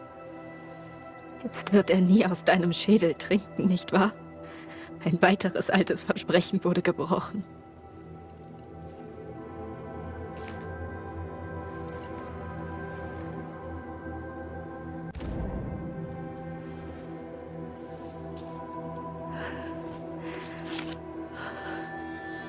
Aber was ist mit mir? Wie soll es jetzt mit mir weitergehen?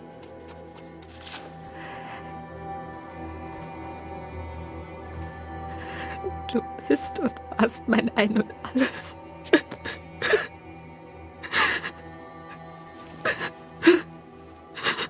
Darf ich jetzt die Welt in Brand stecken? Ich will sie einfach brennen sehen. Eine Schande. Dann leb wohl.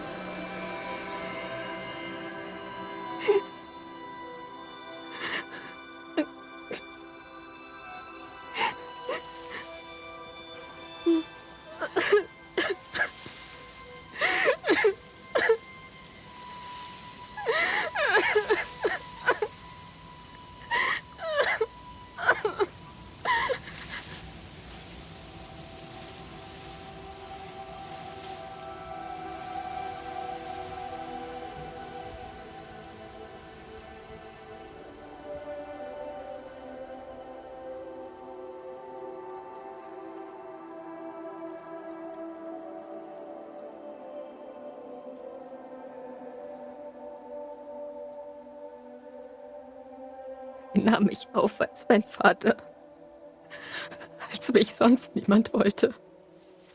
Sie hat mich gelehrt, mich aufrecht zu halten.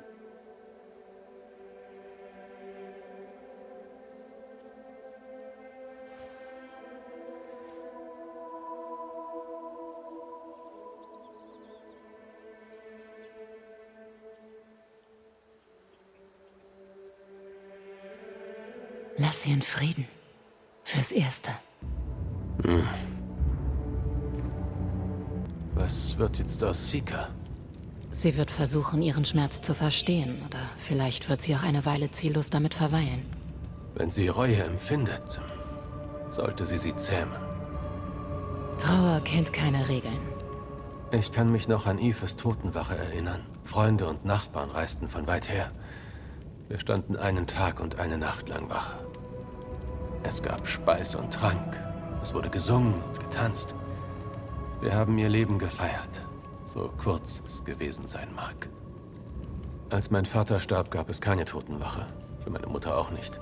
Ebenso wenig für Blair oder Anak. Wir waren auf der Flucht vor unseren Feinden und hatten kaum Zeit, sie überhaupt zu beerdigen. Es war, als wären sie nie gestorben. Was, wenn sich deine Familie nie richtig von dir verabschieden kann? Sie werden dein Grab nie sehen. Trauerrituale sind soziale Bräuche. Meine Familie weiß, wie ich dazu stehe. Wir verzichten auf sowas. Hauptsache, der Nachtmar ergreift nicht Besitz von meinem Körper. Dann bin ich zufrieden. Ja, du magst das sein. Aber was ist mit mir? Was wird aus mir, wenn du nicht mehr hier bist? Wer bin ich ohne dich? Das wollte ich niemals herausfinden. Als ich in der Höhle aufgewacht bin, dachte ich, ich hätte alles verloren. Wenn ich ehrlich bin, denke ich das immer noch. Ich bin immer noch hier. Noch. Aber ich habe solche Angst davor, wenn du es nicht mehr bist. Ich habe auch Angst. Angst, dich zurückzulassen. Angst, fortzugehen. Ich hatte so viele Pläne. Wir hätten so viele wundersame Dinge erleben sollen. Ich wollte einfach nur mehr Zeit mit dir haben. Ich ebenso. Aber lass uns im Hier und Jetzt leben. Lass uns noch ein letztes großes Abenteuer haben. Ja. Du hast recht. Ich vermisse die Wärme deines Körpers. So sehr. Und ich die deine. Sind wir uns sicher, dass wir das tun wollen? Bist du dir sicher, dass du das willst? Wir waren uns einig. Hast du Zweifel? Ich weiß nicht. Vielleicht. Ceridians Tod hat etwas in dir verändert. Aber Sikas Schmerz muss viel größer sein. Ich weiß, dass ich dich zurückholen könnte. Ich sehne mich danach. Es schmerzt. Sollen wir die Sache noch einmal überdenken? Es könnte noch nicht zu spät dafür sein. Du musst mir nur eins versprechen, Red. Egal, wofür wir uns entscheiden, wir bleiben dabei. Wir können uns nicht nochmal umentscheiden. Ich schwöre es, Liebste. Diese Entscheidung ist endgültig.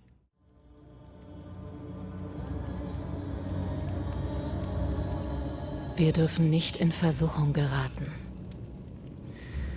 Wir dürfen nicht schwach werden. Wir bleiben, Verbanner.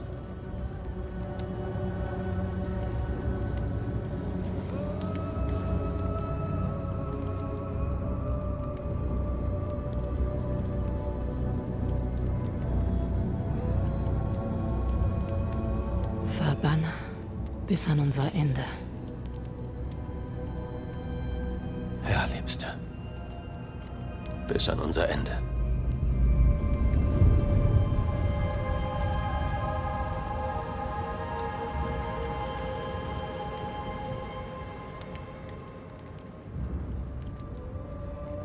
Fairfax Haskell wurde zwar von den Verbannern verschont, aber sein Ruf ist ruiniert und er muss jetzt mit seinen Sünden leben.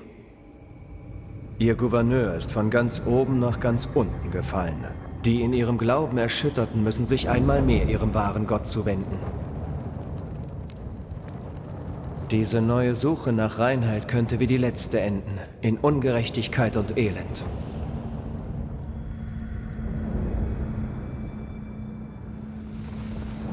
Aber auf wen werden sie hören? Können sie noch aufgehalten werden, bevor es zu spät ist?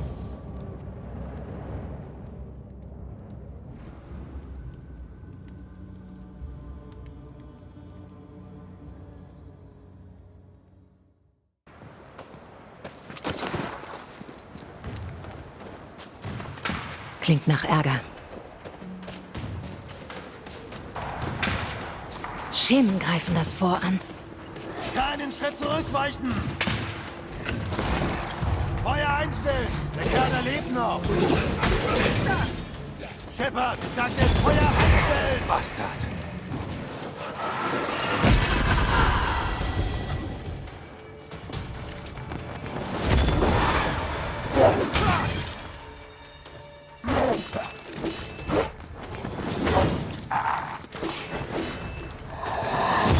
Hier, das ist für dich.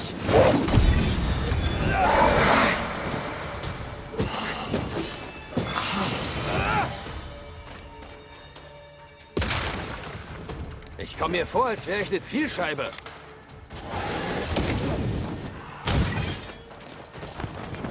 Willst du alleine Spaß haben?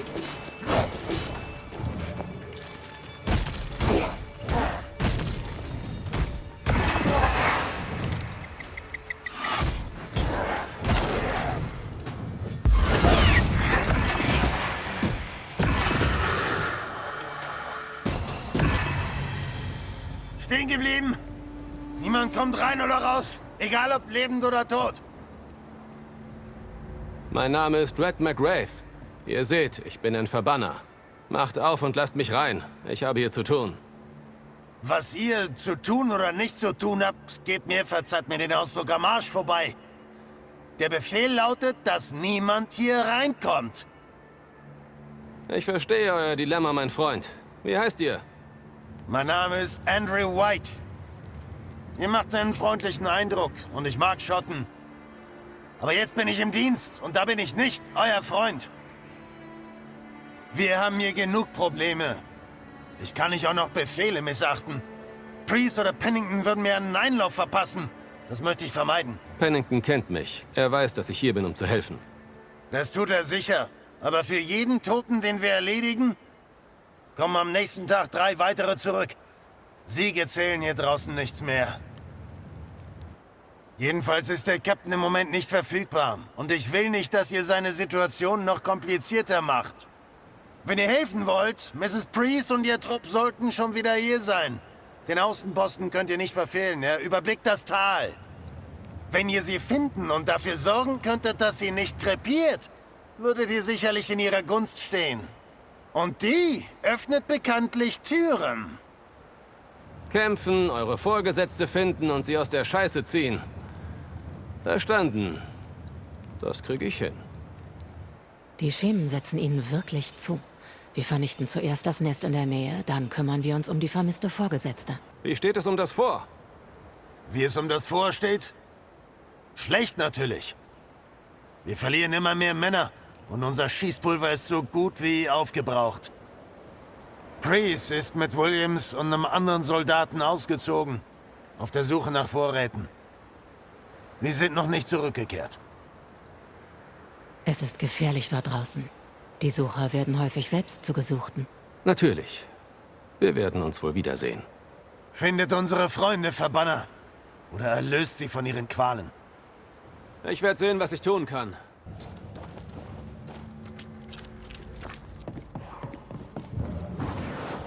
Weiter geht's.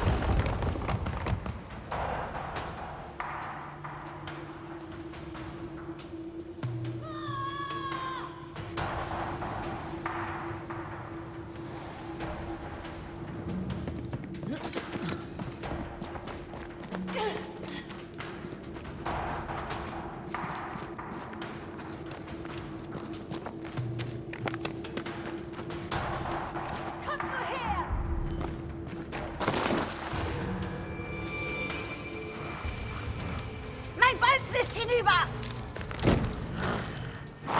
Hinter dir!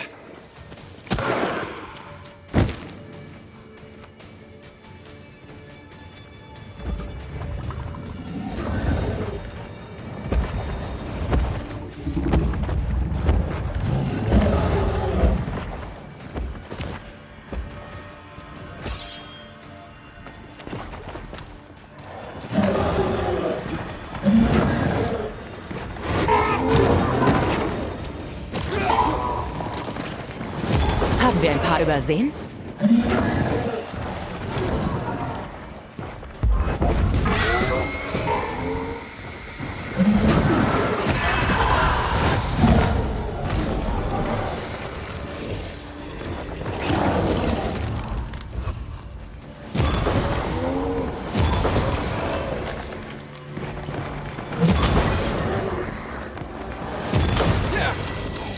Bist du sicher, dass du nicht verletzt bist?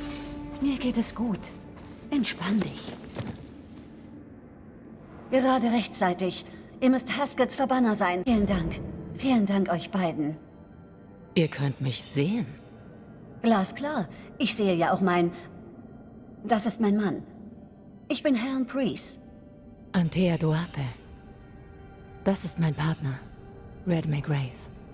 Selten, dass die Lebenden die verweilenden Toten sehen können. Ich weiß nur noch, nach 7 langen Jahren Trauer wurde ich eines Tages wach und mein Sebastian war wieder da. Es war, als ob meine Gebete endlich erhört worden wären. Das war mir genug. In Zeiten der Gefahr ist es meine Pflicht, die Frau, die ich liebe, zu beschützen. Ihr versteht bestimmt. Wie war es für euch? Nach meinem eigenen Tod schwebte ich jenseits der Zeit, ohne zu wissen, was mit mir geschah. Ein Schweben jenseits der Zeit. Ja, genau so war's. Wahre Liebe findet einen Weg. Alles andere ist unwichtig. Andrew White schickt uns. Er dachte, ihr würdet in Schwierigkeiten stecken. Offensichtlich habt ihr euren Schutzengel gebraucht. Wir hätten mehr als einen gebraucht. Dank euch können wir die Vorräte des Lagers auffüllen. Matthews und Williams sind nicht umsonst gestorben. Es war eine riskante Mission, aber Helen hatte keine Wahl. Würden sich die Überlebenden nur auf Pennington verlassen, wäre das Fort längst verloren. Mag sein. Schwierige Entscheidungen sind mitunter nötig. Das erfordert Mut. All der Mut in der ganzen Welt nützt nichts, wenn ihn nicht auch die Befehlshaber aufbringen. Pennington eiert rum, während Monster das Fort unerbittlich belagern. Eins ist klar. Die Toten nagen am Gewissen des Captains. Falls er überhaupt eins hat. Warum das? Vor 7 Jahren suchte eine Seuche in New Eden heim. Pennington sonderte die Erkrankten in den Minen ab, mauerte sie ein. Es waren finstere Zeiten. Harte Zeiten. Niemand wusste, was der nächste Tag bringen würde. Wir haben alle viel verloren. Zu viel. Als stellvertretender Kommandant blieb Sebastian freiwillig, ließ sich mit den anderen einmauern und hielt am längsten durch. Er starb als Held. Und jetzt erheben sich die Ausgestoßenen.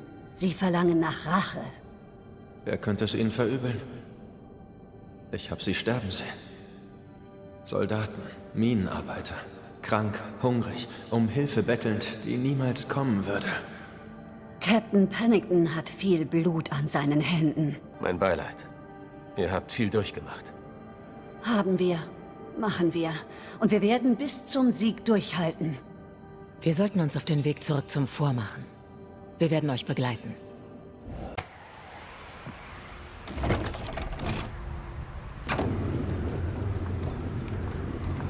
All das für 2 jämmerliche Pulverkisten. Wie tief wir durch Pennington gesunken sind. Wenn ihr ihn nicht ausstehen könnt, warum seid ihr ihm gefolgt? Ich folgte seinem guten Ruf, aber er ist nicht mehr derselbe. Was würdet ihr an seiner Stelle tun? Das, was ich tue. Er sitzt hinter seinen Mauern und wartet darauf, dass sie fallen. Ich kämpfe hier draußen ums Überleben. Wir kämpfen um unser Leben und der Captain ist im Weg. Diese inneren Spannungen sind ein Risiko für die Sicherheit des Forts. Ein notwendiges Risiko für das Überleben aller. Aber es stimmt. Das muss aufhören.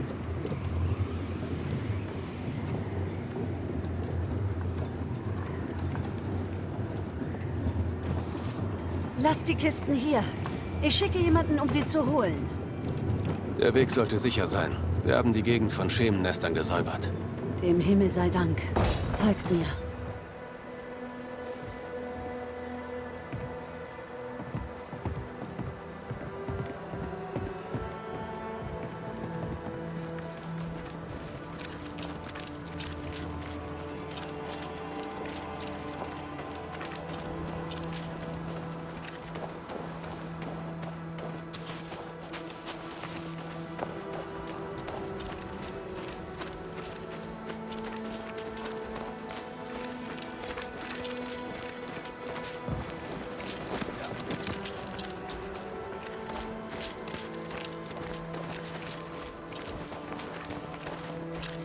White!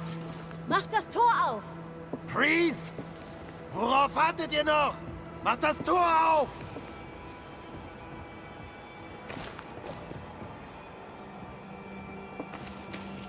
Geht zu Pennington. Überzeugt ihn, wenn ihr könnt. Wo finde ich ihn? Er versteckt sich in seinem Büro. Dort findet ihr ihn. Captain Pennington? Keine Zeit. Kein Ausweg. Keine Hoffnung. Kein Weg hinein. Keine Zeit. Einfach keine Zeit.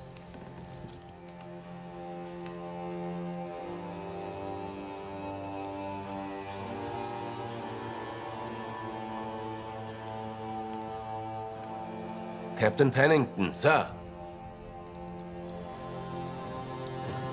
Mr. McGrath, ihr seid am Leben? Es gibt Arbeit. Arbeit? Ihr hattet Arbeit. Eine Mission.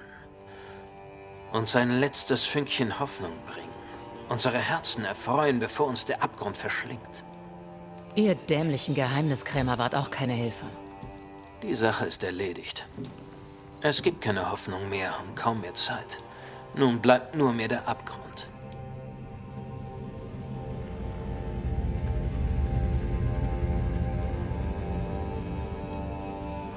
Willkommen zum letzten Gefecht, McGrath. Willkommen am Ende. Ich würde noch nicht aufgeben, Captain. Ich habe Helen Priest gefunden und wir haben Vorräte. Beides reine Zeitverschwendung. Nicht ganz. Wir haben ein Leben gerettet. Und mit dem Proviant könnt ihr weitere retten. Zu welchem Zweck? Um ein paar Tage mehr herauszuschinden? Eine Woche vielleicht? Ihr habt niemanden gerettet. Nur die Qual in die Länge gezogen. Die Toten werden kommen. Bald schon umschließen ihre knochigen Finger unsere Kehlen. Das Ende ist unausweichlich. Ist es, wenn ihr nicht handelt? Ihr seid der Befehlshaber. Übernehmt das Kommando. Ihr werdet doch nicht einfach die Hände in den Schoß legen. Ihr klingt wie Priest. Sie hat sich verändert. Ihre Rückkehr nach Fort Jericho hat sie leichtsinnig gemacht. Unüberlegt. Streitlustig. Ich glaube, sie hat den Verlust ihres Mannes nicht verkraftet. Die Rückkehr an den Unglücksort hat scheinbar die alte, schwerende Wunde aufgerissen. Sie wird sich bald schon zum Lieutenant gesellen. Wenn unsere Verteidigung schlussendlich zusammenbricht, werden wir alle in der Grube enden. Ich würde sagen, euer taktischer Rückzug aus New Eden Town ging nach hinten los. Die Stadt war dem Untergang geweiht. Wir waren uns in allem uneinig. Es blieb nur noch der Rückzug. Wir wussten nicht, dass es kein Entkommen gab. Newsmith nahm die Tapferen und der Gouverneur sandte ihm die Verängstigten. Wir waren von Anfang an uneinig. Die Newsmiths verstecken sich im Wald und planen, sich bald nach Boston abzusetzen. Sollen sie nur nach Boston gehen? Der Fluch ist ihnen auf den Fersen, bis sie mit dem Rücken zur Wand stehen. Die Newsmiths... Ich bin dem Gouverneur und seinen Leuten begegnet. Sie sind in den Harrows. Die Felder liegen alle brach. So wie der Rest von New Eden. Der Tod hängt in der Luft und lauert im Wasser. Wie ist die Lage, Captain, Ihrer Einschätzung nach? Keine Veränderung. Die Toten drängen aus den Minen. Wir schießen sie ab und verschaffen uns eine Atempause. Bald darauf beginnt der Ansturm aufs Neue. Der Zeitpunkt unserer Auslöschung rückt näher und näher. Die Toten lassen sich ebenso wenig zurückdrängen wie die Wellen des Meeres.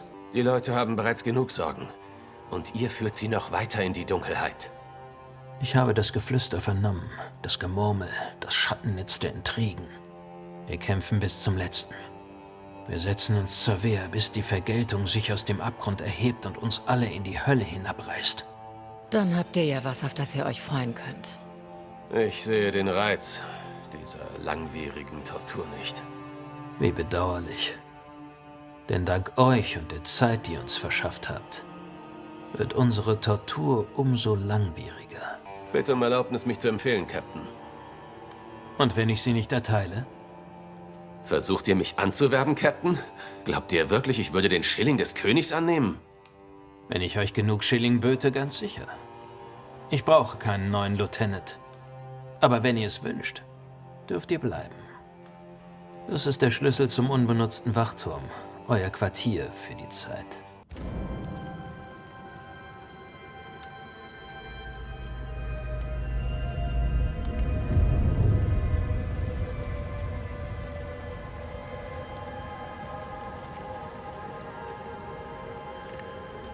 Verbanner. Auf ein Wort? Helen, ist irgendwas? Entschuldigt, dass ich eure wohlverdiente Ruhe störe, aber das kann leider nicht warten. Was dachtet ihr über den Captain? Ich sah einen einsamen Offizier, einen stolzen Mann, dessen Herz versteinert war, vielleicht durch Jahre des Kriegs. Ich sah einen gebrochenen Mann. Den Tyrannen, den ihr beschrieben habt, den sah ich nicht. Tatenlosigkeit ist auch Tyrannei. Er selbst handelt nicht, will aber keinesfalls seinen Posten räumen. Ich will nicht widersprechen, aber der Captain braucht Hilfe. Auch ich war mal Soldat, kaputt und geplagt. Dank Antheas Hilfe habe ich mich berappelt. Pennington könnte es ähnlich gehen. Überlasst Pennington mir. Ihr kümmert euch um die guten Bürger im Fort. Ihr seid Verbanner. Die Toten hämmern an die Tore, wie ihr sicher wisst. Ich möchte, dass ihr in die Minen geht und herausfindet, was die Geister so erzürnt hat.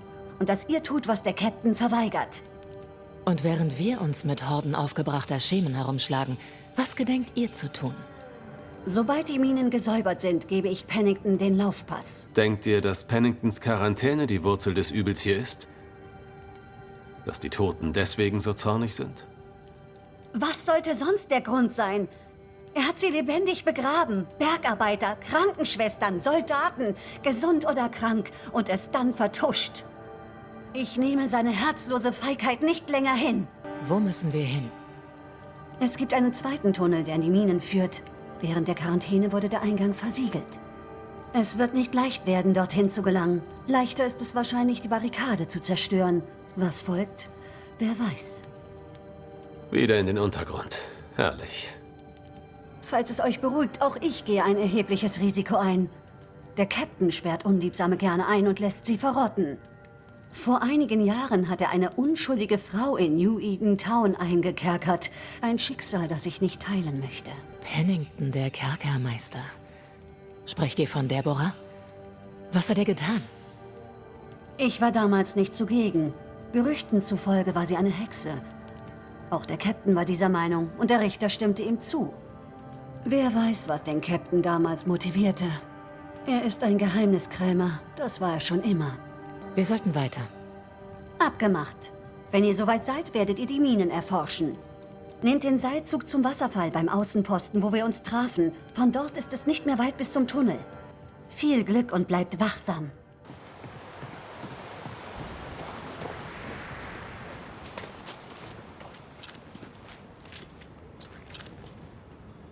Verbanner, ich sehe, habt ihr hergefunden. Sebastian, was macht ihr hier? Auch wenn es nicht einfach sein wird, durch diese düsteren Tunnel zu navigieren, werde ich mein Bestes tun, euch den Weg zu zeigen. Habt Dank. Auf der Suche nach der Quelle für den Zorn von Horden von Untoten hat man doch gern gute Gesellschaft. Ich fürchte, ihr Zorn ist gerechtfertigt. Viel Tragisches ist an diesem Ort geschehen. Penningtons Taten sind ungeheuerlich. Euer Tod muss eine schmerzende Wunde sein. Ich bin Soldat. Ich werde für meine Dienste bezahlt. Und der Tod gehört dazu. Einer stirbt, damit viele leben können. Ich habe den Kranken und Sterbenden gedient. Als ich an der Reihe war, war ich bereit. Aber jetzt im Fort, das ist kein nobles Opfer. Einer stirbt, damit alle anderen ebenfalls sterben. Erzählt uns ein wenig mehr über Helen. Ich weiß ehrlich gesagt nicht, was ich euch noch erzählen könnte. Meine Gemahlin ist eine starke Frau. Und eine ehrliche Haut. Jeder Tag an ihrer Seite ist ein neuer Segen. Ich hatte nie mit jemandem wie ihr gerechnet. Ah, das Gefühl kennt. Sie gab mir ein... Sie war... Was werden wir dort unten finden? Den Zorn der Verlassenen. Sie haben ihm vertraut.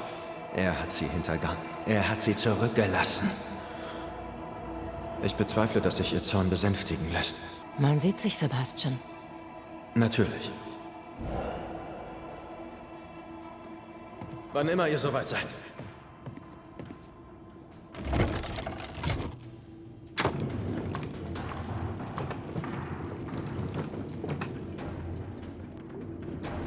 Nicht mehr weit, dann werdet ihr gefunden haben, was ihr sucht.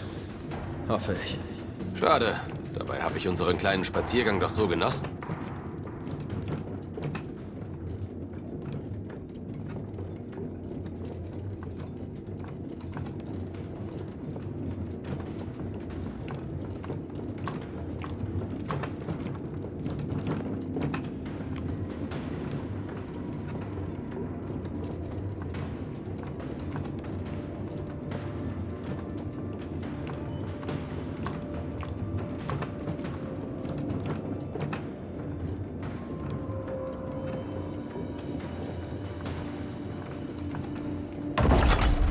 Na, wunderbar. Ich glaube, von hier aus kommst du nach unten.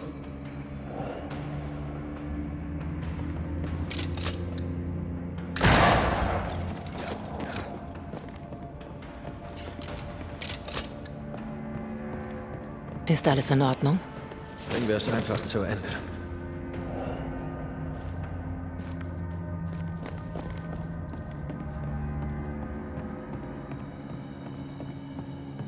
Pennington hat die Barrikaden wie aus dem Nichts befohlen.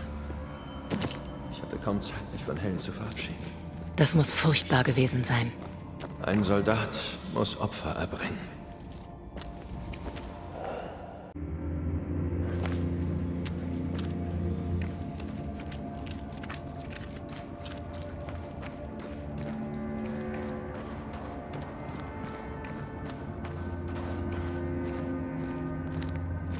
Dieser Bergarbeiter wurde erschossen. Gab es eine Meuterei? Ja, aber nicht erfolgreich. Warum habt ihr das bislang nicht erwähnt? Meine aufrichtige Entschuldigung.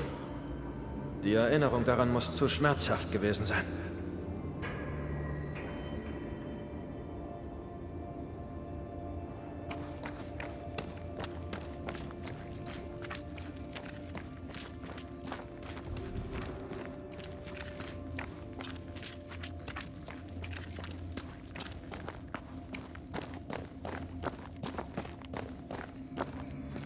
Was ist das?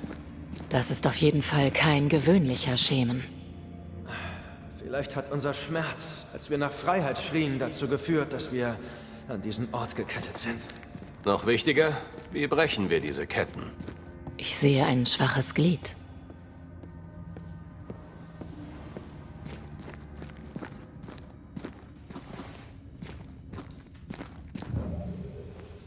Red, ich sehe eine Schwachstelle. Komm, ich zeig sie dir.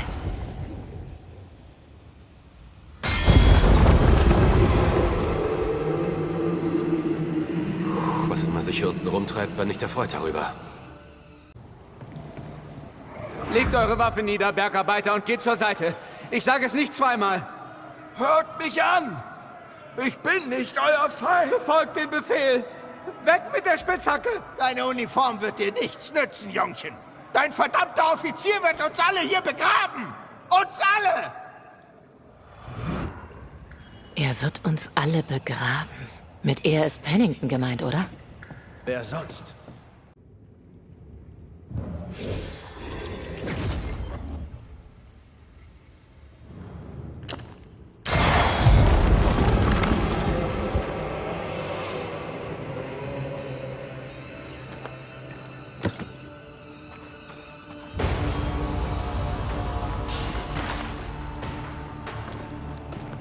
Wunderbar! Noch mehr Spaß!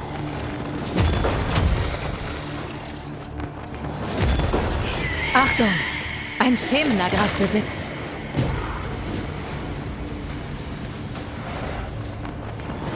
Wie wär's mit einem Highland Kiss? Sebastian, was ist das für ein Ort? Es ist nicht der Rede wert. Nur, naja, sie waren wütend. Und das aus gutem Grund. Ein Rebellenlager.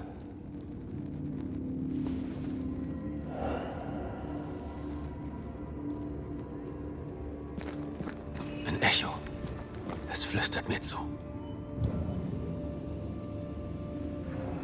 Wenn sie mir Essen bringen, ist Wachwechsel. Die Alten hauen ab, während die Neuen noch mit dem Essen beschäftigt sind. Wenn sie alle Hände voll haben, überwältigen wir sie.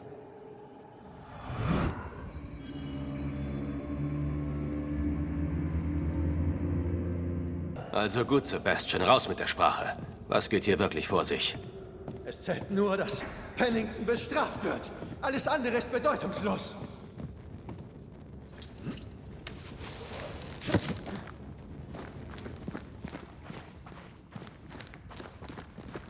Sebastian Prees. In der Mine solltet ihr euch um die Kranken kümmern. Stattdessen habt ihr ihnen Schaden zugefügt. Was? Nein, das ist eine dreiste Lüge. Ich habe mein Leben für sie gegeben. Ihr wurdet zum Tyrannen, bis die erschöpften Überlebenden sich gegen euch erhoben. Sie haben wohl in der Dunkelheit den Verstand verloren und ihre Wut auf mich gerichtet, den Untergebenen des Captains. Ich starb unschuldig. Ich starb als Held. Ihr seid ein mordender Feigling. Schiebt Pennington die Schuld zu, so viel ihr wollt. Wir wissen, es war gelogen. Nein, das habe ich nicht getan. Das würde ich niemals tun. Das sind alles Lügen. Ich liebe Helen von ganzem Herzen. Pennington muss bezahlen. Ihr müsst Pennington für seine Schandtaten bezahlen lassen. Damit werdet ihr nicht durchkommen, Sebastian. Kommt zurück, Feigling! Ich glaube nicht, dass er zurückkommt.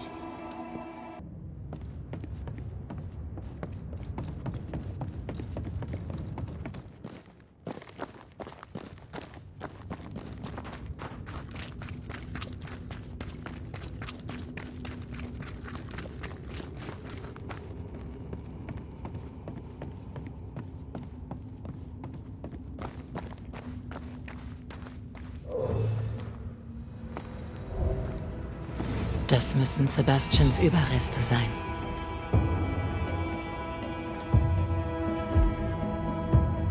Interessant. Laut Priest starb er als Letzter. Hätte sich erschossen, als die Hoffnung schwand. In Wahrheit schlug ihm jemand den Schädel mit einer Hacke ein.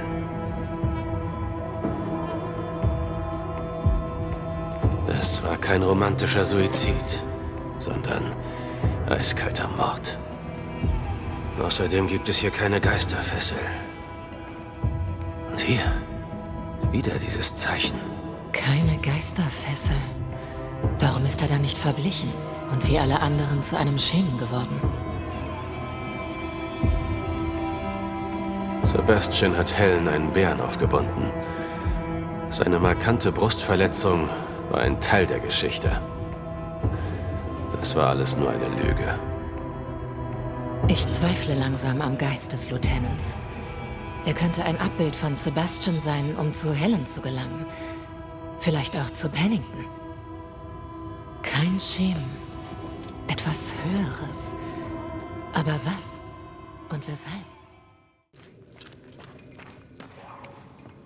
Ein Geist hat ein Fragment aus seiner Vergangenheit hier gelassen. Seid ihr es? Werdet ihr endlich mit mir sprechen? Bitte lasst mich gehen, Captain. Was? Was bist du? Löst meine Ketten, Pennington. Du? Nein. Nein! Ihr werdet wieder gehen und meine Ketten lösen, Pennington. Ich werde euch nicht zur Ruhe kommen lassen, bis ihr mich befreit. Leben. Noch ein Geist, der die Wut niederer Schemen für seine Zwecke ausnutzt. Hier geht es um die Qualen der Deborah Comenius. Ja. Und die Schuld der Menschen von New Eden.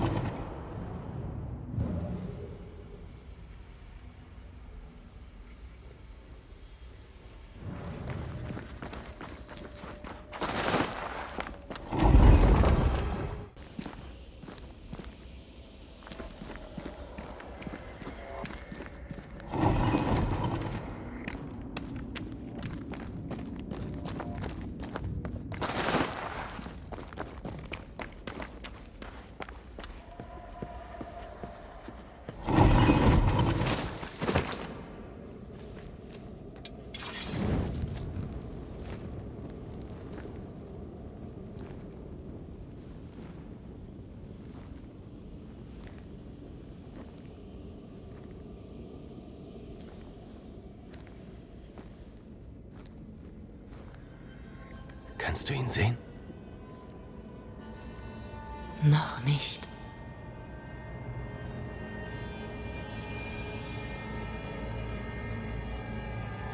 Ich höre euch. Pennington. Seid ihr endlich zurück, Captain? Werdet ihr mich endlich befreien? Was passiert, wenn wir es tun? Dann werde ich kriechen und klettern und klopfen und der Captain wird seine eigene Medizin schmecken. Ihr seid Deborah, nicht wahr? Pennington hat euch verhaften und in Ketten legen lassen. Arme Deborah, eine kaputte Puppe, weggesperrt und vergessen in der Finsternis. Erlöst sie von den schweren Ketten, befreit mich!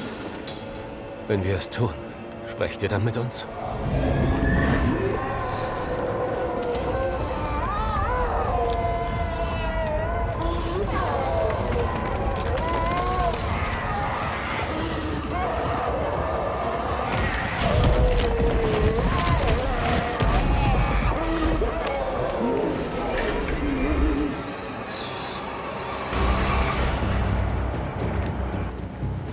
Plaudern ist vorbei, Lee. Achtung!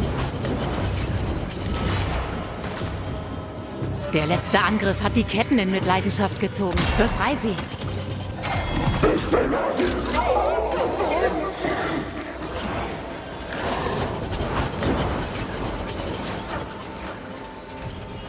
Dick, ich kann die schwächeren Glieder sehen.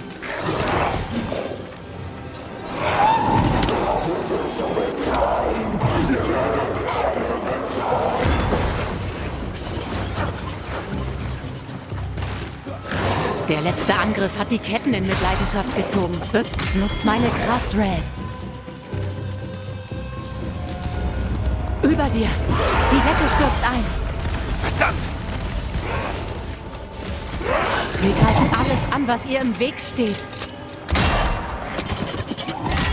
Du wirst niemals Frieden finden!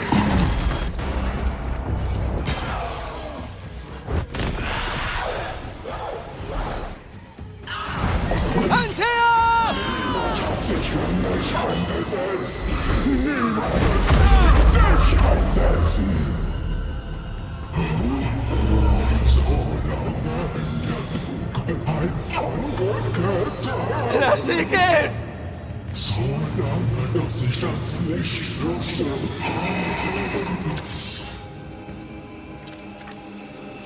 Führ mich zu dir!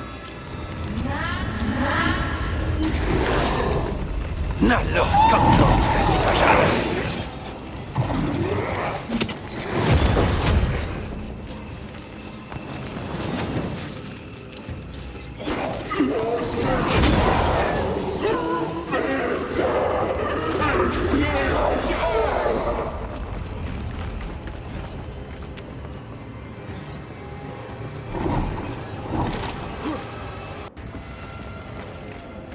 Gib mir ein Zeichen!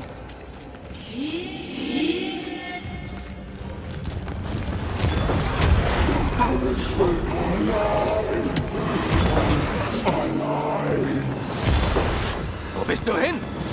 Nein, Luft! Wo bist du, Antea? Komm hierher!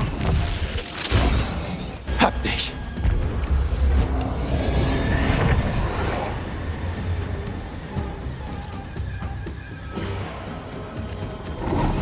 Sie werden Schmerzen erfahren.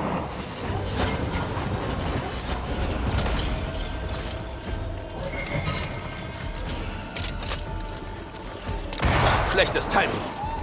Dafür wirst du bezahlen. Ihr werdet alle bezahlen. Ich kann die schwächeren Glieder sehen.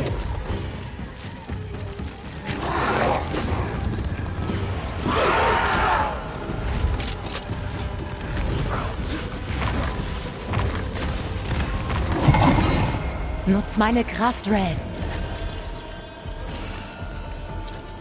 Ich werde dich töten und dann sind sie an der Reihe.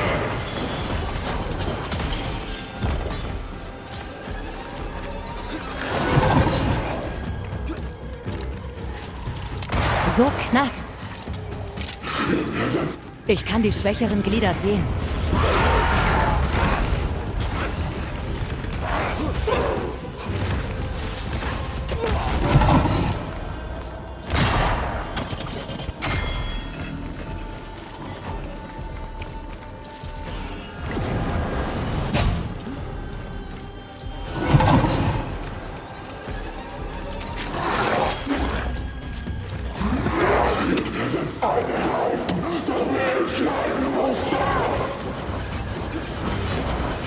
Ich kann die schwächeren Glieder sehen.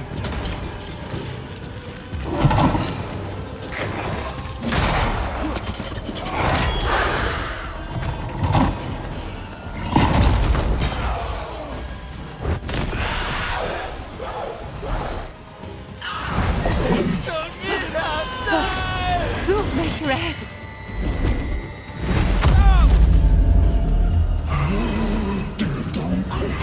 Sie fasziniert mich. Sie frisst mich auf. Gib mir ein Zeichen. Na los, kommt schon, ich besieg euch alle.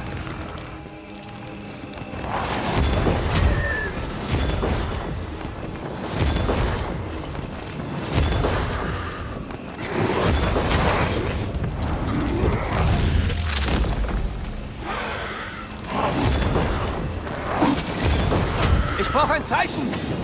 Ich brauche ein Zeichen! Verdammte Ketten! Ich bin bereit.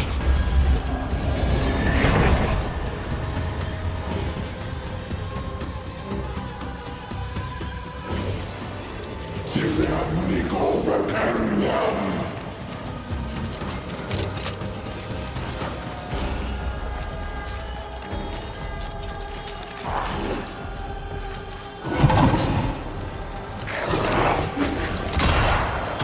Nutz meine Kraft, Red.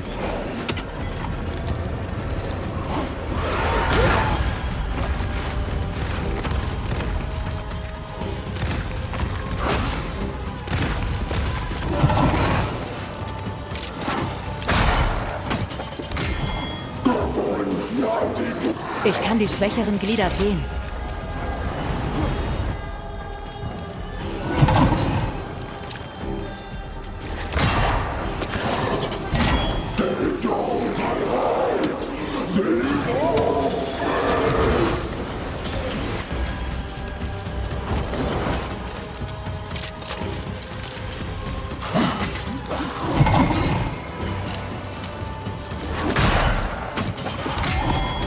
Weglaufen ist sinnlos.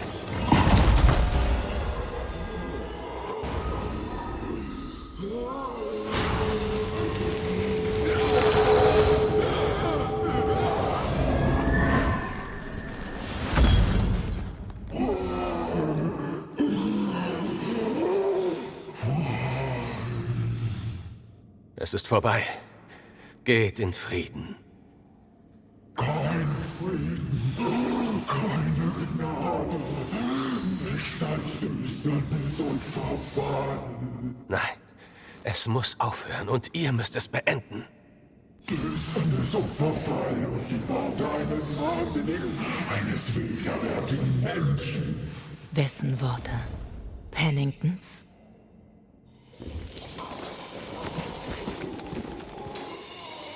Eines widerwärtigen Menschen.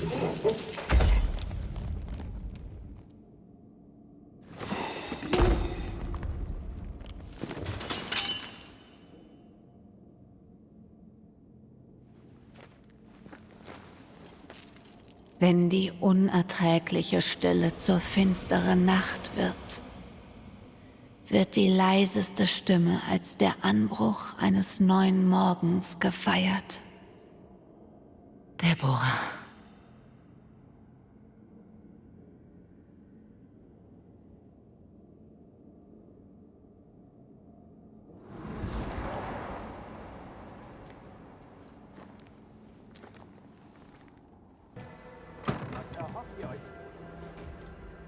Nein, das ist Meuterei. Nein, lang überfällige Gerechtigkeit. Wartet! Seid ihr nicht in den Minen umgekommen? Bald liegen wir alle tot in diesen Minen. Kein Wort mehr aus deinem Mund. Und wehe, du bewegst dich. Die Minen wurden von ihrem Wahnsinn befreit. Ganz im Gegenteil zu euch, wie es scheint. Ihr habt das Wesen in der Grube verbannt? Wirklich? Es ist weg? Ja, der Puppenspieler ist Geschichte. Die Belagerung ist zu Ende. Aber freut euch nicht zu früh. Ihr steckt immer noch bis zum Hals im Dreck. Ihr müsst für eure Taten gerade stehen und für alles, was ihr nicht getan habt. Zivilisten bin ich keiner Rechenschaft schuldig. Und Meuterern ebenso wenig. Aber den Toten seid ihr es. Einst flehte euch eine Frau in Ketten an und ihr habt ihr Flehen ignoriert. Deshalb seid ihr verflucht. Gesteht, eure Zukunft und die Zukunft vieler anderer hängt davon ab. Ich gebe zu, es gibt keine Zukunft. Und dass ich uns hierher führte, um unser letztes Gefecht zu kämpfen. Aber wir sind standhaft. Auch das gebe ich zu. Und das ist mir zu verdanken. Wir sterben einer nach dem anderen. Dann trauern wir. Wir schüren den Zorn. Aber wir bleiben standhaft und treu. Selbst die Witwen müssen das. Die Schuld frisst euch auf. Ihr wusstet, dass ihr in die Minen gehen solltet. Aber ihr konntet es nicht. Ich entschied mich, im Licht zu sterben. In der Grube gibt es nichts als Düsternis. Es steckt mehr dahinter. Eine ältere Schuld. Eine tiefere Furcht. Captain, warum habt ihr Sebastian Priest in die Mine geschickt? Ich wusste, dass die Quarantäne hart werden würde. Ein kompetenter Kommandant musste für Ordnung sorgen, um sie bis zur Genesung am Leben zu halten. Ich wählte meinen Lieutenant. Das war ein Fehler. Er war nicht kompetent. Sie sind alle gestorben. Euer Gatte war kein Held, Mrs. Priest. Erst bringt ihr ihn um und wollt ihn nun auch noch seiner Ehre berauben. Ein weiterer wohlverdienter Sargnagel, Captain. Also, Helen, die Sache ist die... Nicht jetzt. Sie ist noch nicht so weit. Wir bringen Antworten, während ihr eine waschechte Meuterei anzettelt. Wieso gerade jetzt, Helen? Sebastian kehrte verstört zurück. Ich dachte, er hätte euch tot in den Minen zurückgelassen. Eure Mission war gescheitert. Ich konnte nicht mehr warten. Vielleicht seid ihr für die Tragödie in den Minen verantwortlich, Pennington. Vielleicht auch nicht. Aber der Puppenspieler wollte euren Tod. Vor einigen Jahren habt ihr eine hiesige Frau der Hexerei bezichtigt. Ihr habt sie eingesperrt.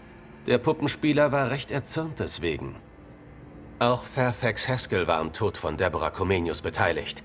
Er hat sich der Vergangenheit gestellt. Nun werdet ihr es ihm gleich tun. Nun ist der Würfel endlich gefallen und zeigt die schicksalhafte Zahl. Ich werde die Geschichte erzählen. Ganz und gar. Ihr zogt ihren Namen durch den Dreck in dem Wissen, dass es eine Hexenjagd geben würde. Warum tatet ihr das?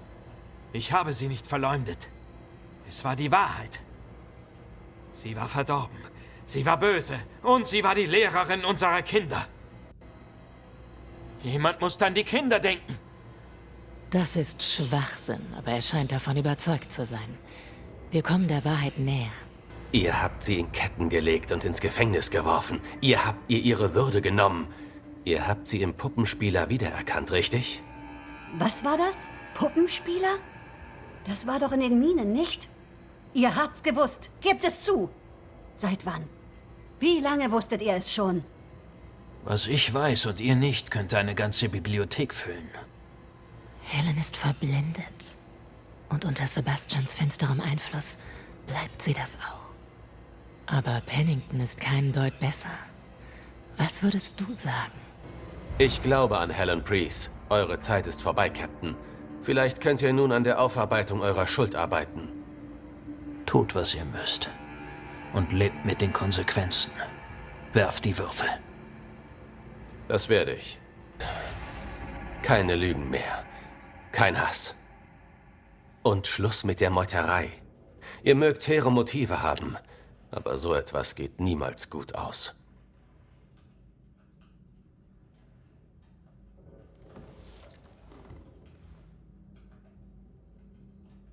Der Puppenspieler hat Schemen auf den Captain gehetzt.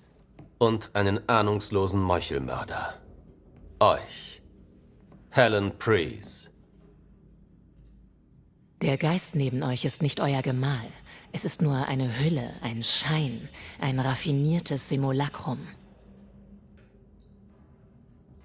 Euer geliebter Lieutenant Priest war kein Held. Er war ein Tyrann. Seine Opfer, die tot in den Minenschächten liegen, bestätigen das. Ich bin Sebastian Priest. Ich liebe meine Frau. Ich kämpfe um ihre Sicherheit. Ihr seid eine Vogelscheuche aus Helens idealisierten Erinnerungen an ihren geliebten Gemahl. Hergeschickt, um sie zur Meuterei zu treiben. Ohne den Puppenspieler wird die Fassade bröckeln. Schon bald werdet ihr wieder ein Schemen sein.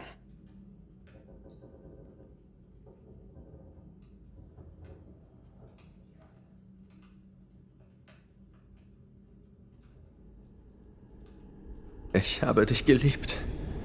So sehr.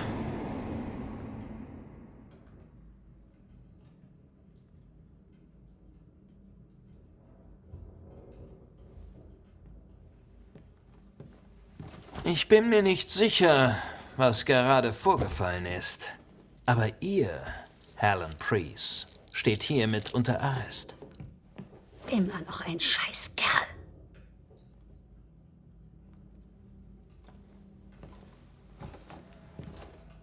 Für eure Mühen.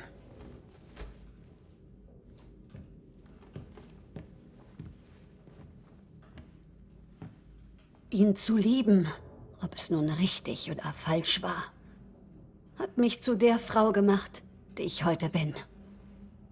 Könnt ihr das ebenfalls von euch behaupten?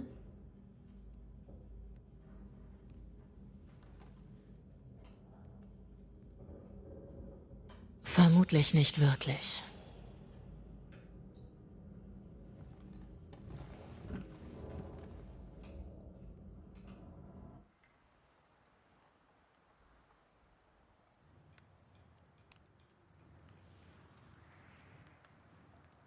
Endlich morgen.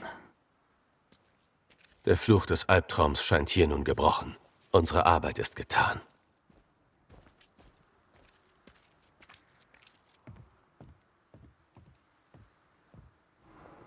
Also, wie geht's weiter? Was hat Cyrodiil bei unserem ersten Treffen gesagt? Wenn wir den Einfluss des Nachtmars genug geschwächt hätten, könnten wir seine Festung über die Leere betreten. Debras Kontrolle über die Siedlung ist geschwächt. Wir werden zu Cyrodiils Insel zurückkehren und dort über den Leerriss nach New Edentown zurückreisen. Einfach so, hm? Nun, ja, einfach so. Stört dich was? Überstürzen wir die Sache nicht etwas? Wir haben bereits zu viel Zeit verloren. Wir müssen den Nachtmar besiegen, schon vergessen? Manchmal hasse ich diese Welt. Noch eine freie Frau. Clever, sensibel, nett. Ermordet von einer feigen Meute. Zu schwach, sich ihrer Mittelmäßigkeit zu stellen. Feiglinge, die sich hinter falschen Tugenden verstecken. Und für was? Sie würden nicht mal ihren Namen nennen. Wieso? Wieso sie? Sie wissen es nicht besser. Sie fürchten und hassen, was sie nicht verstehen. Das ist alles, was sie wissen. Vor allem, wenn es um Frauen geht. Es ist jetzt sowieso nicht mehr von Belang.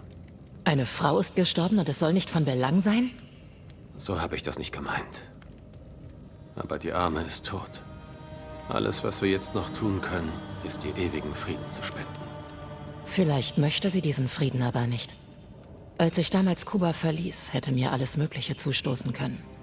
Ich war aufgeweckt, frei, talentiert.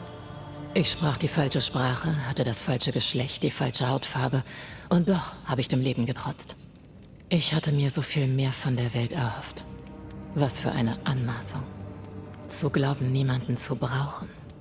Meine Mutter, eine erfahrene Curandera, zu ignorieren und stattdessen auf meine Schwester zu hören. Die Freundin aus deiner Kindheit? Was ist passiert? Ich hatte wenig und wollte mehr. Das ist gefährlich, wenn man über Talente, wie wir sie haben, verfügt. Mir hätte alles Mögliche zustoßen können. Aber das ist es nicht. Das war sicher hart für dich. Für mich war es das jedenfalls. Vielleicht sollten wir uns darauf besinnen, wie weit wir gemeinsam gekommen sind und Mut fassen. Ich bin tot, Drury. Ich bin tot und werde schon bald für immer fort sein. Denkst du, ich weiß das nicht? Dann benimm dich auch so. Ich bin nicht dein Feind.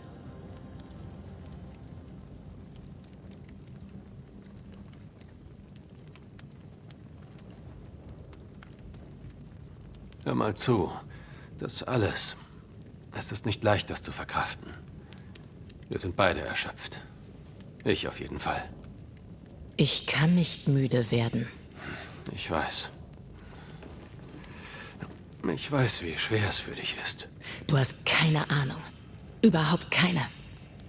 Ich gebe mein Bestes, es zu verstehen, wenn du mich nur lässt. Wir müssen an uns glauben. Sieh uns doch an.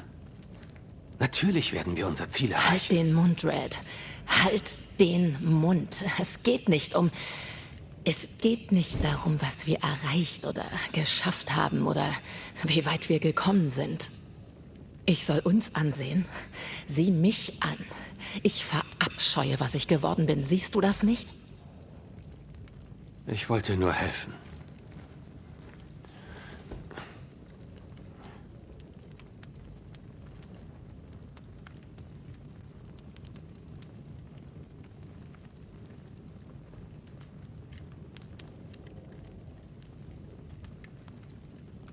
Es tut mir leid.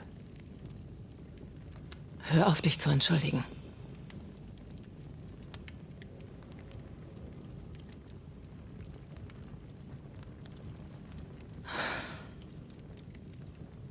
Gute Nacht.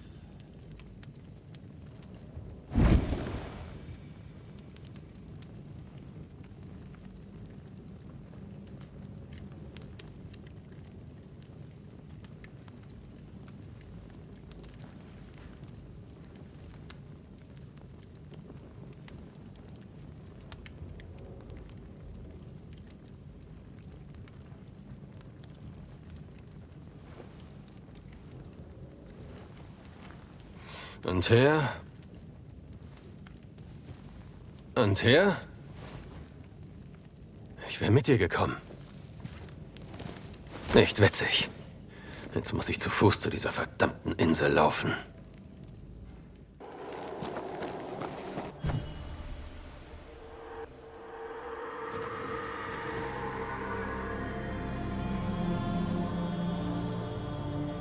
Wieso funktioniert es nicht? Fragen wir doch Seeker. Das alles muss enden. Und zwar lieber früher als später. Ja, es geht doch nichts über Hoffnung.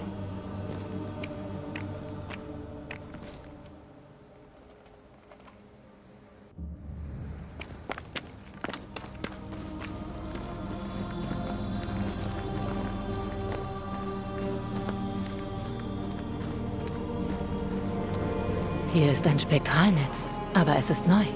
Es ist stärker, aber ich glaube, ich krieg das hin. Mit Unterstützung der Verbanner überlebte Captain Pennington die Meuterei.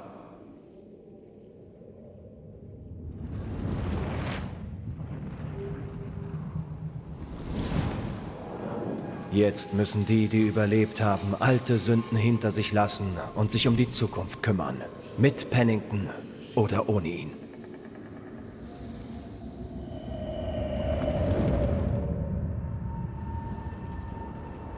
Denn der Kapitän sieht keinen Silberstreif am Horizont hinter den dunklen Wolken seiner Vergangenheit.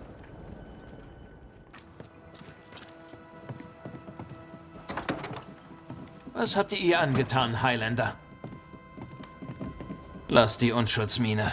Die kaufe ich euch nicht ab. Dieses aufmüpfige Weib entkommt aus ihrer Zelle und ihr spaziert hier einfach so rein. Und ich soll glauben, das hat nichts miteinander zu tun? Ist er bereits auf der Suche nach einem neuen Sündenbock? Beantwortet die Frage, McWraith.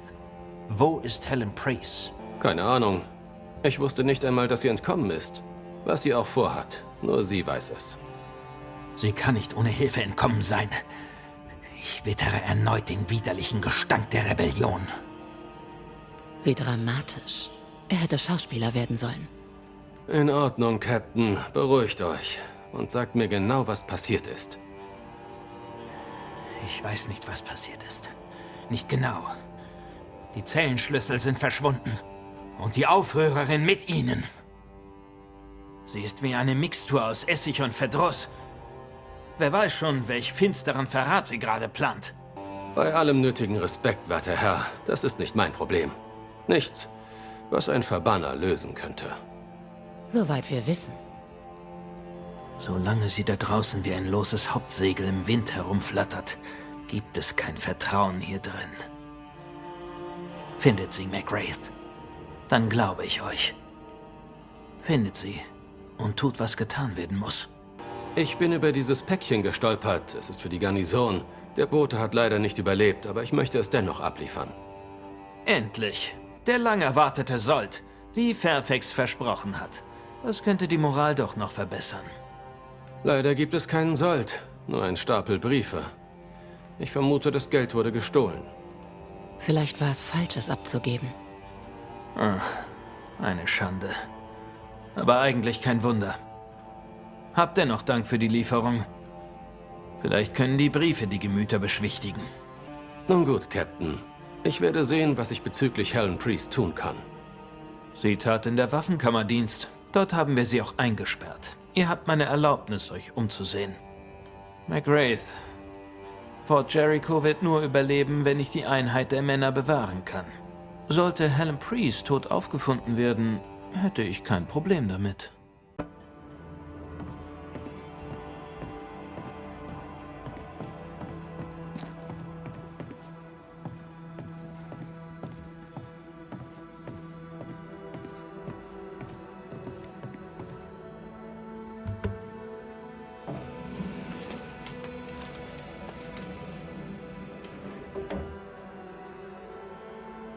Na, sieh mal einer an. Das war keine Maus. Woher weiß Pennington davon? Weil er den Kopf im Arsch hat. Deswegen.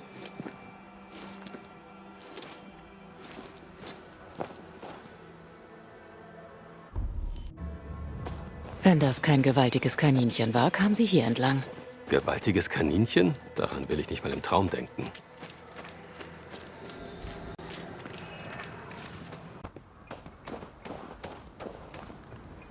Die Spuren führen in diese Richtung.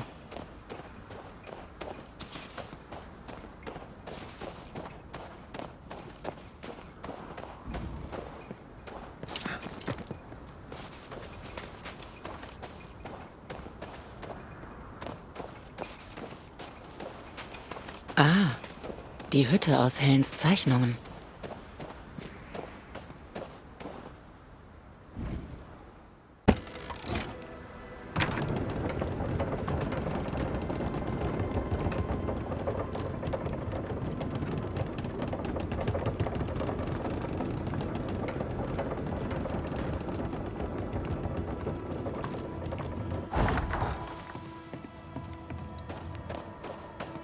Wir sind da.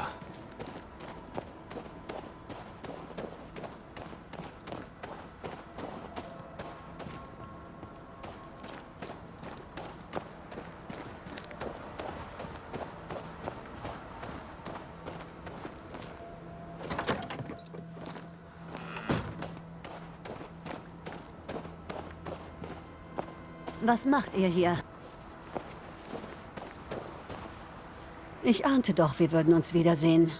Wenn Pennington euch geschickt hat, könnt ihr gleich weiterziehen. Ich habe euch nichts zu sagen. Sebastians Hülle ist verschwunden. Es muss schlimm gewesen sein, ihn erneut zu verlieren. Wie geht es euch? Die Tage sind ruhig. Einige sind besser als andere. Manchmal bin ich um die Erinnerungen dankbar. An anderen Tagen fühlen sie sich an wie Hände, die mir den Hals zudrücken. Ich lerne immer noch mit meiner Trauer umzugehen. Ich wünschte, ich könnte euch sagen, dass die Zeit alle Wunden heilt, aber mir geht es immer noch so. Vielleicht ist es eine Lüge. Eines Tages werden die Erinnerungen nicht mehr schmerzen. Daran glaube ich. Seid dankbar für jeden Moment, denn das Glück vergeht zu schnell. Was mich interessiert, wie konntet ihr unbemerkt fliehen? Ich kenne Fort Jericho und seine unzähligen Besonderheiten. Hätte Pennington mal den Kopf aus dem Arsch gezogen, hätte er gewusst, dass er mich nicht in so eine Zelle stecken darf. Genau das habe ich auch gesagt. Hattet ihr Hilfe? Ich habe noch Freunde im Fort. Und wenn ihr glaubt, ich würde euch mehr verraten, dann habt ihr mich wirklich falsch eingeschätzt. Es war nicht leicht, euch zu finden. Wieso gerade hier? Als die erste Seuche grassierte, trug ich ein Kind in mir. Zwischen den Sterbenden brachte ich es auf die Welt. Mein Sohn hatte nie eine Chance. Ich wollte ihn fern der Minen begraben, fern der Garnison, an einem Ort nur für ihn. Ich brachte ihn hierher und ließ ihn hier und hätte es beinahe nicht mehr zurückgeschafft. Niemand sollte solche Qualen durchleben müssen. Ihr habt mein Beileid. Nun, ja. Ich würde es niemandem wünschen. Was macht ihr hier oben? Sagt mir, Hat euch Pennington nun geschickt oder nicht? Er hat mich geschickt. Er denkt, dass ihr etwas im Schilde führt. Soll er ruhig. Soll er sich vor mir fürchten, die hinter jeder Ecke auf ihn lauern könnte? Soll er in seinem Wahn leben? Ich glaube, dazu braucht er euch nicht. Wenn nicht ich, dann jemand anderes. Ein Mann in seiner Position braucht einen Feind. Echt oder eingebildet. Ich spielte diese Rolle, aber nun schmeiße ich hin. Ich habe genug von Pennington, von Fort Jericho und allem, was drin ist. Wie sieht euer Plan aus? Ihr habt sicher nicht vor, ewig hier zu bleiben. Das könnte ich, aber nein. Sobald die Straßen frei sind, breche ich nach Boston auf und beginne ein neues Leben. Der Tod begleitet mich schon fast mein ganzes Leben lang. Aber zu sehen, wie ihr als Verbanner stolz an seiner Seite wandelt, nun, es ist, als würdet ihr mit dem Tod tanzen. Das gibt mir zu denken. Vielleicht ist es an der Zeit, dass ich meine Gabe akzeptiere und sie nutze. Vielleicht sollte ich auch mit dem Tod tanzen. Hattet ihr schon immer eine Verbindung mit dem Totenreich? Vermutlich. Als Kind spielten wir geheime Spiele, bei denen wir Geister riefen. Was Kinder ebenso tun. Nur, dass sie zu mir hin und wieder kamen. Ich weiß noch, ich sah meine tote Großmutter wochenlang am Fußende meines Bettes sitzen. Mein Vater dachte, ich hätte eine zu lebhafte Fantasie. Er wollte nichts davon hören. Das war keine Einbildung. Es ist eine Gabe. Mit etwas Feinschliff und Übung im Kampf könntet ihr eine gute Verbannerin werden. Ich hatte gehofft, jemanden zu finden, der mich auf diesem Weg begleiten würde. Es ist eine noble Berufung. Ihr werdet den Lebenden ihr Leben zurückgeben und den Toten helfen, Frieden zu finden. Das klingt nach einer Bestimmung. Danach suche ich schon lange. Seid gewarnt, es ist alles andere als ein Kinderspiel. Wir prügeln uns nicht nur mit Schemen. Dann zeigt es mir. Zeigt mir einen Gegner, mit dem es Verbanner zu tun bekommen. Lehrt mich. Das täte ich nur zu gern. Aber aufgrund bestimmter Umstände bin ich dazu nicht mehr qualifiziert. Sieht aus, als hättest du einen neuen Lehrling, Red. In Ordnung, ich akzeptiere. Bis sich jemand besser dafür eignet. Zeigen wir Helen, wie Verbanner kämpfen. Zunächst solltet ihr wissen, dass der Kampf gegen Schemen selten leicht ist. Sie können sehr listig sein. Ja, Vorsicht ist besser als Nachsicht. Aber ihr seid in guten Händen. Ich weiß von einer Höhle, in der wir fündig werden könnten. Folgt mir. Anthea, wie seid ihr Verbannerin geworden? Meine Mutter war eine Heilerin. Sie hatte die Gabe, hat mir alles beigebracht, was sie wusste. Aber ich war anders. Ich hatte die Gabe, Geister zu sehen. Mit 15 bin ich von zu Hause fort, um mehr zu lernen. Ich kannte niemanden und hatte nichts. Aber meine Lehrer erkannten meine Wissbegierde und nahmen mich auf. Und jetzt bin ich hier. Ein echtes Abenteuer. Wir sind fast da. Hier ist der Ort. Gute Instinkte. Die Höhle ist übersät mit Spuren. Jetzt wird gegraben.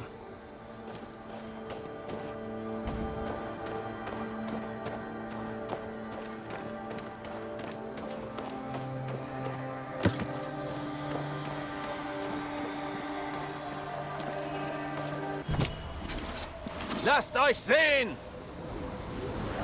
Ich kann dir helfen.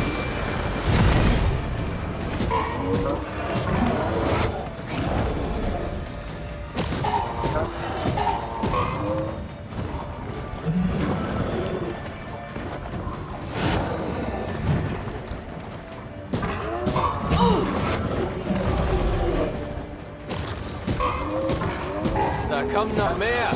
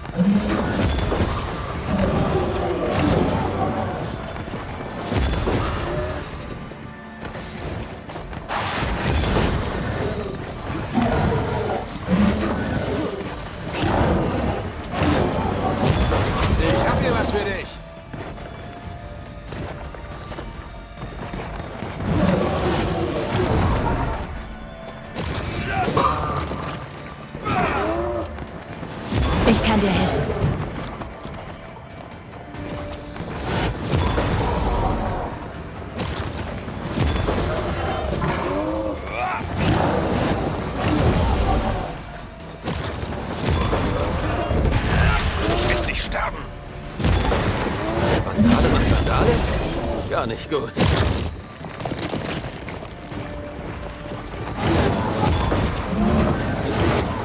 Haben wir ein paar übersehen?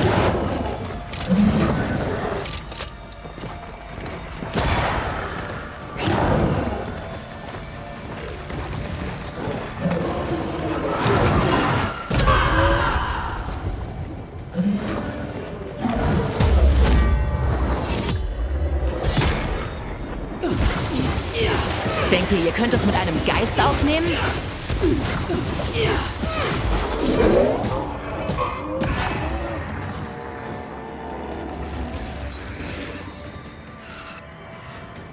Ich stehe bereit.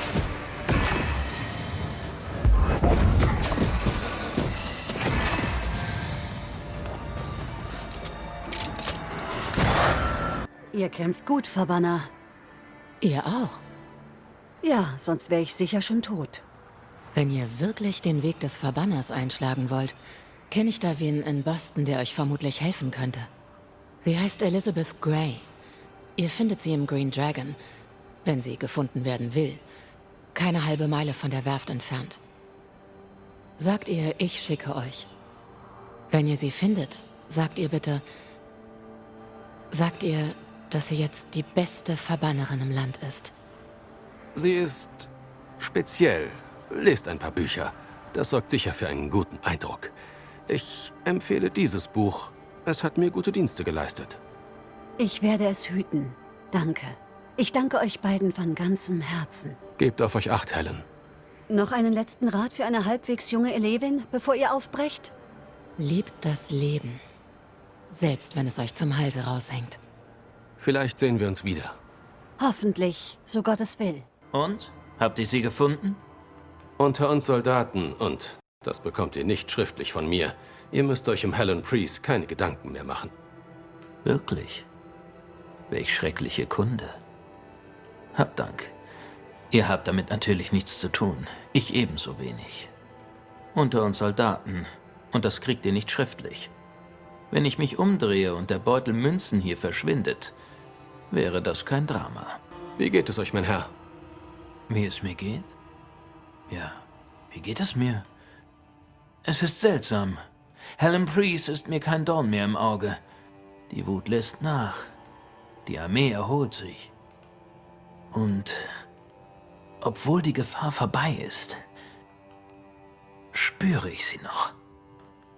Ich sehe Dinge in den Schatten, schrecke auf bei plötzlichen Geräuschen.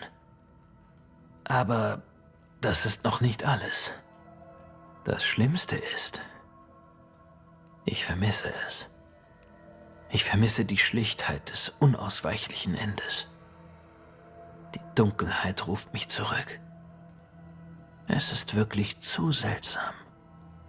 Daran ist nichts seltsam, Captain. Es dauert, aber das Gefühl vergeht. Es wird jedoch immer Momente geben, in denen ihr den Ruf hört. Antwortet ihm nicht. Bitte um Erlaubnis, mich zu empfehlen, Captain. Ich gestatte es euch. Hier ist es. Seeker befindet sich hinter der Mauer.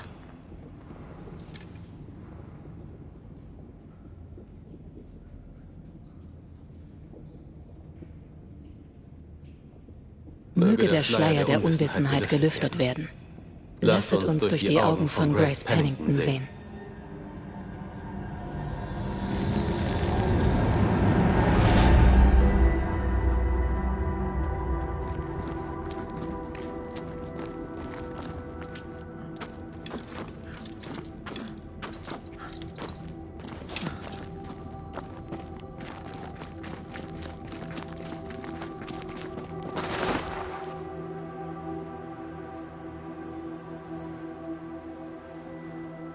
Saradine? Ihr seid erstaunlich langsam, selbst für einen Verbanner. Ihr kommt zu spät. Oder zu früh. Endlich haben wir euch gefunden. Habt ihr mich wirklich so vermisst? Ihr hättet euch beeilen können. Man glaubt immer, man hätte noch etwas mehr Zeit, bis man plötzlich keine mehr hat. Es war nicht umsonst. Wir sind weit gekommen und haben viel gelernt. Das hoffe ich. Aber alles habt ihr bestimmt noch nicht verstanden. Immerhin seid ihr immer noch Verbanner. Das sind wir in der Tat, Grace. Ah. Also wisst ihr es. Ich weiß, dass ihr Penningtons Tochter seid. Auch wenn ich keine Ähnlichkeit erkennen kann. Das konnte er letztendlich auch nicht. Das muss geschmerzt haben. Der liebe Captain hat viele Seiten. Aber vor allem ist er ein überzeugter Puritaner. Und ich, seine Tochter, bin eine Hexe. Ich habe mich ihm widersetzt, habe verbotenes Wissen gesucht und Grenzen überschritten. Am Ende dieser unsäglich schmerzhaften Reise war Grace tot. Und Seeker wurde geboren. Ja, es war schmerzhaft. Aber das war es wert. Ich kann es mittlerweile akzeptieren. Alles. Ciri Dean hat eine Leere hinterlassen und ich muss sie füllen. Das akzeptiere ich. Ich bin bereit, meinen Platz in dieser Welt einzunehmen. Wir haben überall nach euch gesucht. Wieso habt ihr den Sumpflanden den Rücken gekehrt? Ich brauchte Zeit. Ruhe. Ein Ort nur für mich. Ihr habt euch hinter Lemmy Haskells Dissimulationszauber versteckt. Das wisst ihr also auch. Er hat ganze 7 Jahre lang gehalten. Ist das nicht beeindruckend? Das ist der Ort, an dem ich mich von der Einsamkeit umhüllen ließ. Wo ich sie zu meiner Stärke machte. Hat euch Ciri Dean hier gefunden? Nicht direkt. Ich träumte von ihr. Ich träumte von den Sumpflanden. Also bin ich dorthin gegangen. Und ich fand die Insel. Faszinierend, der Person aus euren Träumen zu begegnen. Ja, schon. Damals war ich mehr auf den Spaß konzentriert, den ich dabei hatte, zu dieser Insel zu gelangen. All Soul? Unser erster Tanz. Ich muss zugeben, ich rannte davon. Aber seitdem tanzten wir oft zusammen. Der alte Moosschädel, Ciri Dean und ich. Die Zeit ist für uns gekommen, nach New Eden zurückzukehren und uns dem Albtraum zu stellen. Ja, das Gleichgewicht muss wiederhergestellt werden. Blickt eurem Schicksal ins Auge und bereitet dem Fluch ein Ende. Ciri Dean meinte, dass der einzige Weg zurück durch die Leere führt. Aber der Teich scheint nicht mehr zu funktionieren. Wir brauchen eure Hilfe. Natürlich braucht ihr die. Wir hören. Erinnert euch an Ciri Deans Worte. Wenn ihr den Albtraum besiegen wollt, müsst ihr einander euer Herz öffnen. Keine Mauern. Ein starkes Band. Wir waren nie stärker. Dieser Leeres ist nicht wie die anderen. Hier tritt die Leere in unsere Welt über. Er befindet sich im vermoderten Zentrum der ganzen Region. Ihr müsst alles, was noch in eurem Herzen lodert, an der Schwelle zurücklassen. Tut ihr das nicht, wird euch die Leere töten. Wo genau wird die Leere uns in New Eden Town ausspucken? Der Trick dabei ist, sich auf die schönsten Erinnerungen zu konzentrieren und sich dorthin bringen zu lassen. Zumindest wirkt das für mich. Versuchen wir es. Und wenn ihr erfolgreich wart, werde auch ich nach New Eden Town zurückkehren. Wir werden uns dort sehen. Nun denn, dann brechen wir besser auf. Befriedet dieses zerrüttete Land und eure unruhigen Herzen, meine Freunde. Es mag keine große Hilfe sein, vor allem aus meinem Munde. Ganz im Gegenteil. Habt Dank, Seeker. Wir werden unser Bestes geben.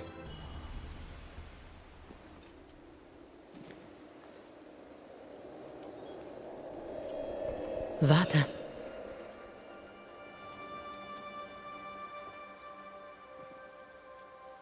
Das ist das Ende, nicht wahr?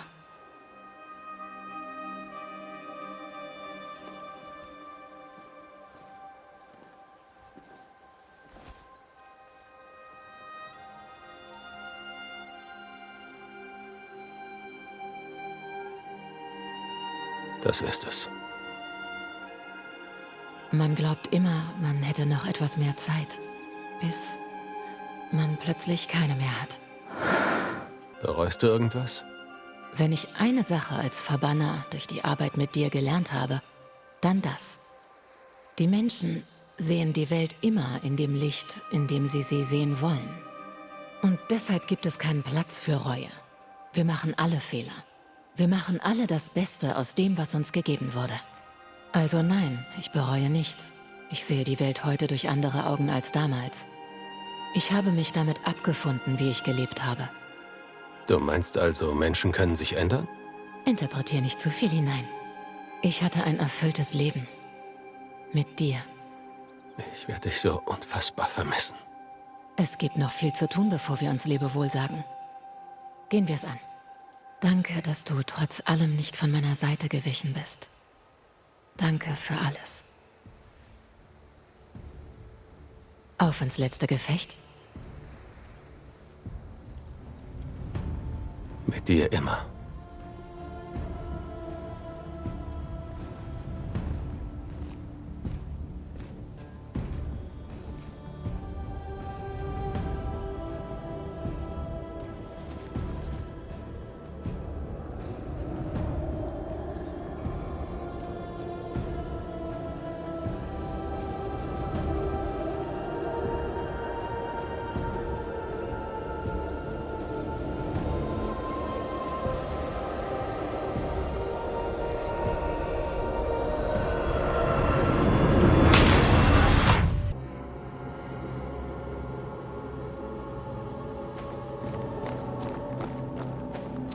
Vorwärts. Bringen wir es zu Ende.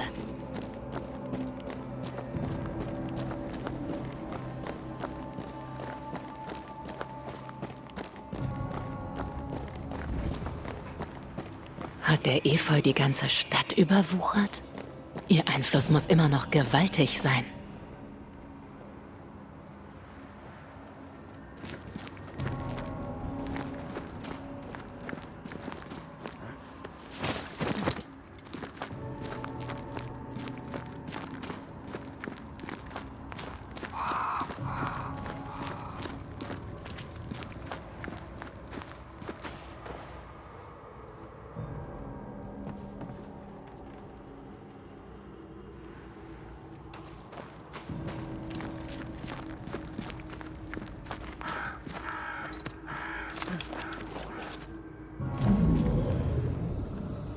Wie Charles sagen würde, ein neuer Tag bricht an, eine neue Seele, die es zu retten gilt.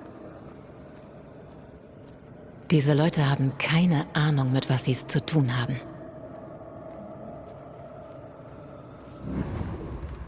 Wir hatten wirklich keine Ahnung, was uns erwarten würde.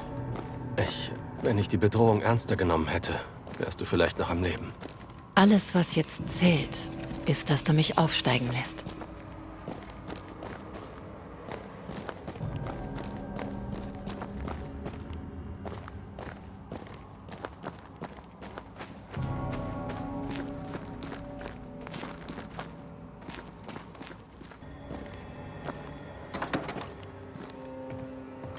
Hallo? Jemand zu Hause? Er hatte in seiner rechten Hand 7 Sterne und aus seinem Mund sprang ein zweischneidiges Schwert und sein Antlitz war wie die Sonne. Esther? Rory? Seid ihr... Bist du hier? Bist du wirklich hier? Ja, ich bin hier. Wart ihr die ganze Zeit über alleine hier? Nein, nicht alleine. Charles besucht mich ab und zu, um zu reden. Das ist nicht Charles. Charlie ist aufgestiegen. Erinnert ihr euch? Oh ja, jetzt erinnere ich mich. Es ist alles so verschwommen. Verwindet man je wirklich den Verlust wahrer Liebe? Esther, weißt du, wer ich bin? Antea. Ja, ich kenne euch. Ihr kommt zu Red, wie Charles zu mir. Wie liebenswürdig ihr doch seid. Liebste Esther, ich bin gestorben. Ich bin ein Geist. Wisst ihr, ich hätte so gern mit euch dreien gespielt. Geister und dergleichen gejagt. Ich lerne schnell. Aber nicht heute. Heute ist wie ein Traum. Können wir über Deborah sprechen? Nehmt ihren Namen nicht in den Mund. Sie hört euch. Sie hört unsere Gedanken. Soll sie ruhig. Die Wahrheit darf man nicht fürchten. Wahrheit ist Freiheit. Eine Geschichte kann erst mit der Wahrheit enden. Red, ihr seid ein treuer, treuer Freund. Aber es gibt keine Wahrheit, die nicht wie ein Albtraum scheint. Und beide lassen sich nicht unterscheiden. Nichts kann sich der Wahrheit widersetzen. Und selbst die Macht eines Albtraums muss Grenzen haben.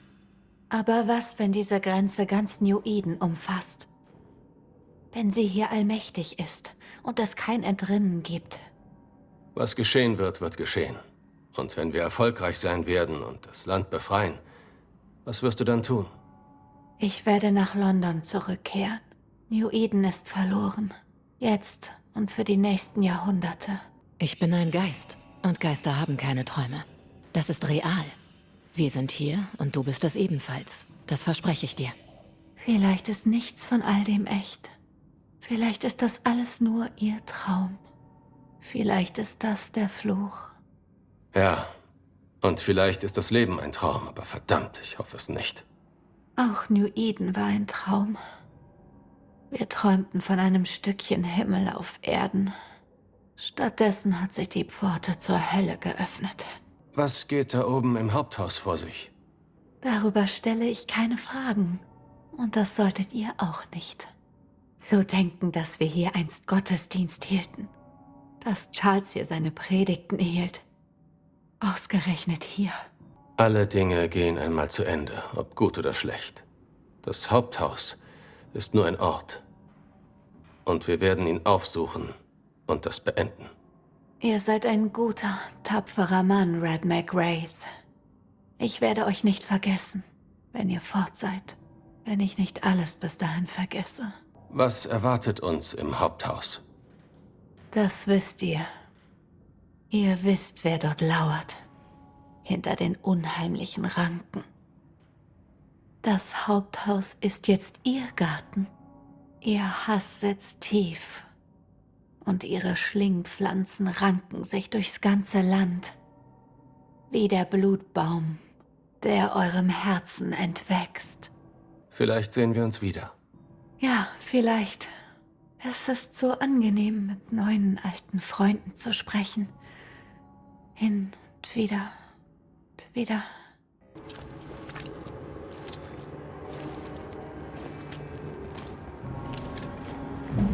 Wenn wir hier fertig sind, sollten wir uns mit dem nächsten Schiff an einen warmen und sicheren Ort aufmachen, wo sich keine Geister herumtreiben.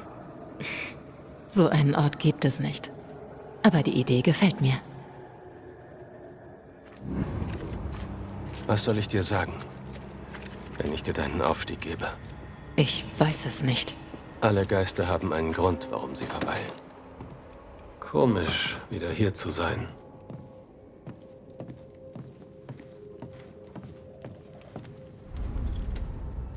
Es ist merkwürdig, wieder hier zu sein. Es ist merkwürdig, in der Nähe des Ortes zu schlafen, wo du gestorben bist. Und doch solltest du schlafen. Du hast es nötig. Ich bin mir nicht sicher, ob ich kann. Na los, spuck es endlich aus. Weshalb bist du zurückgekommen? Geister verweilen nicht grundlos. Also, was war dein Grund? Ich weiß es nicht. Veralber mich nicht. Wirklich? Gut, wenn du meinst. Ich hab dir gesagt, sei vorsichtig. In jener Nacht, in diesem Raum, da mahnte ich dich zur Vorsicht. Ich hatte Angst, du würdest überstürzt handeln. Ich warnte dich. Es war eine Falle. Ich dachte, du wärst ohne mich zum Haupthaus aufgebrochen. Ich bin gestorben, um dich zu retten. Du bist also aus Wut geblieben? Ja, ich bin geblieben, weil ich wütend war. Wütend auf dich. Ich glaube, dessen bin ich mir schon eine Weile bewusst. Die Wut ist noch da.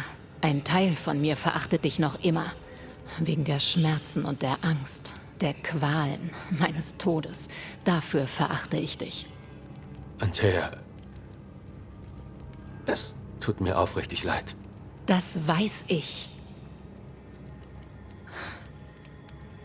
Du hast dein Bestes gegeben, es wieder gut zu machen.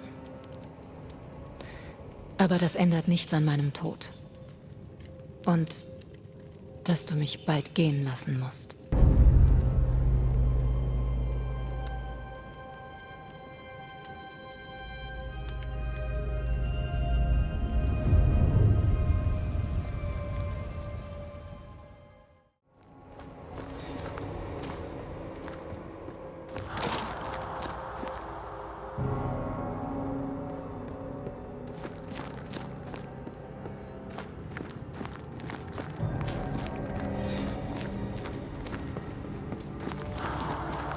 Deborah Comenius, dieses Gericht spricht euch des Teufelswerks schuldig.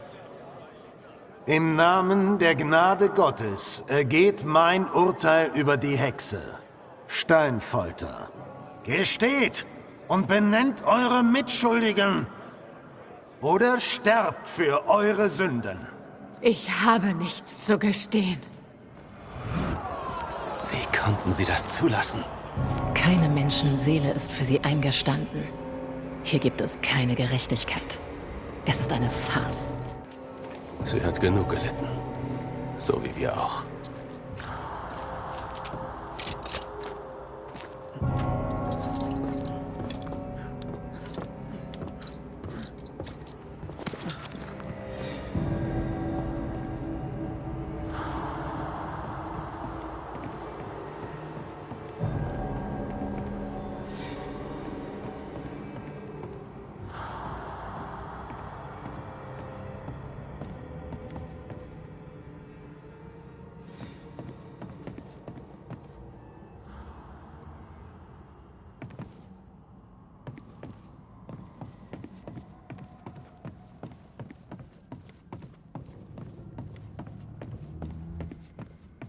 Da.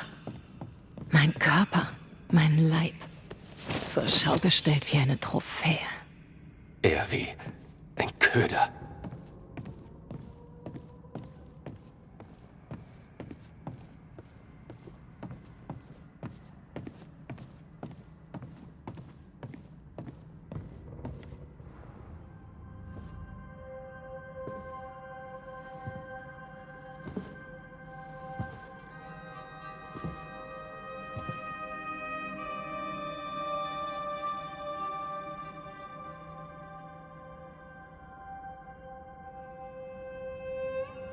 Und so schließt sich der Kreis.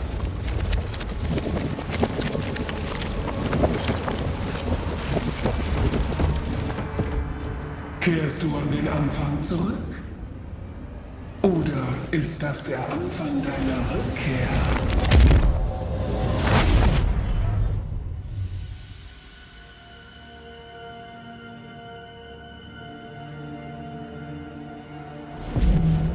Ein Paradox. Schlau.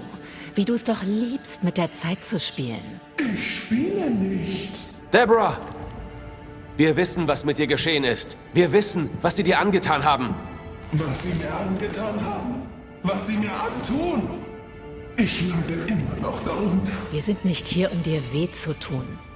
Du hast meinen Körper. Und ich will ihn zurück, das ist alles. Hilf uns. Denn wir können dir helfen. Nein, könnt ihr nicht.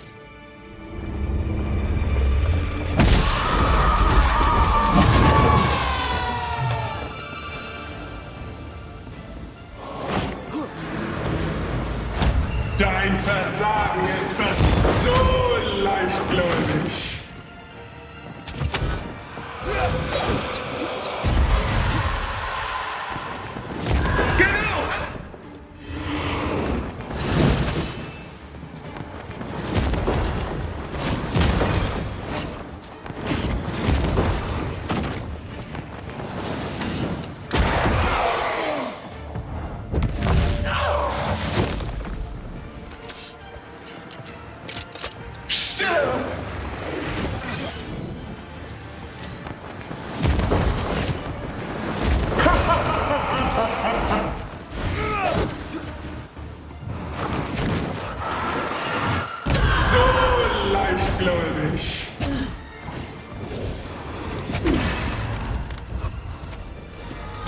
Du wirst Buße tun! Ihr versteht es einfach nicht, oder?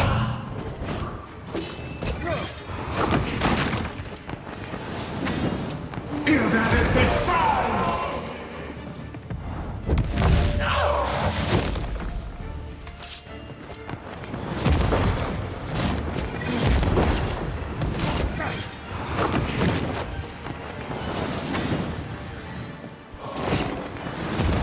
Ihr kommt nicht an mich ran!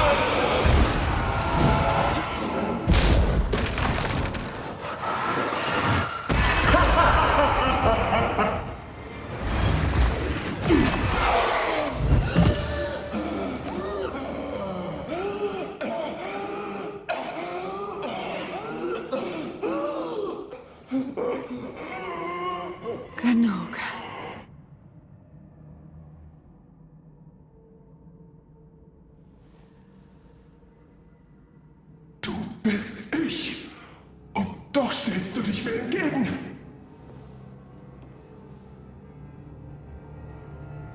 Sie haben uns ermordet.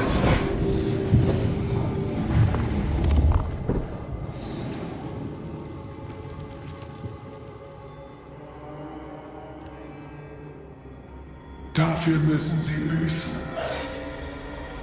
Nein, sie verdienen unseren Zorn nicht. Nicht diese beiden. Alle verdienen unseren Zorn. Sie haben uns den Atem abgeschnürt. Du weißt das. Du wolltest es so.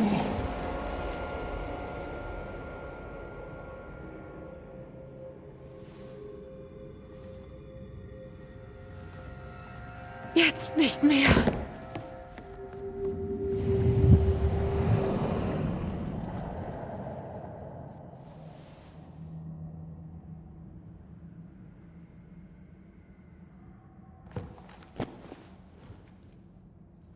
Es ist vorbei. Wir haben dich vernommen. Die Wahrheit kam ans Licht. Nein! Komm zurück! Nähre dich am Leid, am Verrat, am Hass! Ich kann nicht. Es schmerzt. Werde Zeugen meines Sohns!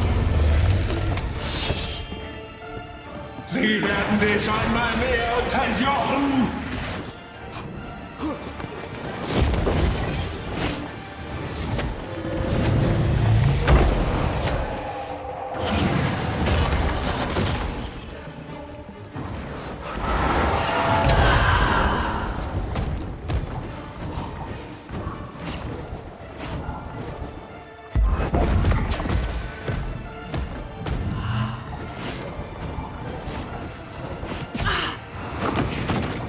Ich krieg das auch allein hin. Erinnere dich an die Ketten, die sich in dein Fleisch bissen. Du bist nicht ich.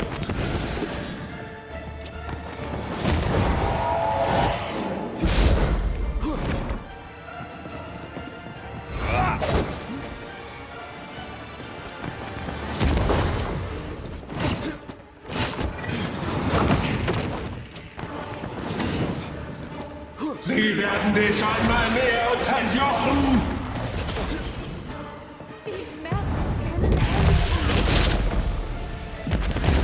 Sie suchen nach einem Monster. Du darfst ihnen keines geben.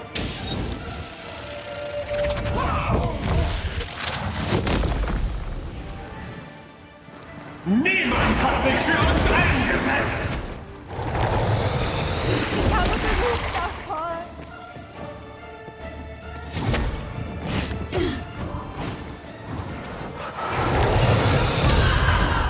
Sie haben angefangen!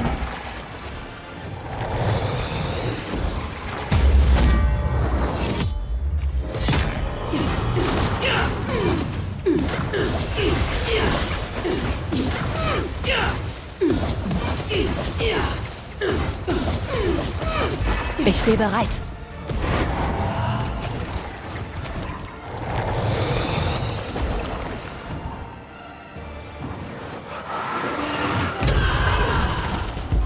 Wende dich nicht von mir ab!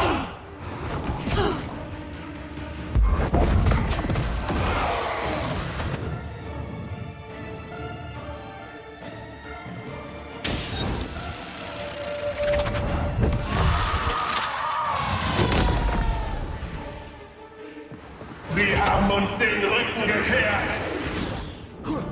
Ja, das haben Sie haben dich zuerst betrogen!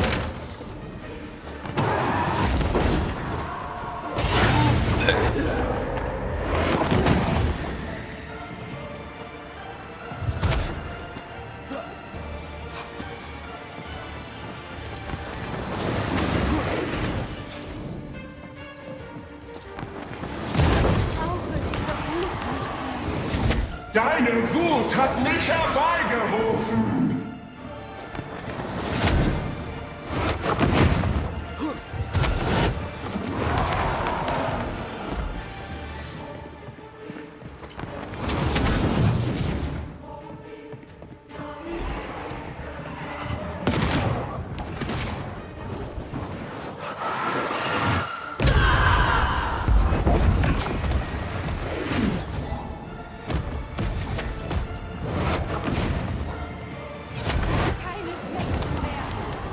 Erinnere dich an die Agonie, den Schrecken!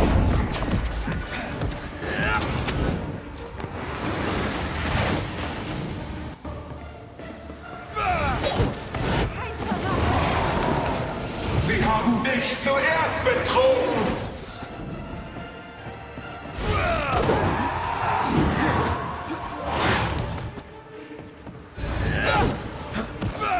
Du wurdest verraten.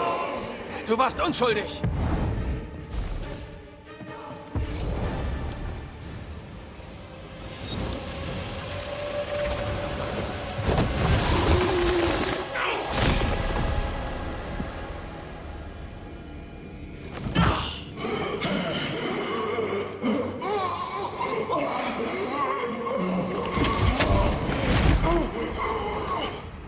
Wenn sie leben, gewinnen sie.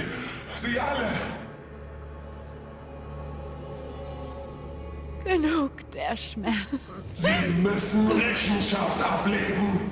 Der Schmerz kann jetzt sofort enden. Die Stunde der Rechenschaft ist da. Erspare mir dein Mitleid. Es kommt viel zu spät. Wer bist du? Ich bin die Vergeltung. Ein Wort, eine Idee. Aber wer bist du?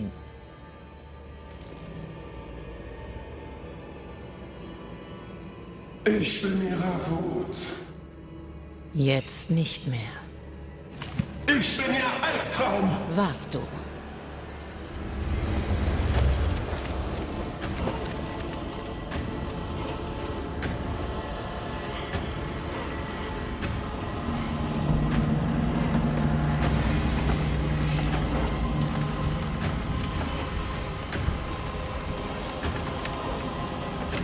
Ihr glaubt, ihr hättet gewonnen.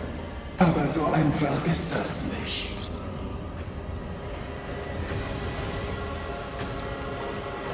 Denn ich werde euch im Traum heimsuchen.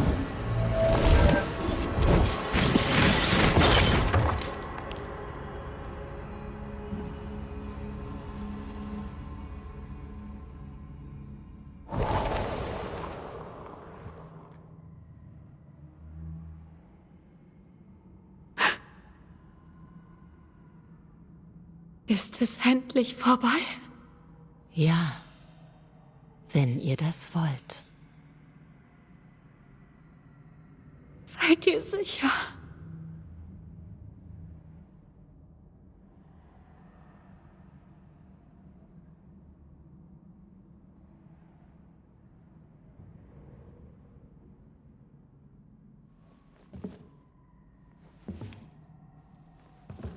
Mein Tod lastet in eurer Hand.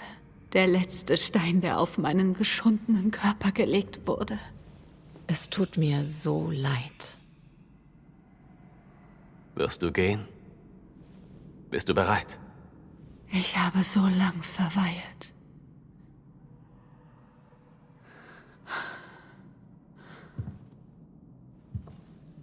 Wohin soll ich nun gehen?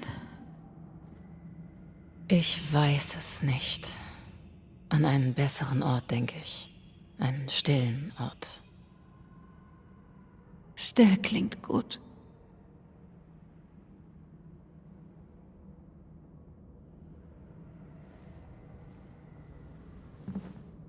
Deborah Comenius, Worte können euer Leid kaum wiedergeben.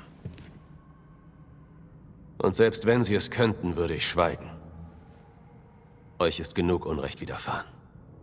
Eure Geschichte ist erzählt. Und dafür danken wir euch.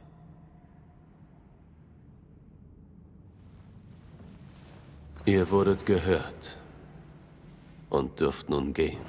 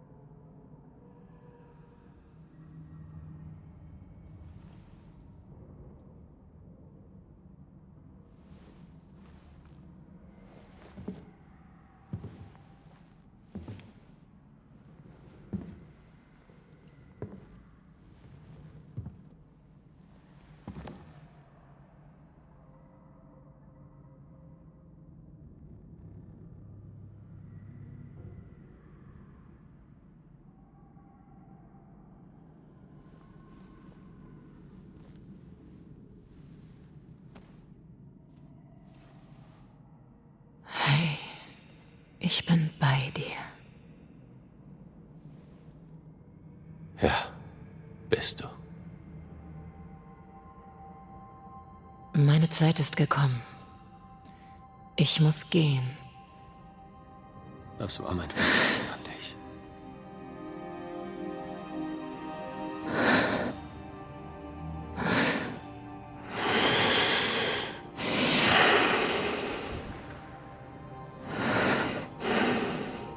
Wir haben hier viel Gutes bewirkt.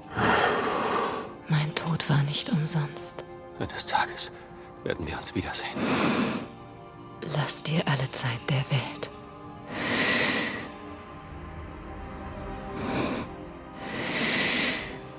Ich liebe dich, Rory McGrath. Die Jahre, die ich an deiner Seite verbringen durfte, haben mich zu einem besseren Menschen gemacht.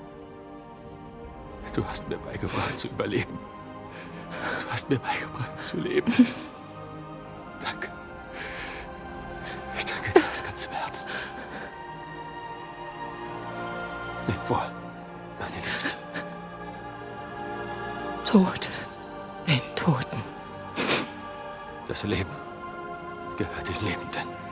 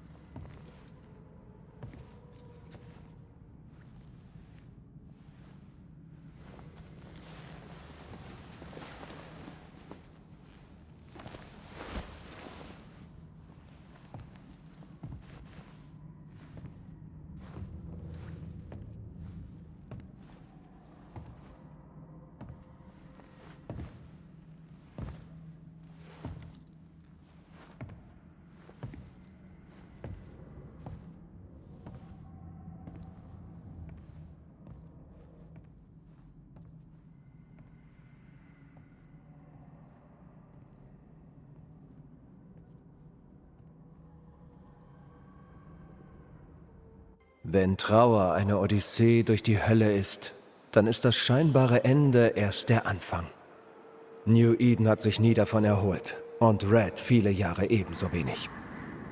Aber nach einer Weile verblich der Schmerz über Antheas Tod und nur die bittersüße Erinnerung an ihre Liebe blieb.